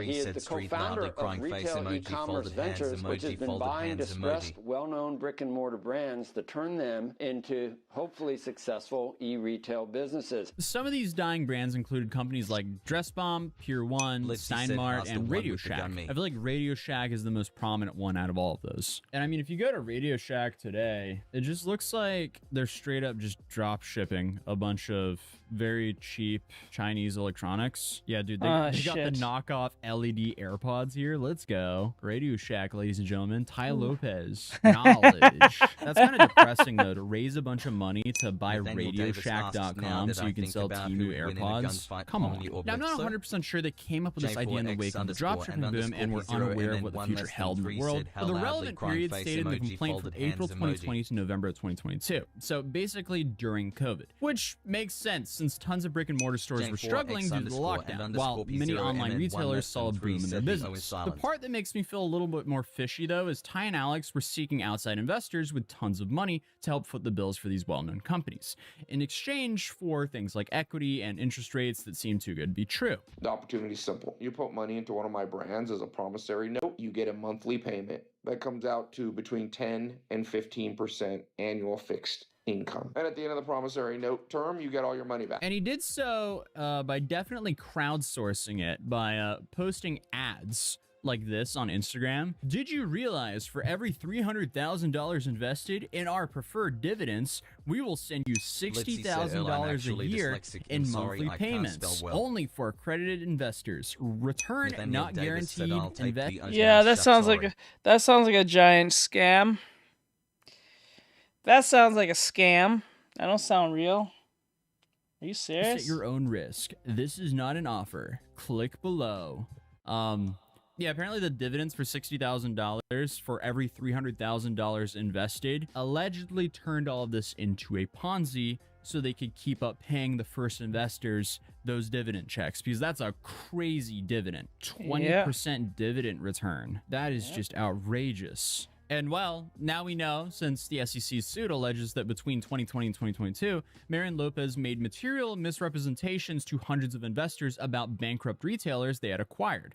You know, like saying their portfolio companies were on fire and the cash flow is strong, despite Dress Barn experiencing losses of nearly $13.3 million and $10.7 million for 2020 and 2021, respectively. And I mean, all it takes is one look at Rev's website and you can see just how much they were branding these ventures as huge successes, even though they were allegedly aware that they were in massive financial trouble. Seriously, the site is just full of articles calling them e-commerce powerhouses and flowery bios detailing once bankrupt companies now supposedly resurrected by Rev. Plus, Ty was documenting all of these acquisitions as huge money moves on his social media and trying to entice more investors with each new opportunity. But what Ty wasn't telling his social media, that while some of the Rev retailer brands generated revenue, none of them generated any profits. So these dividends he promised weren't coming from revenue generated from the— Oh, so wait, maybe I should put the...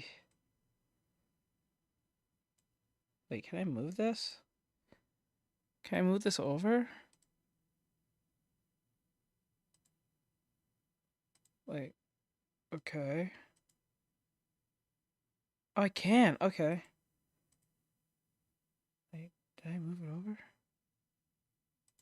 No, it's just going next. Okay, no, I got the businesses like he advertised. In fact, according to the complaint, they resorted to using a combination of loans from outside lenders, merchant cash advances, money raised from new existing investors, and transfers from other portfolio companies to cover obligations. Like that insane 20% dividend. And the SEC alleges that at least $5.9 million of these returns paid to investors were actually Ponzi-like payments funded by other investors, as opposed to the company's profits. Meaning, these business gurus were taking on new investor money to pay other investors that have invested with them before. They allegedly started transferring millions of dollars in funds between businesses to cover their asses as early as November of 2020, mere months after their inception. At this point, they were basically slapping a band-aid over the issue and probably just hoping that eventually one of these brands they resurrected from the dead would suddenly boom and save them from ever facing any real consequences. Or maybe they were just terrible at managing money, because the federal regulatory agency also claims that Mayer and Lopez allocated $16 million worth of investments for their own use, according to the filing. So yeah, on top of using their investors' money to pay out other investors, which by the way is the definition of a Ponzi scheme, they're also allegedly funding their own lavish lifestyle. There is, it's called selling.al, I forgot what it's called. With this money. I imagine it's really hard to sell success to others if it looks like your financial situation is declining. So I would like to say that Ty has successfully managed to place himself into the guru trap. Because if you're not constantly upgrading and getting richer and richer, or appearing to be richer and richer, your method's not working. Then it's going to be harder for you to sell courses. So you just gotta have to up the stakes and keep playing the charade, like renting a $100 million mansion, apparently. Because let's be real, the monthly payments on that leased $100 million mansion could not be cheap. So not only were they lying to investors about the potentials of these opportunities, they were also skimming money for themselves. Remember, the world does not reward overly shy people. Get out of the house, come to the mastermind, come to the party. You will make more money by spending at least 10% of your month. That's just 3 days getting around people that are doing better than you, that have different ideas. You can do exchange, you can do collab. So come to my party and mastermind. I got one coming up. But I've focused a lot on Ty so far, when there's two other named in the lawsuit: Alex Mayer, who I've mentioned before, and Alex Rose Birkenrode, the COO of Rev. And get this, Ty's cousin. Lorna, I told you not to so let Alex any Mayer is crabs advertised in. on the Rev site and by Ty as a NASA scientist with a PhD and a successful businessman who sold his dating app Zeusk for $300 million, which does make him sound like someone who might actually know what he's talking about. And for being a NASA scientist, his LinkedIn shows that he actually worked for a company called QSS Group, who were only contracted by NASA. So technically he could say he was one, but he didn't directly work for NASA. He also claims in his bio to be a former NASA scientist, but looking at his LinkedIn, he never actually worked for NASA. He instead worked for the QSS Group, a small engineering company that was a contractor for NASA. So while he did work on NASA in a sense, he was never an employee there. But who knows? I guess Ty and Alex just bonded over their apparent shared love of stretching the truth. Oh, and that $300 million sale of Zeusk, that happened in 2019, and apparently Alex left the company 5 years prior in 2014. So again, it sounds good when you read it and probably made potential investors feel a little bit better about handing over large chunks of cash, but ultimately it doesn't really seem to be very truthful. It's like, sure, you might have been a part of founding that company, but you can't really say you sold it for $300 million if you bailed 5 years before the sale. Seemingly, his most significant accomplishment is co-founding dating website Zeusk and selling it for $298 million. He co-founded Zeusk in 2007 and stayed there as co-CEO until 2014, but his claim that he sold it for $298 million is... Just to be clear, once it hits 7 o'clock, we're gonna play, what do you call it, Silk Song. Quite misleading. Zeusk was sold in 2019, a full 5 years after Mayer left the company, so he can't take credit for the sale as he had no involvement at the company at the time. Yet on his bio, he claims that he was the one who sold it for $298 million. But according to the complaint, Alex has no problem lying to investors because even after 2 years of bleeding money, Alex still allegedly had the balls to email investors in 2022 and ask for even more money, claiming that they had been dealt a strong hand with the ace brands that they have acquired over the last couple of years. Because I guess losing tens of millions of dollars is now being considered. Ah, there it is. Said, let's go Silk Song. I have no idea what's in that game. Well, if you play Hollow Knight, you know what I'm talking about. We'll see. But 1, 2, 3, 4, 5, 6. Oh, that made more sense. Instead of putting between here, I put it here. So the character turns this way, and then it goes down. Up. Litzy said, yay, Silk Song. Point. Oh, look at that. That looks so nice. Okay, let's see how that works. So press enter. Yeah. Hitori Day said, art laters, bro. Was great being here always.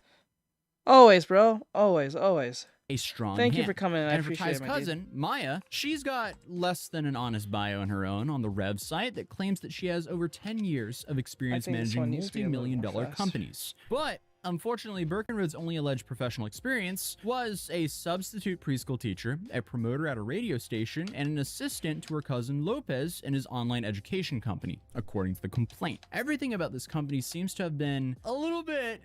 No, it's just straight up fraudulent from the jump. Bogus bios, flimsy promises, and just inflated success stories that help them pull the wool over investors' eyes for years. And honestly, some people saw this coming. Because what has been interesting to me about this whole thing is seeing a lot of people coming out to defend Ty and his crew. And I mean, that's just kind of stupid because, hey, if Ty ran a business and it failed, and he was honest with investors the entire time, that would be fine. Like, would he get clowned on by the internet? Yeah, probably. But Nathaniel that's Davis business. said, you think if sometimes you make it like they a slight fail. jump, Actually, Mike, improve it, oftentimes. Mike, just Apparently, slide it 20% up a of bit. businesses fail Mike. within the first year, and nearly 50% fail. Maybe. But I'll add that in a bit. I need to still understand Nathaniel the Davis spacing. said, I love the jump part. Yep. Okay. Within 5 years. So if the company just simply failed, you lost a bunch of investors, accredited investors' money, and then you closed doors and went, well, we tried our best. That wouldn't have been that bad because those investors knew the risk. And from what I can tell, he only raised money from accredited investors. It's not like they launched a crypto coin and showed it to normal everyday people, right? I'm actually double checking now. Oh no, they did. They did. That. Okay, so to try to land the point here. So if they didn't do that and only lost accredited investors' funds, it wouldn't be as big of a deal because that's business, that's investing. Obviously, buying companies that have already gone bankrupt, that's extremely risky, and there's a track record there of them failing previously. And then obviously the returns were just outrageous. So that's definitely a extremely risky investment with allegedly some potential upside there. That didn't pan out. But hey, there'll definitely be a whole lot more to this story, so feel free to subscribe if you're new, and I'll see you guys in the next video. Peace. Okay. Ilyan Georgiev said, bruh, I don't know why I thought that was your face cam lol face with tears of joy emoji. But a lot of you guys have seen the video, right? And so... Alright, pause. Alright, I gotta put something more funny. Let's put some cringe videos up. Red or something said hello. I'm back and I'm at the gym. Actually, so let me see something real quick. If I don't respond or talk much. No, you're awesome fine. Stream. No, you're fine. You're good. Welcome back to another episode of Amazing Animation Analysis. In today's episode, we'll look at Street Fighter 3. Street Fighter 3 is a one-on-one fighting game created by Capcom. The most popular version is called Third Strike, Fight for the Future, and was released in arcades in 1999. It's known for its precision gameplay, one less and than also 3 said you should put candy comps up. Nathaniel Davis said work your put off, dude. Hold on. Why is it? Oh, that's Nathaniel Davis said work your butt off, dude. There you go. There you go. Got it. So it's amazing picture Sorry about that. You got the Hang on. parries, the throws, the special moves, and even the idle animation is awesome. He ain't doing nothing, and it's amazing. And it doesn't just look good. More importantly for a game, the animation feels good too. When you hit someone, it just feels so BAM! But how does it work? Why does it feel so amazing when your attack hits? That's what we'll analyze in today's episode. Now there's one attack that, to me, feels the most amazing when it hits. And that's Ryu's Jodan Sokutogeri. For this attack, I'll look at the frames, weight, energy, impact, and enemy reaction to get deep into its inner workings. We'll see why not only this attack feels so amazing, but why Street Fighter Third Strike still has Yes, Mikey sent this to me, so I wanted to look at it. So since it's animation focus, we can probably learn something from it. The most amazing. And it's only 5 minutes long, so it's not like an hour thing with a guy yapping. Animations to date. To analyze Ryu's attack without distractions, we'll separate him from the rest of the game. Okay. We'll look at the key poses first. Okay. Those are just the poses that are needed to make the attack work. Animators will draw these first, and afterwards fill in the rest of the attack. The key poses are the standing pose, jumping to one foot, the kick, and back to the standing position. Asks like anatomy and stuff. Mike has said animation like breakdowns are awesome to watch. So 1, 2, 3, 4, 5. So let's look at this 5 right now. It's initial 5. But we'll have to put something in between them then, that if that's the case. So like this turn.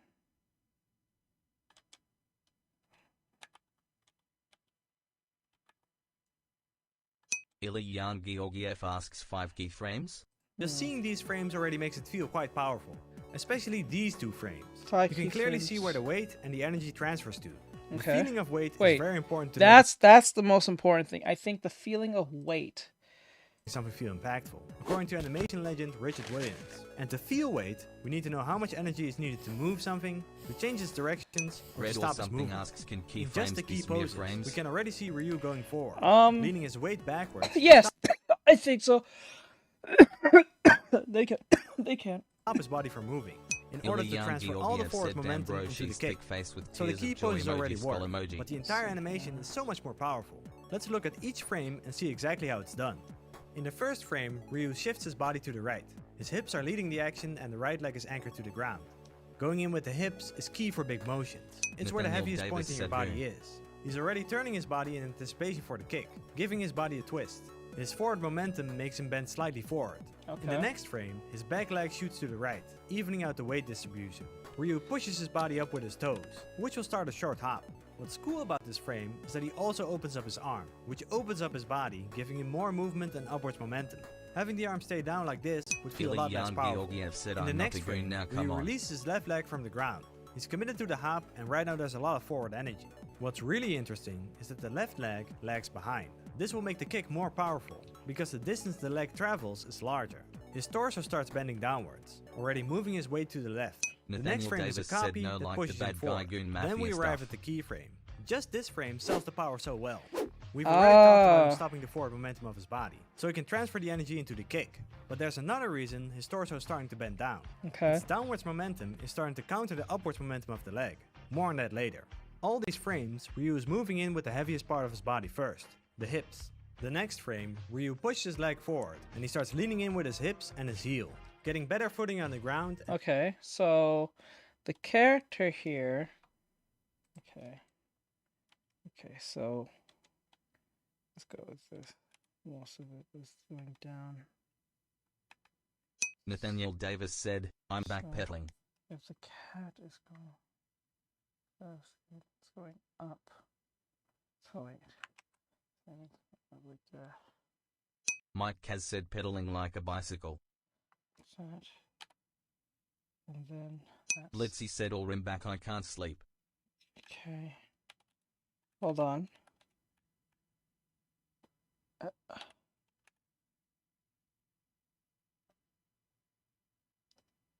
Okay.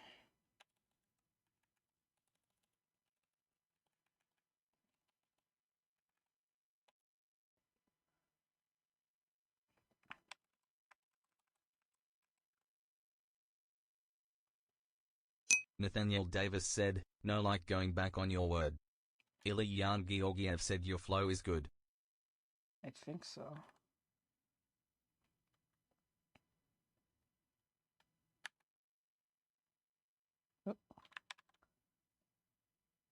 Mike has said no, I was making a pun. Okay, so like... Nathaniel Davis said I guess I barely used that phrase.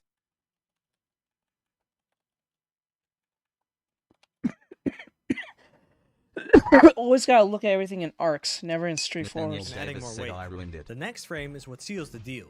All the energy of the forward momentum gets transferred to the end of his foot. He kicks so hard that the rest of Ryu's body snaps forward. What gives his kick extra oomph is the torso that moves downwards while his foot moves upwards. All muscles are tightened and he uses his hip as a hinge. This way, the weight of his torso is being added to the kick. By moving the torso down and straightening out his leg, Ryu snaps into place faster and harder. The smear frame of the foot does a good job of overshooting the frame, giving it extra snap. The smear also makes the foot blurry, conveying more speed. Speaking of the foot, his other foot is facing directly away from where he's... Okay, so like if that's the case, the foot is right there. So the speed... Sure.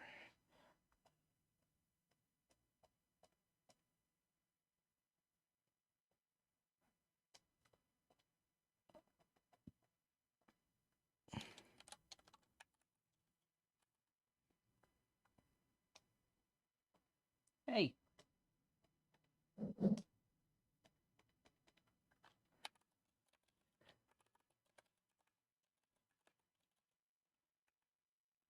There's no speed in this one.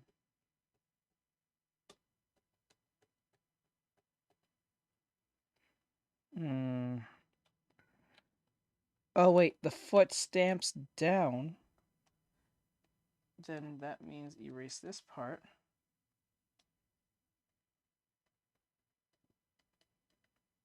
There you go.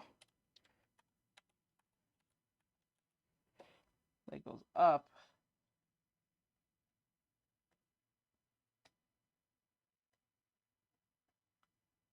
Like that. So, why is there two of them? Delete this one. Okay.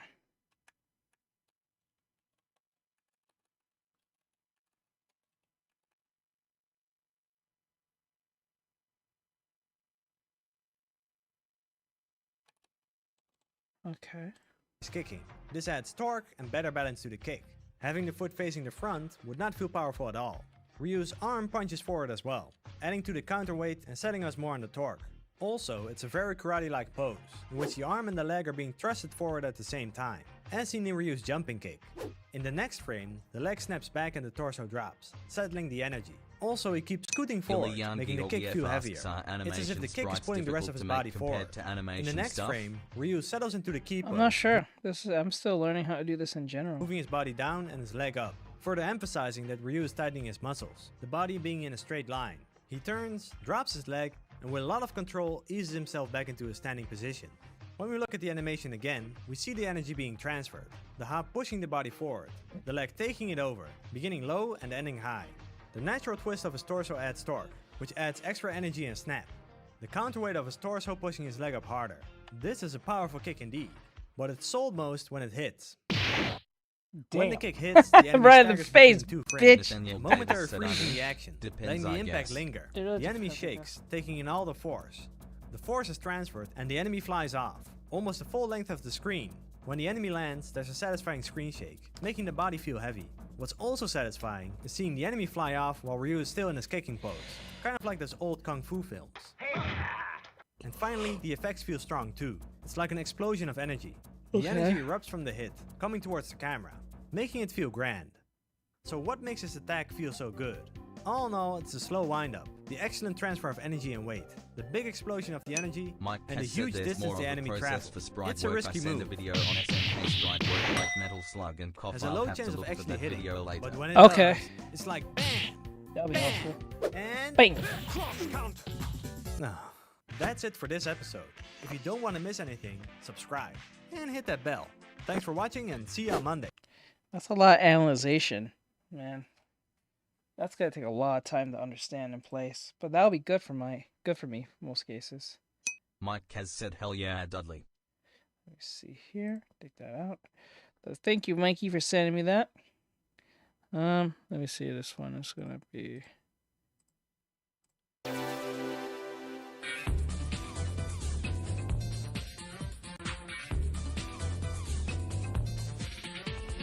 Many 2D fighting games have real polished animation, and can be really visually impressive, as they generally have a well-thought-out moveset because the animation is so meticulous. Nathaniel Davis said, This dedication to art in 2D fighting games has been present throughout the genre's genre's his history. channel. Wait, hold on. Let me say back.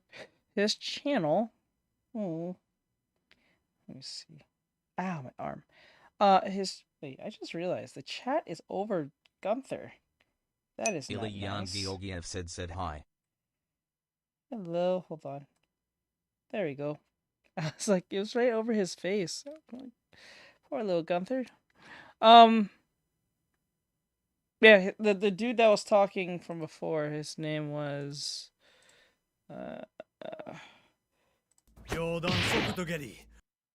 his name is the Amazing Animation Analyst. He has 8,039K subscribers, and he has a AAA picture of his profile picture. It looks like 3 A's. That's his name. His name, I'm gonna say it again. His name is Amazing Animation Analyst. Now this guy Mike has said this one talks about smear/bend, anticipation, impact frames in fighting game. Okay, so this is how 2D fighter games are animated. It says video game animation study. Something you have to remember is that fighting games are often frantic, and draw on your desire to smash out moves as quickly as you can to get in as much damage to your opponent. This means if you've got some input lag or the animations are slow, it's going to feel sluggish and not very exciting. Let's take a look at some of the ways that 2D fighting games deliver action quickly and stylishly. Ideally, what you want is for button input to result in an instant response and then work up from there, making heavier moves take longer to initiate and see through. This means that if you want a quick action, you're going to have to think up ways of conveying that movement stylishly without taking up too many frames of animation or without removing too much visual information. Lab Zero Games released Skullgirls in 2012, a hand-drawn 2D fighting game which harks back to fighting classics such as Street Fighter 3 and Marvel vs. Capcom, and it employs heavy use of traditional animation techniques to get its visual information across quickly and accurately. The 2D fighting game landscape is vast, but we'll dip into as many examples as we can to showcase how often certain techniques are used and how they work. There's some particular animation techniques I'd like to explore which these fighting games use to convey action, which are keyframing, anticipation, follow-through, smears, overshooting, and exaggeration or breaking. Keyframing, anticipation, follow-through, smears, overshooting, and breaking. Don't worry, I'll explain these as we go along. So as I said before, speedy action needs to be presented quickly and accurately. So the first thing you're going to do when planning the look of your attack is to use keyframes to establish your strongest and most important poses, and then build up around these frames with in-between frames. With Persona 4 Arena Ultimax, for example, Junpei's bat attacks can be broken down to his anticipations and extremes. Anticipations and extremes. Once you have these, and know that they look dynamic, you can then add in what you need around them to slowly build Nathaniel up a Davis coherent said, move. I would love to use smears and breaking. I love that Big stuff. Band from Skullgirls is a large character and doesn't have as many extreme movements, but they can still be broken down to anticipation and exaggeration. Some of the in-between frames around the keyframes will have to be very efficient, so we'll see just perhaps one frame of anticipation before a keyframe, something which Skullgirls animator Muriel Cartwright summed up as, you don't see it, but you feel it. I think this is an incredibly important factor when planning your animation, in how you enjoy the game, feeling the movement, not necessarily seeing it, and this will be relevant to a lot of these techniques and animation in general. With anticipation, it might not be much, but it's enough to see that there's a move coming. Another in-between might be an overshooting frame before a key hit, meaning a hand might appear stretched right before it settles on the keyframe, which helps deliver that feel of a hard hit. If we compare these two, one has the overshoot and one doesn't, and you can see that there's a bit more of an impact with the overshoot without making the action seem any longer. This can also be considered an extreme, as limbs generally can't do this in real life, I don't think. 3 other ways you can condense a quick action down to a frame or two are by smearing, using multiples, and what's called breaking the joint. Smearing and multiples are incredibly common in animation as a whole, reaching right back to the golden age. I mean, there's even a Twitter account dedicated solely to discovering smear frames in animation. The idea is that a quick arcing motion can be portrayed as a single image, and it's incredibly common in these 2D fighting games. Captain America, when using his shield as a weapon, will swing it, resulting in this pocket of information where several shields are shown, giving a high shutter speed effect, which gives a different effect than if he were to have a smear instead. It slows it down enough to give it that weight and devastation. Richard Williams, animation director on Who Framed Roger Rabbit, wrote the Animator's Survival Kit, an incredibly rich resource for animators, and in it, when talking about walk cycles, he suggests you can break the leg to show an extreme movement. And like we've seen with multiples, it can give an extra heavy sense to an attack, making that impact read a little clearer. Mike has said, for instance, Necro here bends his arms throughout this motion, which, although it gives him a very elasticy appearance, is a great example of how this helps the feel of quick, arcing movement. Apply this to a less bendy character, and you can get an You think I could benefit from it? even greater sense of strength. Nathaniel Davis said book Now, twins. sometimes to give a real punchy effect, what you can often do is remove frames altogether. This won't necessarily seem convincing on its own, which allows us to make good use of follow-through frames, which helps retroactively fill in the missing information. For instance, the movement could be a headbutt or a punch or something, with these two frames having a big gap in the middle. When it's played back, it's a very quick movement and reads fine, but you can emphasise the move even more by having loose things catch up with the movement once it's over, and this is called follow-through. Oh, okay. Mike has said I can probably send you a copy, just gotta find it. Alright. Alright, let me see. Okay.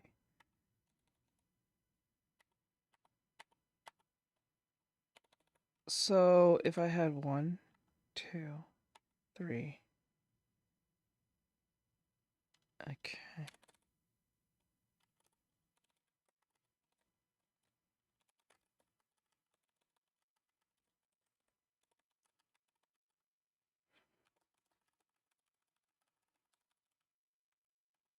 Nathaniel Davis said your smear frames are very good.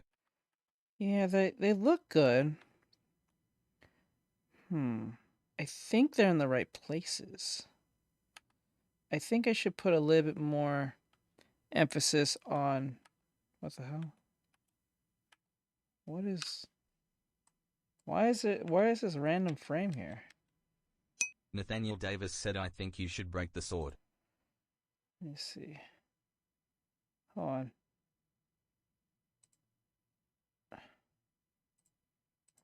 Why is this... Nathaniel Davis said like in smear terms. Wait. Did I delete something? Yes, I did.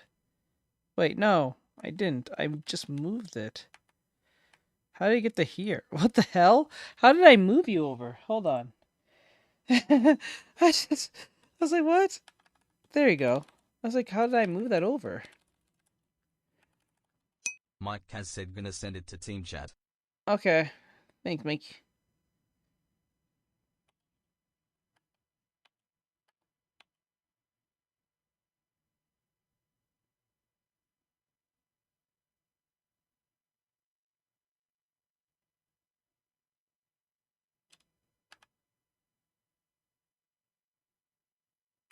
Oh, you know what's the problem?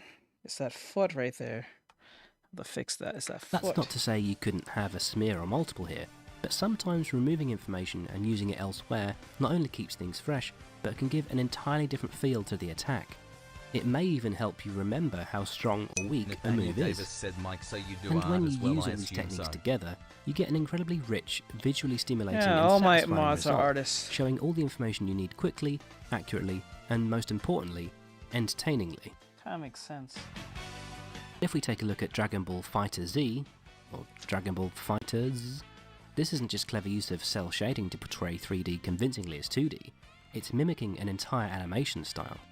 It's designed to look like its limited animation host material, Dragon Ball Z, with the result being that you feel like you're playing an episode of the cartoon. So, what should we take away from all of this? Well, I'm one of these who believes that you should see the love in your craft. Style and substance need to work together. When one doesn't pull its weight, you can feel it. Davis said go And I to think games. it's particularly important Mike in Cass fighting said big games, fan where your ordering move merchant needs might to be a read easy clearly, fun costume. quickly, and stylishly.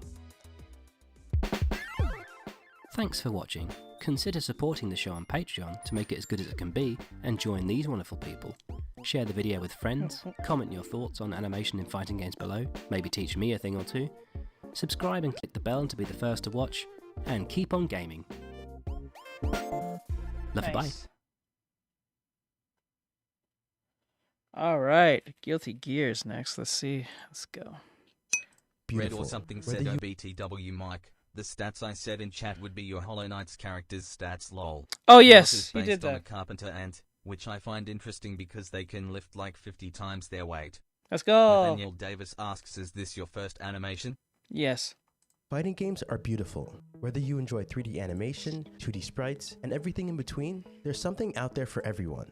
Well, at least visually. Actually playing the game is a different story. Nothing feels worse than picking up a new fighting game only Mike to has realize said, you're "Oh, about I to do learn a like whole novel of carpenter ants." inputs. Oh, that cool combo you Nathaniel saw in the Davis said trailer? impressive. Yeah, forget about it unless you're willing to put in hundreds of hours. Although nowadays, if you're ever struggling to figure out something, there's probably some random guy talking about it on YouTube. But for as much as I've talked about mechanics on this channel, visual aesthetics are just as important for a game's success. You could have a fighting game that plays amazingly well, but if it looks boring, a lot of people will dismiss it immediately. Graphics and art style are the first things players notice. That was a cool They help set the transition. tone and create an immersive experience that draws the players in. The vibrant, distinctive visuals of Street Fighter 6 or the dark, gory fatalities in Mortal Kombat 1 do more than just look good. They build a world that players want to spend time in. This is why developers spend so much time and effort into crafting unique art styles and memorable character designs. It ensures that the enjoyment goes beyond the game and becomes a part of their lives. Even a simple Nathaniel tweet about the Davis game said, "I fosters had a a sense of carpenter community ant and crawl shared in my experience. But even before characters and style come into play, there's a very important choice that every fighting game developer has to make. One thing that is common across not just the FGC but gaming communities in general is the debate between which style is better, 2D or 3D. Some games massively prefer one over the Mike other has because said, it makes "I more played sense the for the Pixel genre. one, it's But for called games that footies have and it's more on stylistically reading switched your between opponent." both, there's always a sizable crowd of people okay. who prefer one over the other. On one hand, if you like 2D, you're someone that needs to let go of the past and accept that the relentless march of technology doesn't care about your low resolution pixels. And on the other hand, if you prefer 3D, you clearly don't understand the essence of 2D animation and will get hype over whatever 3D slop gets handed to you, as long as it has more reflections and a higher resolution than last time. And the thing is, both sides are kinda right, and wrong at the same time. While 3D represents how far technology has advanced in terms of animation, it often finds itself competing with the appeal and emotional depth that 2D has to offer. The transition period from 2D to 3D was an interesting time, and not just for video games. It's easy to remember all the good that came out of it because it still gets mentioned today. But what about all the bad? Looking back at early 3D animation, a lot of it straight up looks disturbing. The same can be said about fighting games. While it's Red easy or to sit something here and said, laugh "I at love some of these carpenter games, ants. they were a They're so really cool and important they are so stepping stone to strong what we because have of their today. muscle And since ratio. then, there's Their been quite a body is big emphasis practically on all graphics muscle, with every which I find release. pretty cool. Most of the BC, really not a lot popular of bugs mainstream are like fighting that games have that sort of evolve. adopted a photorealistic look. There's still some cartoonish aspects, but for the most part, objects in the environment around them are stylized similar to real life. While there's nothing wrong with this, I mean, it still looks good, there's something to be said about how fast this style ages. The reality is that technology will always be a bottleneck when it comes to something like this. It's rare for this type of 3D rendering to stand the test of time because it only looks high quality until something newer comes out. 5 or 10 years from now, we'll probably look back at Street doesn't have this issue because Mike it's not has trying said to that look reminds me realistic. I gotta go to Disney's the gym, older but animated maybe in movies an have hour. aesthetically held up despite Alright, being made Mikey. with objectively worse technology. And we can make a similar comparison to fighting games. Capcom's sprite-based fighting games may not have aged well in terms of mechanics, but they are constantly praised visually even though they were made well over 2 decades ago. To this day, some people still think that the best looking Street Fighter game was Third Strike. To be honest, you can make a compelling argument that it is. One of the things that Third Strike did very that's well how was you can hold it and move it? That's cool. Hold up. So I can take any pose and... that's cool. I don't have to keep clicking copy and paste. That's so cool. Lyra, K said, "Hi, I am back and by Mr. Blue Mike handshake emoji." Hey, Lyra. How you doing, hon? Mike Kaz said, "Third Strike is beautifully animated." weight to its animations. Because of how detailed the art of most of the sprites were, you felt the impact with every move. Not just their silhouette as a whole, but their clothing, their hair, accessories, everything had weight to it. And they were able to exaggerate it because they had control over every frame. This is something you miss out on with interpolated 3D frames generated by the computer. Artextric also felt snappier. The smeared frames would cover a lot of space in between key poses, giving it a more responsive feel. 3D looks a lot floatier for this reason. The computer is generating every single frame between the key poses, so while it looks smoother, it may not have the same impact. But as cool as it would be to see 2D sprites mainstream again, there's one very big thing preventing that from ever happening: money. It is simply cheaper to render 3D animations than 2D. Imagine having to go frame by frame to animate each character's moves when they hit, miss, or get blocked by every other character in the game. And with how profitable swappable cosmetic items are, it just makes even more sense to stick with 3D. The only really popular 2D drawn fighting games that I can think of right now are Skullgirls and Brawlhalla. Brawlhalla has the advantage of being free to play, but even they have to spike their cosmetic prices for crossover skins because of the sheer amount of animations they have to redraw. Also, another advantage that Brawlhalla has is that they reuse a lot of animations. Yeah, I think after I'm done playing Hollow Knight, I think I'm gonna give Brawlhalla a chance. I've been seeing a lot of it being sent to me from TikTok, begging me to play the game. Nathaniel Davis said, "I don't know what 2D isn't being used mainstream. It's a loved medium." It's a very loved medium. I think I'm gonna play some Brawlhalla and really try to play that game. I've been really wanting to get back into fighters in a good while. Might bring back Dragon Ball Fighters. I don't know why. Z. Except for the crossover skins. Skullgirls, on the other hand, is a little bit different. They literally set the record for most unique sprites, so I definitely don't see that being replicated anytime soon. Even Rivals of Aether, a beloved sprite-based fighting game, is transitioning away from 2D. Ultimately, 3D rendering. Oh yeah, I saw this game, Rivals of Aether, Aether I think it's called. I saw this around. This is like, it's a Smash game, but like, I don't know.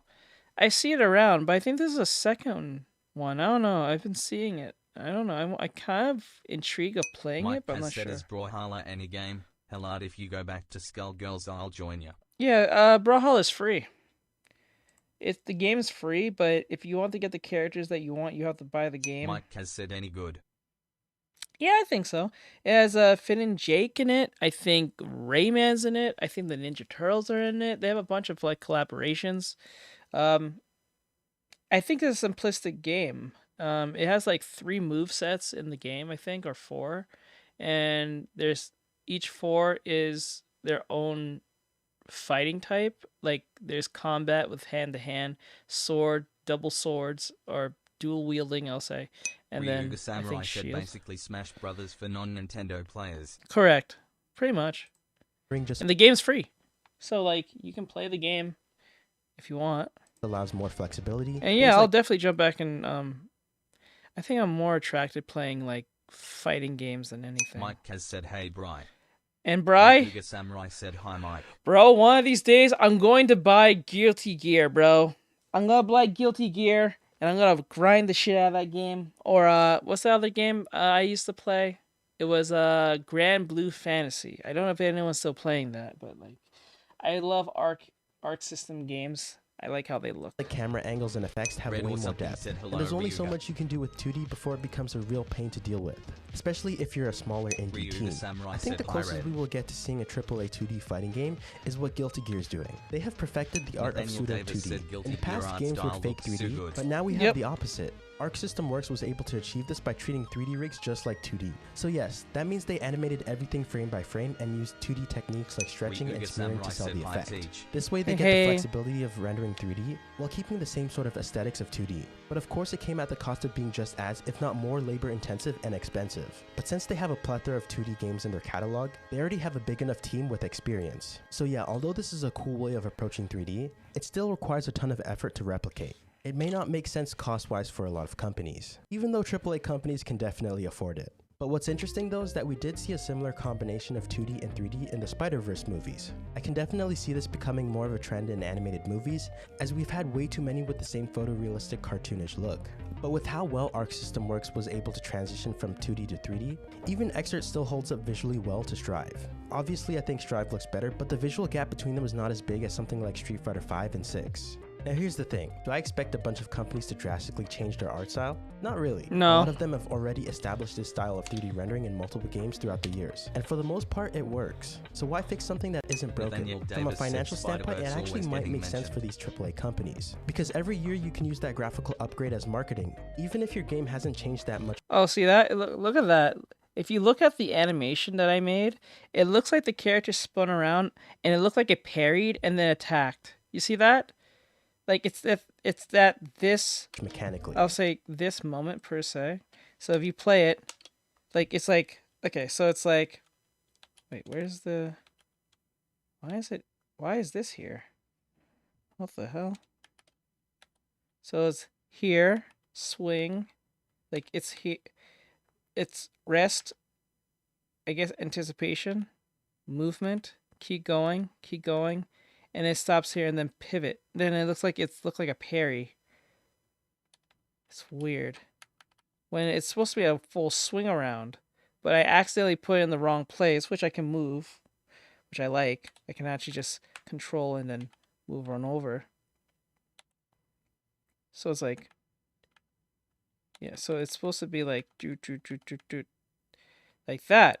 But when I put it like this, it looks like the character is spinning, took a rest, and then saw some type of attack coming, sword likewise, and then they just kind of, bam, parried a little bit, and then came in with an attack, like a down heavy type attack. That's kind of funny. It's funny how you like a certain pose or poses can change up the meaning of the attack itself. It's like changing a sentence. It's kind of funny because once I put it back where it originally was, now it's like this anticipation, swing, swing, swing. Then it looks like it's just part of a spin, and then they got rested within the spin. Bam, and then goes in for the attack, and then bam.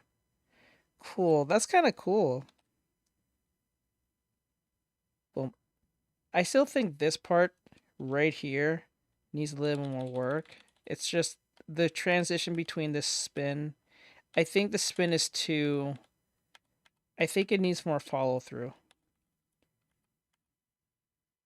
I think there needs to be like a release of the swing itself. So I think there should be a frame right here, a keyframe per se. So I'll say like, I think a few keyframes actually, I'm not even thinking, just one. So I need a frame.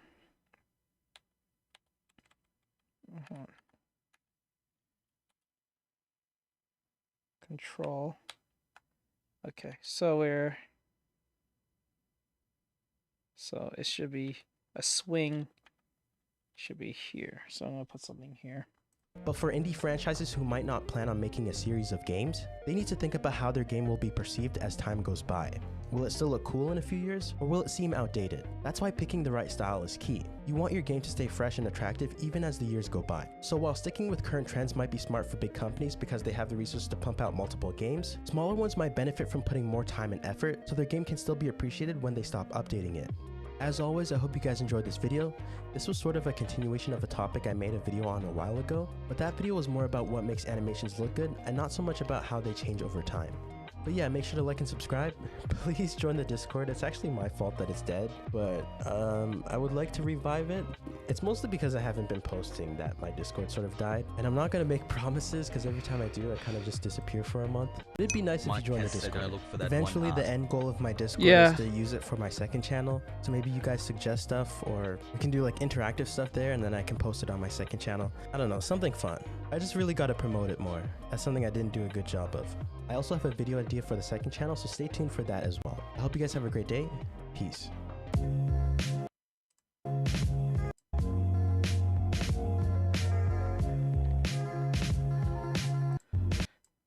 No, I want the one with the motion. Well, guys, it looks No, like the EA go back. Saudi... I don't care. Fighting games are... Go back. I want the one with the motions that he mentioned. Okay.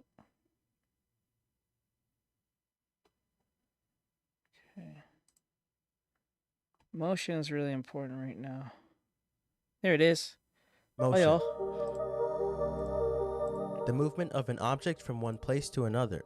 It can be described by its speed, direction, and acceleration. In the world of video games, motion plays a crucial role in creating realistic and immersive experiences, but it can also be used to exaggerate those things as well. For example, in sports games like FIFA, the motion of the players and the ball are often based on real-life physics to create a more authentic experience. But in something like arcade racing games, things like motion blur, speed lines, or other effects are often embellished to make the cars feel faster than they would be in real life. But one thing that both games have in common is how important character movement or object movement is. The only physical thing connecting a player to the game is the controller, so the input of a player's device must feel smooth and match up with what is happening on screen. Even the way those characters react to their environment or other players must be executed carefully in order to give that sense of immersion. It's hard to get lost in a game that doesn't make you feel like you're there.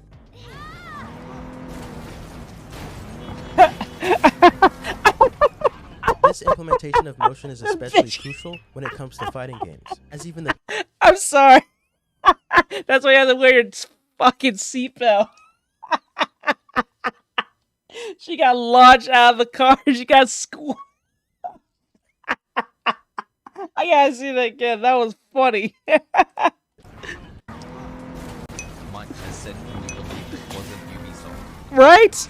This implementation of motion is especially crucial when it comes to fighting games, as even the tiniest of movements can have a significant impact on the game. So today, we're going to look at the importance of motion in fighting games and how it's the key to making them great. If you want to see more videos like this, then make sure to subscribe. It helps the channel out, and you can always change your mind. Now, when I talk about motion in fighting games, I'm referring to everything the characters do on screen. This includes attacks, movement like running and jumping, and even things like blocking. There are some cases where the movement of stages or other factors come into play, but for simplicity, I'm going to stick with just the characters as that is something that every fighting game has. From a visual perspective, motion is obviously important for making the game look good. A character with smooth and fluid movements can create a more dynamic and exciting experience for the player, while a character with choppy and sluggish movements can worsen the overall experience. Part of the reason why Street Fighter 3rd Strike is so popular and is still being talked about today is because of its incredible animation. The character designs are all incredibly detailed, with each fighter having their own unique style and moveset. The in-game animation also flows really well,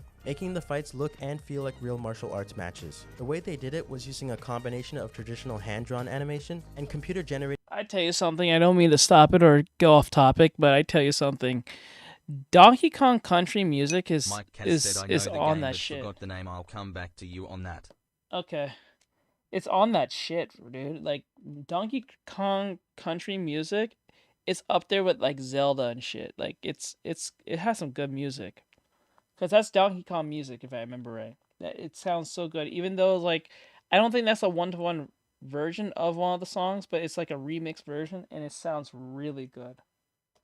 Graphics. The game's character sprites were mostly hand-drawn and then transferred digitally, allowing for a lot more control and detail at the cost of time and probably sanity. However, this wasn't the case for some characters like Elena. You can tell something looks different about her from the rest of the cast, and that's because some of her moves are rotoscope. Someone was actually able to find the source material for her victory pose, which kind of led to people looking further into it, and it is believed that the same method was used for her idol animation as well. You can even see the sprite change for a split second in Street Fighter New Generation when her heel animation is active. An advantage that rotoscoping gives is the smoothest in animation and less time spent because every sprite is basically drawn for you. You just have to trace it. But just like everything else, it also comes with a cost. You can clearly see the loss in detail when looking at the hands and feet compared to other characters that were fully drawn. It's kind of like what happens when people use that TikTok filter. Also, once you realize this, it's very obvious that her head was just pasted on afterwards, as it never moves, which is kind of uncanny. In the grand scheme of things, it's not really a big deal, as the game moves so fast anyway, so you probably wouldn't notice. It's just something once you notice, you really can't unsee.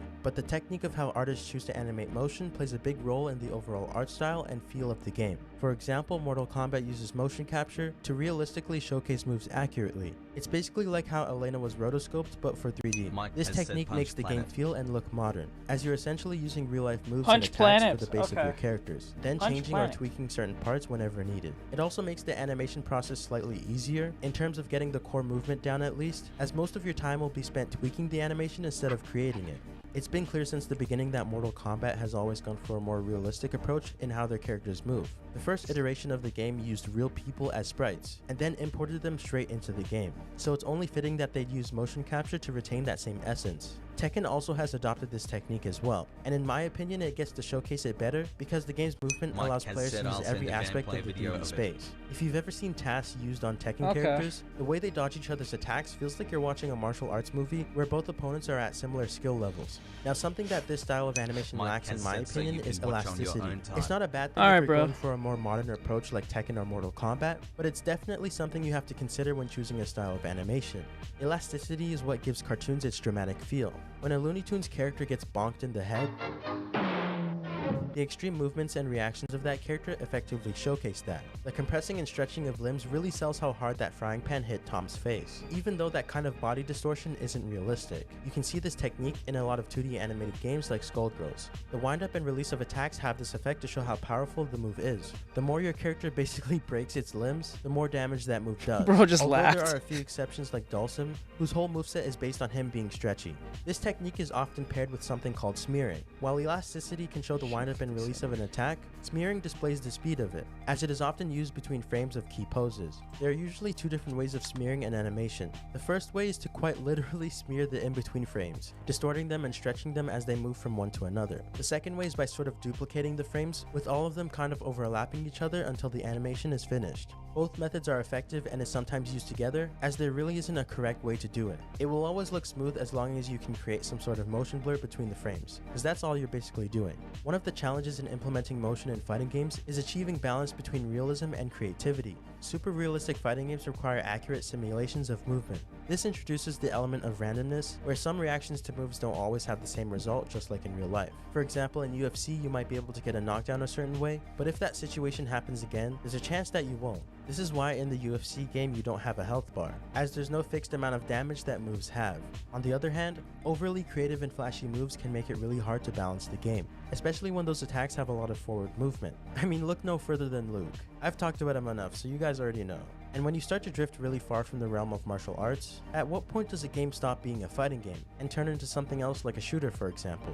This is the reason why many fighting games share similar mechanics, especially when it comes to martial arts, because it's how the genre roots itself. But don't get me wrong, it's good to think outside of the box, but at least make sure you visit it once in a while. Something I never realized before is how important it is for each move to communicate info to the players. Every single move should have these three things: startup frames, active frames, and recovery frames. Now, depending on what type of move it is, these three parameters are tweaked accordingly. Light attacks should usually be very quick, with minimal amounts of startup, active, and recovery frames, while special moves are usually slower, heavily telegraphed attacks that have a large portion of all three. And you can probably recognize why it's a bad idea to give normal moves long startup and recovery frames, or give special moves no startup or recovery. Another interesting thing to look at is how characters react to their attack missing or being blocked. Usually when this happens, the animation looks different and a different audio cue is played. This lets the opponent know that the other player has made an error, and they can punish accordingly.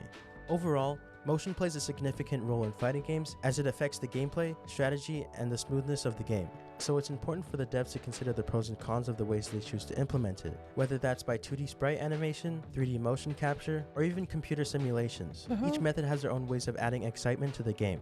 If you guys enjoyed this video, please make sure to like and subscribe, join the Discord to hang out with us, follow my Twitter for updates, check out my Twitch for streams, and if you want to get access to extra perks and content, head over to my Patreon. As always, I hope you guys have a great day.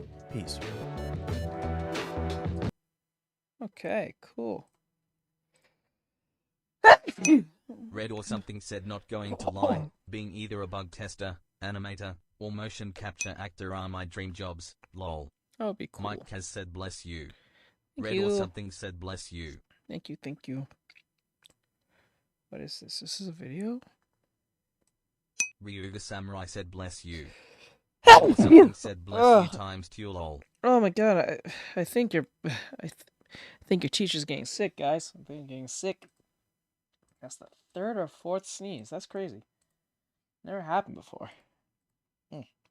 Sorry about that, guys. Ryuga Samurai said bless you. Didn't see that one coming.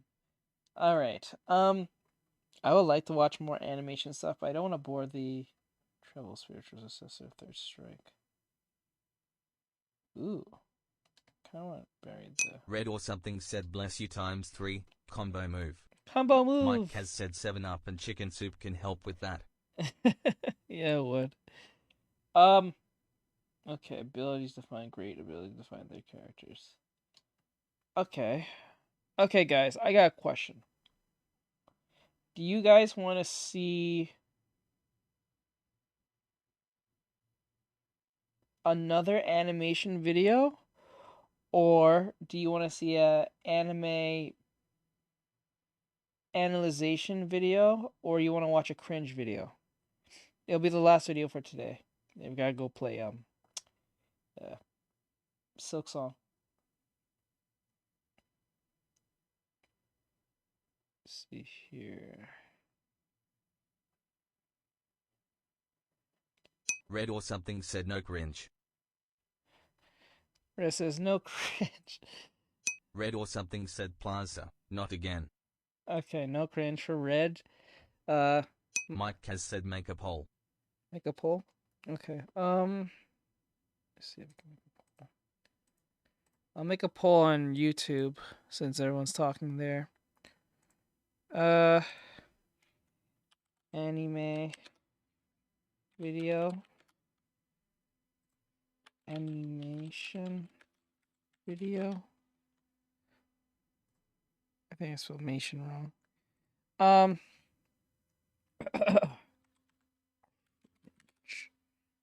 Video.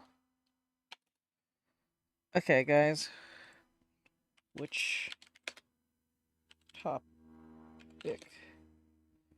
Which topic?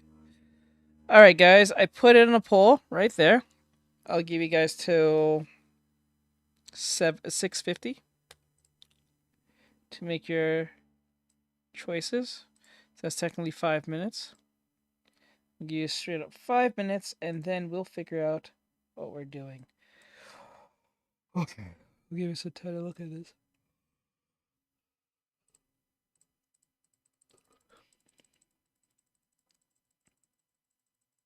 Where do all these frames come from?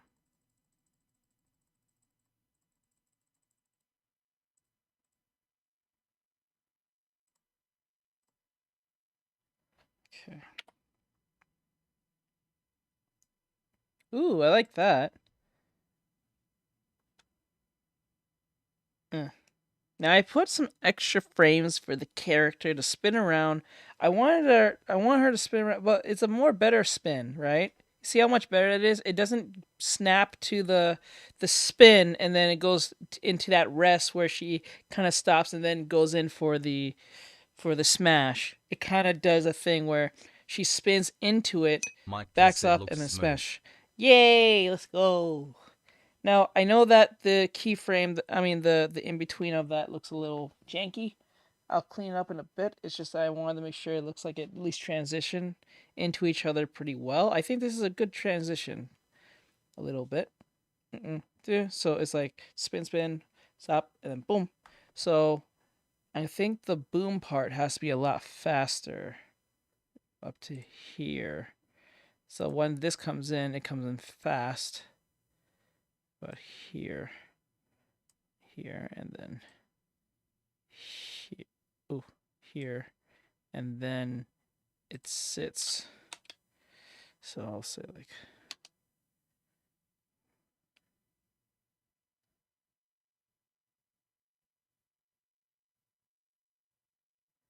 now it feels like it's kind of stops here. I think. Okay.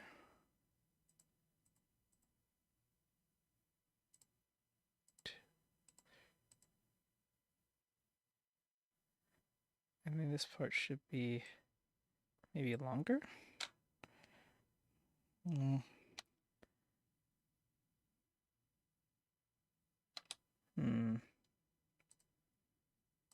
guys got like, what, 2 minutes left to vote what you want on YouTube?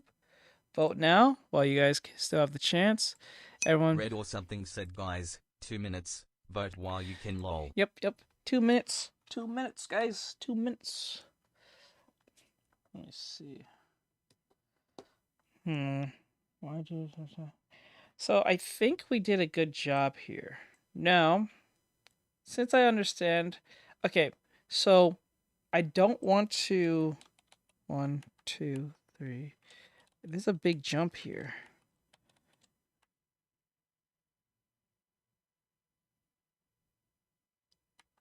I think she should be.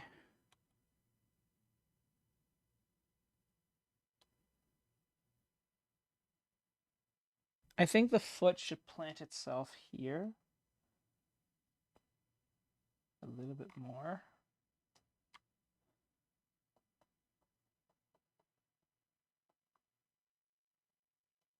Right here. So the character can pounce off from that point. So grab the character and pull them up a little bit more, about here, I think.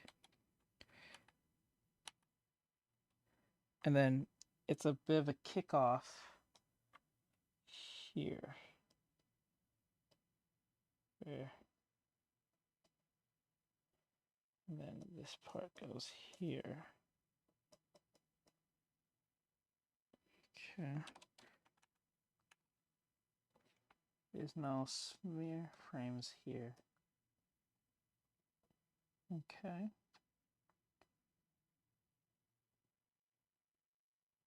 There we go. Red or something said even if someone is passing by, vote lol. 1 minute left. Yeah, 1 minute left, guys. 1 minute left.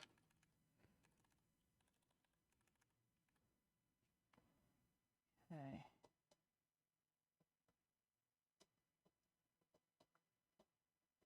One minute left. 1 minute left. Okay, it's done. Let's see what you guys picked. You guys picked animation video. Anime video. There you go. Cool. All right, we'll do that right now. All right, let's pull this up. Hollow, purple.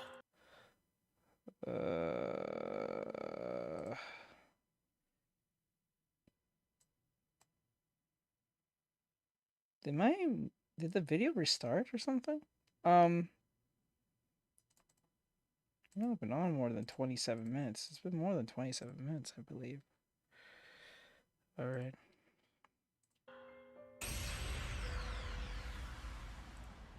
How do you make a good ability? For a writer building a power system, this is one of the most important questions you'll ever face. Do you go for something flashy and spectacular that'll make fans go wow and feed the power scaling community for generations? Or do you try and break new ground and formulate something completely original? Both of these are valid approaches, but here's the thing. The real secret to a great ability isn't necessarily how unique or spectacular it is. The secret is in how deeply it connects to the character who wields it. There is no infinity without Satoru Gojo, no sunshine without Escanor, and no Star Platinum without Jotaro Kujo. One of my absolute favorite dynamics in storytelling is when a character is mirrored by their ability. You've definitely seen this before. Abilities that feel like an extension of the person using them. Oh my god, I tell you something, Rudo gave a good hard left hook, right hook on that hoe. Oh my god, he punched that bitch.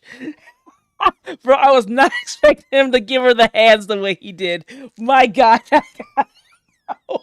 Yo, when I saw bro put his hands on that chick, I was like, I don't know, was that a bit excessive? I'm like, you know what, she tried to kill me. like bitch is half naked, and then you think to yourself, huh, did he go too far? Or is it I'm just simping at this point? Maybe I'm simping, that's why I'm asking this question, because the bitch tried to kill me. When he walked up on her, I didn't know what he was gonna do. I thought he was gonna say some type of shonen nonsense or something to her. When he walked up on her and he grabbed his fist, I was like, what the hell? And he tries to, the first punch was one thing, but it was when he got on top of her. Everyone was like, what happened? I don't even think Bakugo would have did that shit. Ryuga Samurai said I didn't remember all that in the manga, grinning face with bro, emoji. My heart, I was like, what the hell? I was like, yo, I used to compare this, bro, to like, oh my god. Okay, so like, it's weird. There are like two characters that reminds me of Bakugo. It's Rudo. Like he's more like a more calmer Bakugo, right? But like Sakura from Windbreaker is more closer in in attitude with someone like Bakugo, but he's like a little like I see Sakura more of a little brother to Samurai said Windbreaker. Yeah, I see Sakura more of a little brother, more closer to a Bakugo. He's just more of a nicer Bakugo, but when it comes to Rudo, he's like a sometimes Bakugo cuz he does think clearly through his shit. It's like if you mix like Midoriya. Yeah, I think that's what it is. Rudo comes off as a mix between Midoriya and Bakugo, but he doesn't come off as like a helpless puppy. You know what I'm saying? You get what I'm saying? Like he feels like he could be a nice person, but if you piss him off, he will fuck your shit up. But with Sakura, he's always very awkward because he doesn't like people being nice to him because he doesn't know how to handle that. So he just kind of answers with a bravado that he's always has to be tough. But with Rudo, he doesn't have to be tough. He just knows he'll throw hands with you if possible. When he put his hands on that bitch, Ryu the Samurai said justice for Gotham. Justice for Gotham. Like for those who have not seen the scene, if you see what I'm talking about, you're like, oh shit. I'm like, bro, the fight's over. I think you got it. Justice for Gotham. Nathaniel Davis said he threw literal god shit. Sometimes the power comes first and the character is molded around it. Other times the character comes first and the ability is crafted to match. Either way, when done well, it transforms abilities from just a cool gimmick into a full-on narrative device, where that be used to express symbolism, drive character growth, or even act as yeah, I don't even think she deserved that to the degree it did, but like, I understand why Engine didn't get mad at Rudo at the same time. It's not like she said something mean to him. She was trying to kill us, so I was like, it kind of makes sense. Story unfolds. Of course, not every attempt. Yeah, I like how Engine said, I like hot bitches. He's like, I like hot chicks. And he's like, I like really hot chicks. I'm like, he doubled down in that response. I'm like, hey, let's go, bro. I see why Engine's so liked. This hits the mark. Sometimes authors fall into the trap of giving their characters surface-level connections with their powers that barely go beyond the obvious. You know the drill, the hot-headed guy gets fire powers, or the cold and distant girl gets ice powers, that kind of thing. These aren't inherently bad ideas, but if the ability matches a very surface-level personality trait or aesthetic without digging deeper, the result usually feels shallow, predictable, and honestly on which one? On Engine? So, or how on do you pair characters Rudo? with powers in a way that amplifies their writing? What are the common mistakes authors make when trying to achieve this? And more importantly, what makes the best ones truly stand out? Well, by the end of this video, that's exactly what we're going to figure out. So stick around, you might just learn something important. Did they ever reveal Sukuna's real name? Ryu the Samurai said Yanjin. This is getting okay, ridiculous. okay. The first couple of sites they blocked were... Let me see. Yeah, understand. Wait, you said relation. What exactly the relation you met, Bri? Did I make a comparison if I did? Let me know if I did. I don't remember. I won't be able to use anything just because I live in the UK. I'm kind of busy right now. Nathaniel Davis said I have a fire-related dog that has pacifist personality. Ah, that's a contrast. Laws that just passed, right? Well, I'm getting ahead of the curve. I've blocked every single website that I've deemed unfit for public consumption. You can't be serious. I can't make videos without those sites. Ryu the Samurai said about his saying that he liked hot chicks rolling on the floor laughing emoji. Oh, okay. I forgot what he said. He did say he mentioned hot chicks, but I think he said he likes hot chicks who are very smart and likes to. Oh, okay. I think he was literally saying to Rudo that.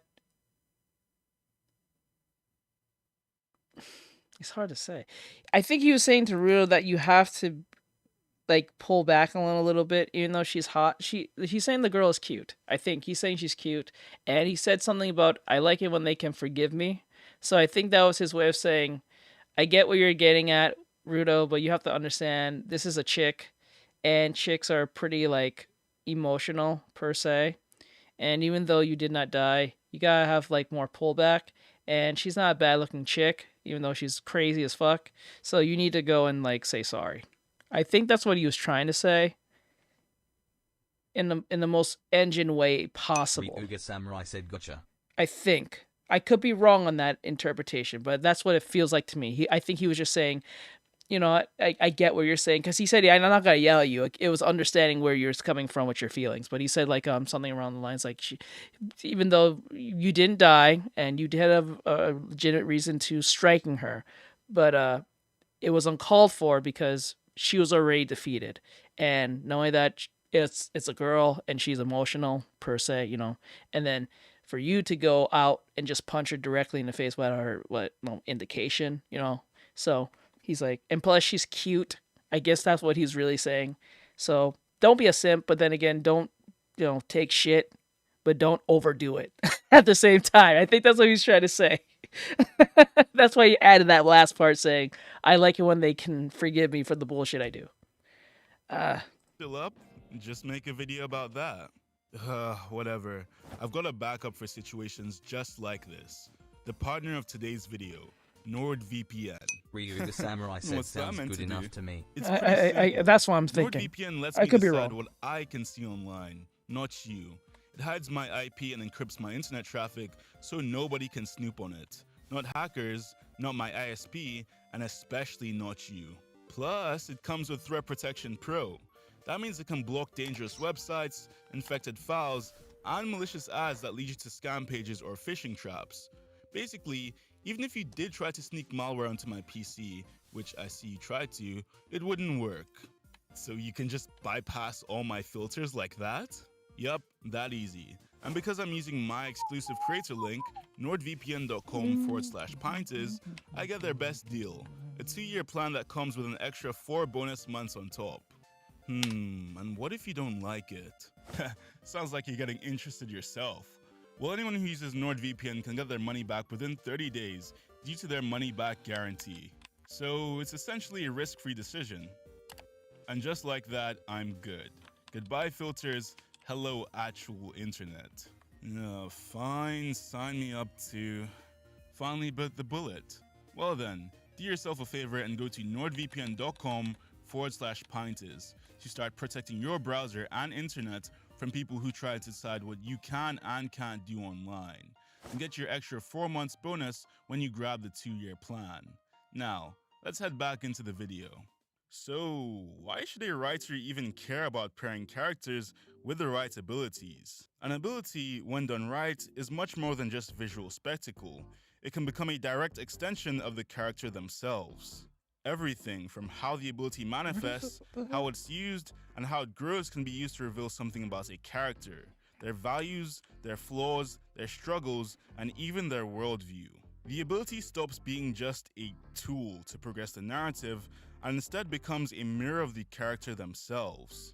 This is why the most impactful abilities stay with the audience. It's not just about their spectacle or their feats, it's also about how they expertly related to the character. Suddenly, fights aren't just fists flying or explosions going off. There are also pathways into the psyches of the characters involved in them. And that's where storytelling hits its peak. So how do you actually make a good ability character pairing? Before you answer that question, you have to decide what comes first, the chicken or the egg. Do you want to create a character around an ability, or do you want to design an ability specifically for a character? Different authors have different approaches. For example, Araki will always make his stand abilities first before designing a character's personality and appearance to be in harmony with that. But personally, I think the most effective method is this. First, you decide if you're working on a main character or a side character. If you want your main cast to be engaging and layered, then you need to build them up as people first. Their personalities, backstories, and motivation. Correct. All of that has to come before their abilities. Because when you understand who a character is, you can design powers specifically centered around them, whether that be to highlight their growth or reflect the deeper intricacies of their personality. And that makes for far more compelling storytelling. When it comes to secondary characters though, especially antagonists or side villains, it can be much more effective to do the opposite.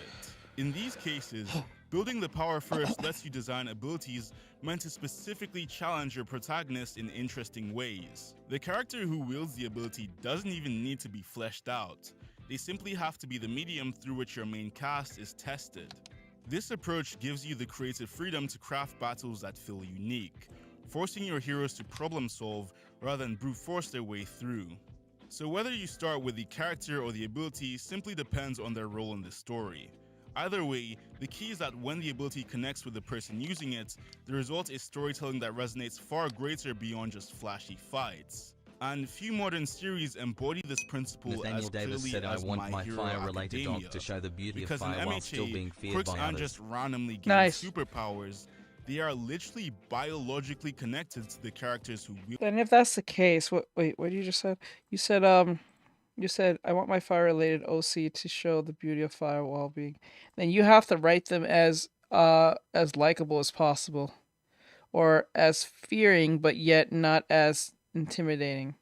Kind of like that one character from Bleach. I always say that one character from Bleach, that one female whose Bankai we don't ever get to see get used, but she is one of the strongest as they claim in the show. I think they said she is the strongest captain on the Soul Society. I think she's right under the head captain. That one female, I forgot her name. That even Kenpachi Saraki fears and looks up to. I think he refers to her as his master, I believe. Wield them. The basic concept of My Hero Academia's power system is pretty simple. Quirks are superpowers, and about 80% of the population has them, leaving only 20% powerless. Kofi Streambot But what said really visit elevates Artextric's quirks Kofi beyond page just at being another superhero schmick is the biological foundation that Horikoshi has given them. Quirks are not random, they're genetic. They can be inherited, combined, and in many cases, they come with physical traits or limitations that tie them to the body itself. Sure, some quirks look like straight-up magic, and yeah, they are straight-up magic, but more often than not, Avatar: The Last Airbender inspired it. Ah. Zuko's arc from inspired it. Possible. But then again, that person was really angry at first, unless you write their character to be angry and have a redemption. Samurai said Unohana. Like, yeah, there you go, Unohana, because like you said, they have fire abilities, but they're not a hothead, so that means they have to be likable and or relatable to a degree where they're not like a Bakugo Zuko type where they're always angry first and then they get redemption later. Therefore. Or you can do the reverse where they're very likable and nice and then they end up being angry over time over a traumatic experience that makes them different, and their fire abilities are a lot more, vicious from that point. There's a clever biological explanation, at least trying to ground it. Take Bakugo for example. In most series, a powers like his would simply be written as, he has the ability to create explosions from his hands. End of story. But Horikoshi doesn't make it that simple. No, he has to have sweat glands. He has triglycerin in his sweat, so he has to build a bunch of sweat into his gloves per se, or those gauges that he has as his arm, and then it builds up and he can use it to trigger the explosion. So they get more specific as it goes. He specifies that Bakugo's sweat contains a nitroglycerin-like substance, which he can ignite at will. That one detail completely changes how his power functions. Correct. It's not like, oh, I have firepower, therefore he needs to literally sweat. If he's not sweating, then he's not all that effective. He's just an angry hothead. You know what I'm saying? So maybe this is why he written him to be always so quick to be worked up. Nathaniel Davis said there's other people in his world just like him. But the other people with the same abilities are known to act out in rage. So to gain others' trust, he remains neutral. Wait, let me read that again. He said there's other people in his world just like him, but other people with the same abilities are known to act out in rage. It's not like when you say other people, is this a race thing, or this is just like a stereotype on fire users? So to gain others' trust, he remains neutral. Yeah, Well, that actually you technically said what I said, but just in reverse, not in reverse, but like kind of the same. So he has to remain neutral. So they has to be likable. He doesn't have to be happy. He just needs to be likable enough for them not to think he's a threat. So therefore, if he's written likable, like let's see an example, like what's that one character? He's no Midoriya, but he's the Thunder character who gets, when he uses too much thunder, he goes stupid for like 5 minutes or some shit. I've forgotten. Denki, I think his name. I think it's Denki. So like he's not technically always happy, and he doesn't really get mad. Ryuga Samurai said Denki. Yeah, there you go. So technically, for your character to be more interesting, you have to write them to be as relatable as possible, but yet also they don't have to be happy. They have to be just be likable, or at least, relatable is the right word. I think the relatable might be the right word, or at least likable to the degree where they're not annoying or they're not happy nor angry, like you said, neutral. So that just went back to what I said. So, but yeah, with Nathaniel Davis said yeah. So like with Bakugo here, it does change everything, because that actually makes sense of why he always works himself up virtually everything. It's just probably just coincidence that he's like this because of his upbringing. JR said, hey yo. Hey JR. Hey bro. Nothing much, just doing my thing. But yeah, with his nitroglycerin sweat, it makes sense, because if he works himself up, he's always quick to fight. It makes sense. It means his explosions can be stored in gauntlets, shared with his allies, or strategically built up into even bigger blasts. What could have been a generic explosion power instead becomes a system with massive tactical depth. But the brilliance of Quirk's biological influence doesn't just stop at explaining the power. In this world, quirks don't just influence how a character fights, but how they think, behave, and even view the world around them by affecting the very brain itself.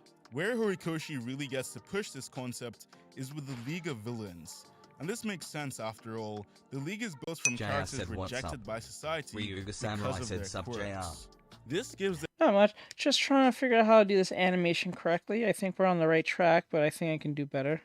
And we're also listening to this character design analyzation of this. The Samurai said, and he can technically fly. Oh yeah, he can technically fly. Their character ability dynamics a much deeper narrative weight compared to the heroes whose quirks are just simply tools for them. Take Shigaraki. His quirk, Decay, allows him to destroy anything he touches. On the surface, the connection is simple. Shigaraki is a character that wants to destroy society, so he gains a power that allows him to achieve that. What's interesting is how exactly the ability grows. I've been out of internet as for Shigaraki like 6 becomes days. more of a 6 days? Company. Got it resolved. Was it a financial problem, or is there a problem on their end? Social threats to the world of My Hero Academia, so does the reach of his decay. By the end of the series, Shigaraki's destructive potential is so potent that he even begins to peel away at himself, showing that for a man with an urge to erase everything around him, the only path that is left is that of self-destruction. Or look at Twice. His duplication quirk could have just been another support ability, but for him, it's deeply rooted in his psyche. The ability to create clones highlights his desperate need for companionship and his fractured sense of self.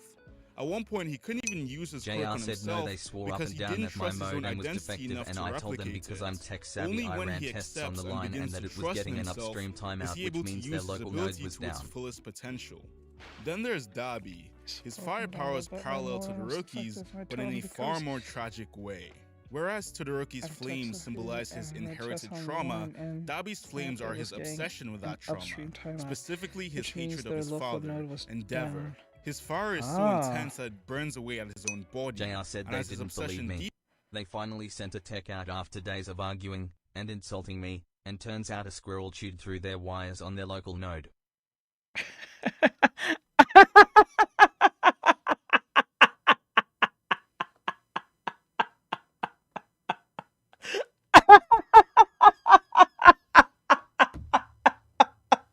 JR JR said so after that was right, I made them give me a free month of service. That's crazy. What the fuck? What the hell? Yo. Oh my god. They insulted you? Can't you not sue them for that? Ain't there like shit like recorded or something? Deepens, the flames consume him more and more. Ryu the samurai said crazy work rolling on the floor laughing emoji. Yo, that's crazy. Daniel And by Davis the said end, Squirrel was that on a mission. hatred literally burns him Jesus alive. Christ. But for me, the most fascinating example of this is that of Himiko Toga. Her quirk allows her to drink someone's blood and transform into them, which on the surface is already quite unsettling. But the way Horikoshi developed the ability is honestly genius. Because of this quirk, Toga's brain is rewired to associate blood with love. Growing up neglected and misunderstood, her only ways of expressing affection become twisted. To her, JR said yes, drinking supervisor someone's blood talked down is to me as if tantamount I was to just loving being them. difficult or dumb. And I've been with them for 15 years, so I get a special service line when I file a complaint. Nice. Haha. JR said so they disciplined him. Nice. Huh. How much you paying a month anyway? The start of the series, this love is selfish and short-sighted. She only takes and never gives because to a neglected child, that's what love is. But as she grows closer to the League of Villains, her understanding of companionship and community deepens, and so does the depth of her love. This is reflected in her power evolving. She doesn't just copy appearances anymore, she can even copy their abilities too. Her quirk literally grows in step with her emotional development. The culmination of her arc is both devastating and beautiful. In her final act, Toga discovers that by transforming into someone else, she's able to replicate their blood composition. Using this ability, she performs a blood transfusion that saves Uraraka's life. JR said I was paying $90 for 1.3 gigabytes, but after that they lowered my bill to $60 for 12 months as an Toga apology. understood that real love isn't about taking from others, it's about giving yourself away. And Horikoshi perfectly expresses that through her quirk, tying her power and character arc together in a way that's spectacularly done. Now let's talk about JoJo's Bizarre Adventure, a series. He said, he said, I was paying 90 for 1 gigabyte, but after that, they lowered it to 60 for 12 months. Apology. Let's go! Let's go! $30 off! Let's go! Let's go, JR! Let's go! Perfected the arts of crafting abilities Amazing. with characters in mind. The main That's power amazing. system of the series is Hama. I'm happy for you, no, bro. That's far too early. I'm happy. The main power system is Ryu no, the that's samurai later. said let's go. It's Jesus Christ? Wait, like deadass? No? Oh, okay. I got it. The main power system for JoJo's is stands. Stands are physical manifestations of a user's soul, whose appearance and powers are shaped by the user's personality, JR said they even made sure to and say this is only experiences. because of In how other long words, you've been with us. Araki literally bakes character Let's ability see. dynamics That's how I've been- into the foundation. So I'm glad that you figured it out, bro. What this does is brilliant. It must really have its merits when you're a tech-savvy individual. That must be fun. It means that every battle isn't just a mechanism to move the plot forward. So they can't It just- bullshit you with any responses. The way of a character's stand also works to reveal something about the character themselves. Essentially, Araki has managed to get his battle writing and his character writing to work in parallel. Now, there are countless examples of this across the series. One of the clearest and my personal favorites comes from part 4, Diamond is Unbreakable. That is the juxtaposition between Josuke Higashikata, the main protagonist, and Yoshikage Kira, the main antagonist. Their stands, Crazy Diamond and Killer Queen, are almost perfect mirrors of who they are. To understand this, you first have to understand the characters themselves. On the surface level, Josuke looks like your typical delinquent. Messy uniform, slicked back pompadour, JR and said always ready apparently to you're a throw gold hands. account after At a 6 glance, years, you'd assume 10 you're he's a just platinum another and punk 15 with you're a attitude diamond. issues. Nice. In reality, Sound like Josuke is incredibly Overwatch type, so. kind-hearted, compassionate, and protective. Sound like a League The player. type of person who would put himself at risk for someone he barely knows. And Crazy Diamond reflects this perfectly. Crazy Diamond is one of the strongest physical stands in the series, rivaling a monster like Star Platinum in terms of sheer speed and power. But there's a very creative twist to Josuke's Nathaniel ability. Davis said rank. Those fists don't just destroy, they also repair. Crazy Diamond has the ability to restore anything it touches to its original state. You punched through the lady just to fix that shit?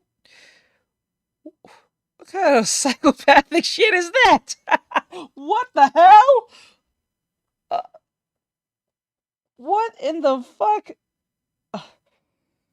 I don't know. That was just unnecessary. That's just as unnecessary. Samurai said yep. Bro, that is unnecessary as Leon jumping off the wall while the chainsaw was... He could have just stepped back. You could have just said, give me the... She could have just leave the room. You could have him punch... Oh my god, that's crazy. In that sense, that raw strength is turned into a sort of kindness. Ryuga Samurai said no harm, no foul, I guess. Embodies his true self. A guy who seems to have a rough exterior, but whose heart is actually defined by compassion.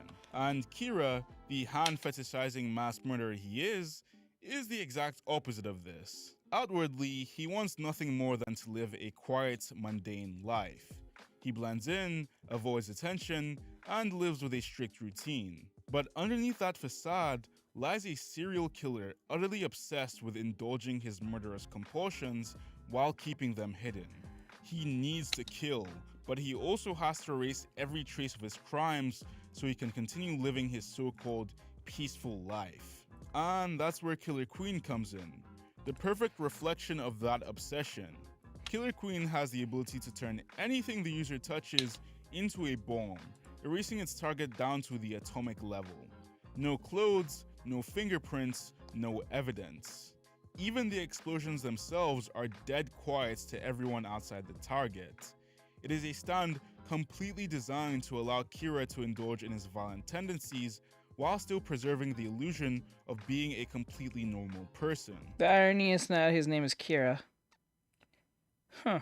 So when these two characters clash, it's not just a question of who has the stronger stand. It's about two fundamentally opposing worldviews colliding. Josuke is someone who uses the strength given to him to protect and restore. On the other hand, Kira is someone who uses the strength given to him to erase and to hide.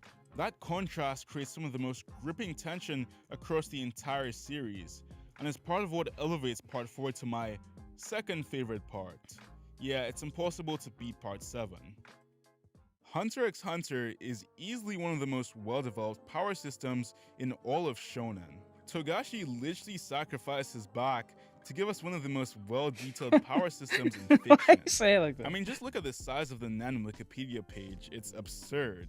But what makes Hunter x Hunter's system stand out isn't just its complexity, it's the way it ties the creation of abilities back into the characters themselves. In My Hero Academia, your quirk can literally affect your brain chemistry and change how you interact with the world.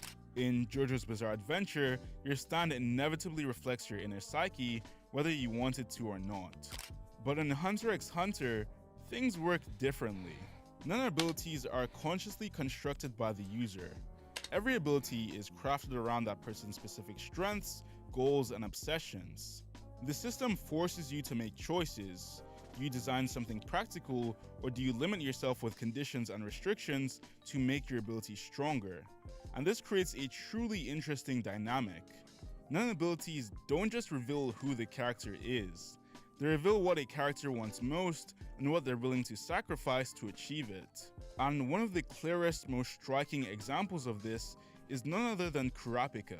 From the moment he's introduced, Kurapika's entire life is defined by a single goal: avenging the Kurta clan and reclaiming their stolen Scarlet Eyes. From that point onwards, every action and decision he makes is tied back to this single obsession. Inevitably, even the way Kurapika decides to build his Nen ability reflects this. Kurapika is a conjurer by nature. Nathaniel Davis said I kinda stopped watching HXH after the clown guy got weird. In this way, JR said okay, Sasuke settled down. Ryuga Samurai said lol. Sasuke settled down. Wait. What do you mean the clown guy got weird? Wait, he's always weird. What time did you stop watching? Because he's like almost in every arc. Trauma and identity are fused together. Even his aura bends to his obsession with the Kurta clan. His most infamous ability, Chain Gel, is the clearest example of this. The chain can bind and completely restrict another person's Nen, essentially deactivating their abilities. This ability alone would Nathaniel be Davis insanely said no like can I overpowered. get what he But said here's dog. where Togashi's genius level writing comes in. Ryu the Kurapika is Samurai limited said when is he to not only weird? using this ability on members Right? of the Phantom Troop. If he tries to use this on Nathaniel anyone Davis said, else, quote, he will instantly die. This condition makes the ability stronger than it should be, but also chains him to this vendetta. The ability itself is a reflection of his obsession with revenge. JR said I've Kurapika never is actually literally watched binding his Hunter own x life Hunter. with that. Oh, you gotta give it a try, bro. It's not that bad. It's not that bad. Or if you're not still sure, you watch the. I don't know if you like 90s versions, but there's a 90s version first. You can watch that, have an idea, and then watch the difference Ryu between the the Samurai said 2011 you might version. enjoy it. You might actually like it, or not. But then again, you might like it. Out of the troop. Although the rest of Kurapika's chains appear to be just practical tools, they all serve the same symbolic gesture. Chains are, of course, objects of restraint. Okay. They JR all said represent I his rather watch the fixation, 90s version. his inability Alright, to move you on, might enjoy that and the in way the- his grief has trapped him just as much as his enemies. The more he leans onto them, the more he is closed off from the rest of the world, even needing to shave off hours from his own lifespan to utilize his chains to their full potential. That's why Kurapika's ability is so compelling. It's not just strong, nor just clever, it's a reflection of the character themselves. That's part of what makes Nen such a powerful storytelling tool. It doesn't stop at showing us what a character can do, it also shows us what a character is willing to give up in order to get what they want the most. So whether it be My Hero Academia, JoJo's Bizarre Adventure, or even Hunter x Hunter, we can see just how powerful ability character dynamics can be when serving your storytelling. Sometimes it's baked directly into the system, and other times it's about the choices characters make and how those choices reveal their deepest desires and obsessions. But no matter the approach, the best abilities will never just be flashy gimmicks.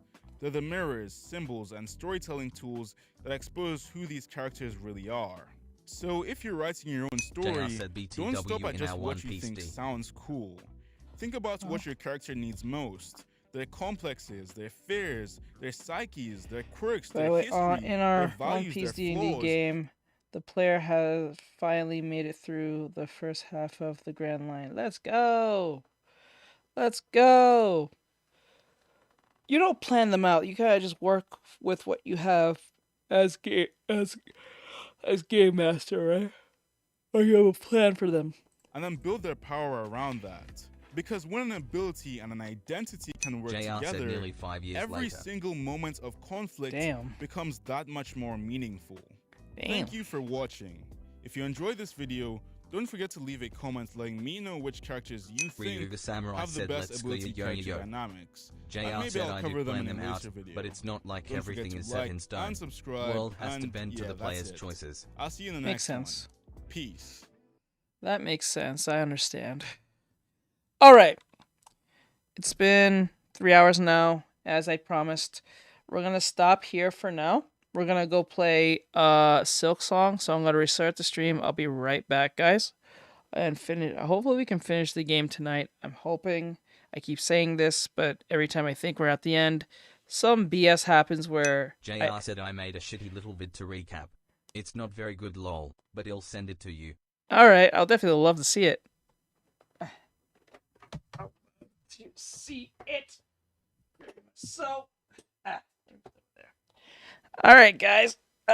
I thank for all you for coming in and watching me do the animation earlier I was doing. I do appreciate it. It's kind of Athena awesome. Beeman said I'm back from therapy. Hey. Wait, well. Hey, Athena. Well, we're going to play Silk Song, so I'll be right back. I'm going to restart everything. I'll be back in like 5 minutes, probably 10 at max. I'll have everything ready, and then we'll finish Silk Song.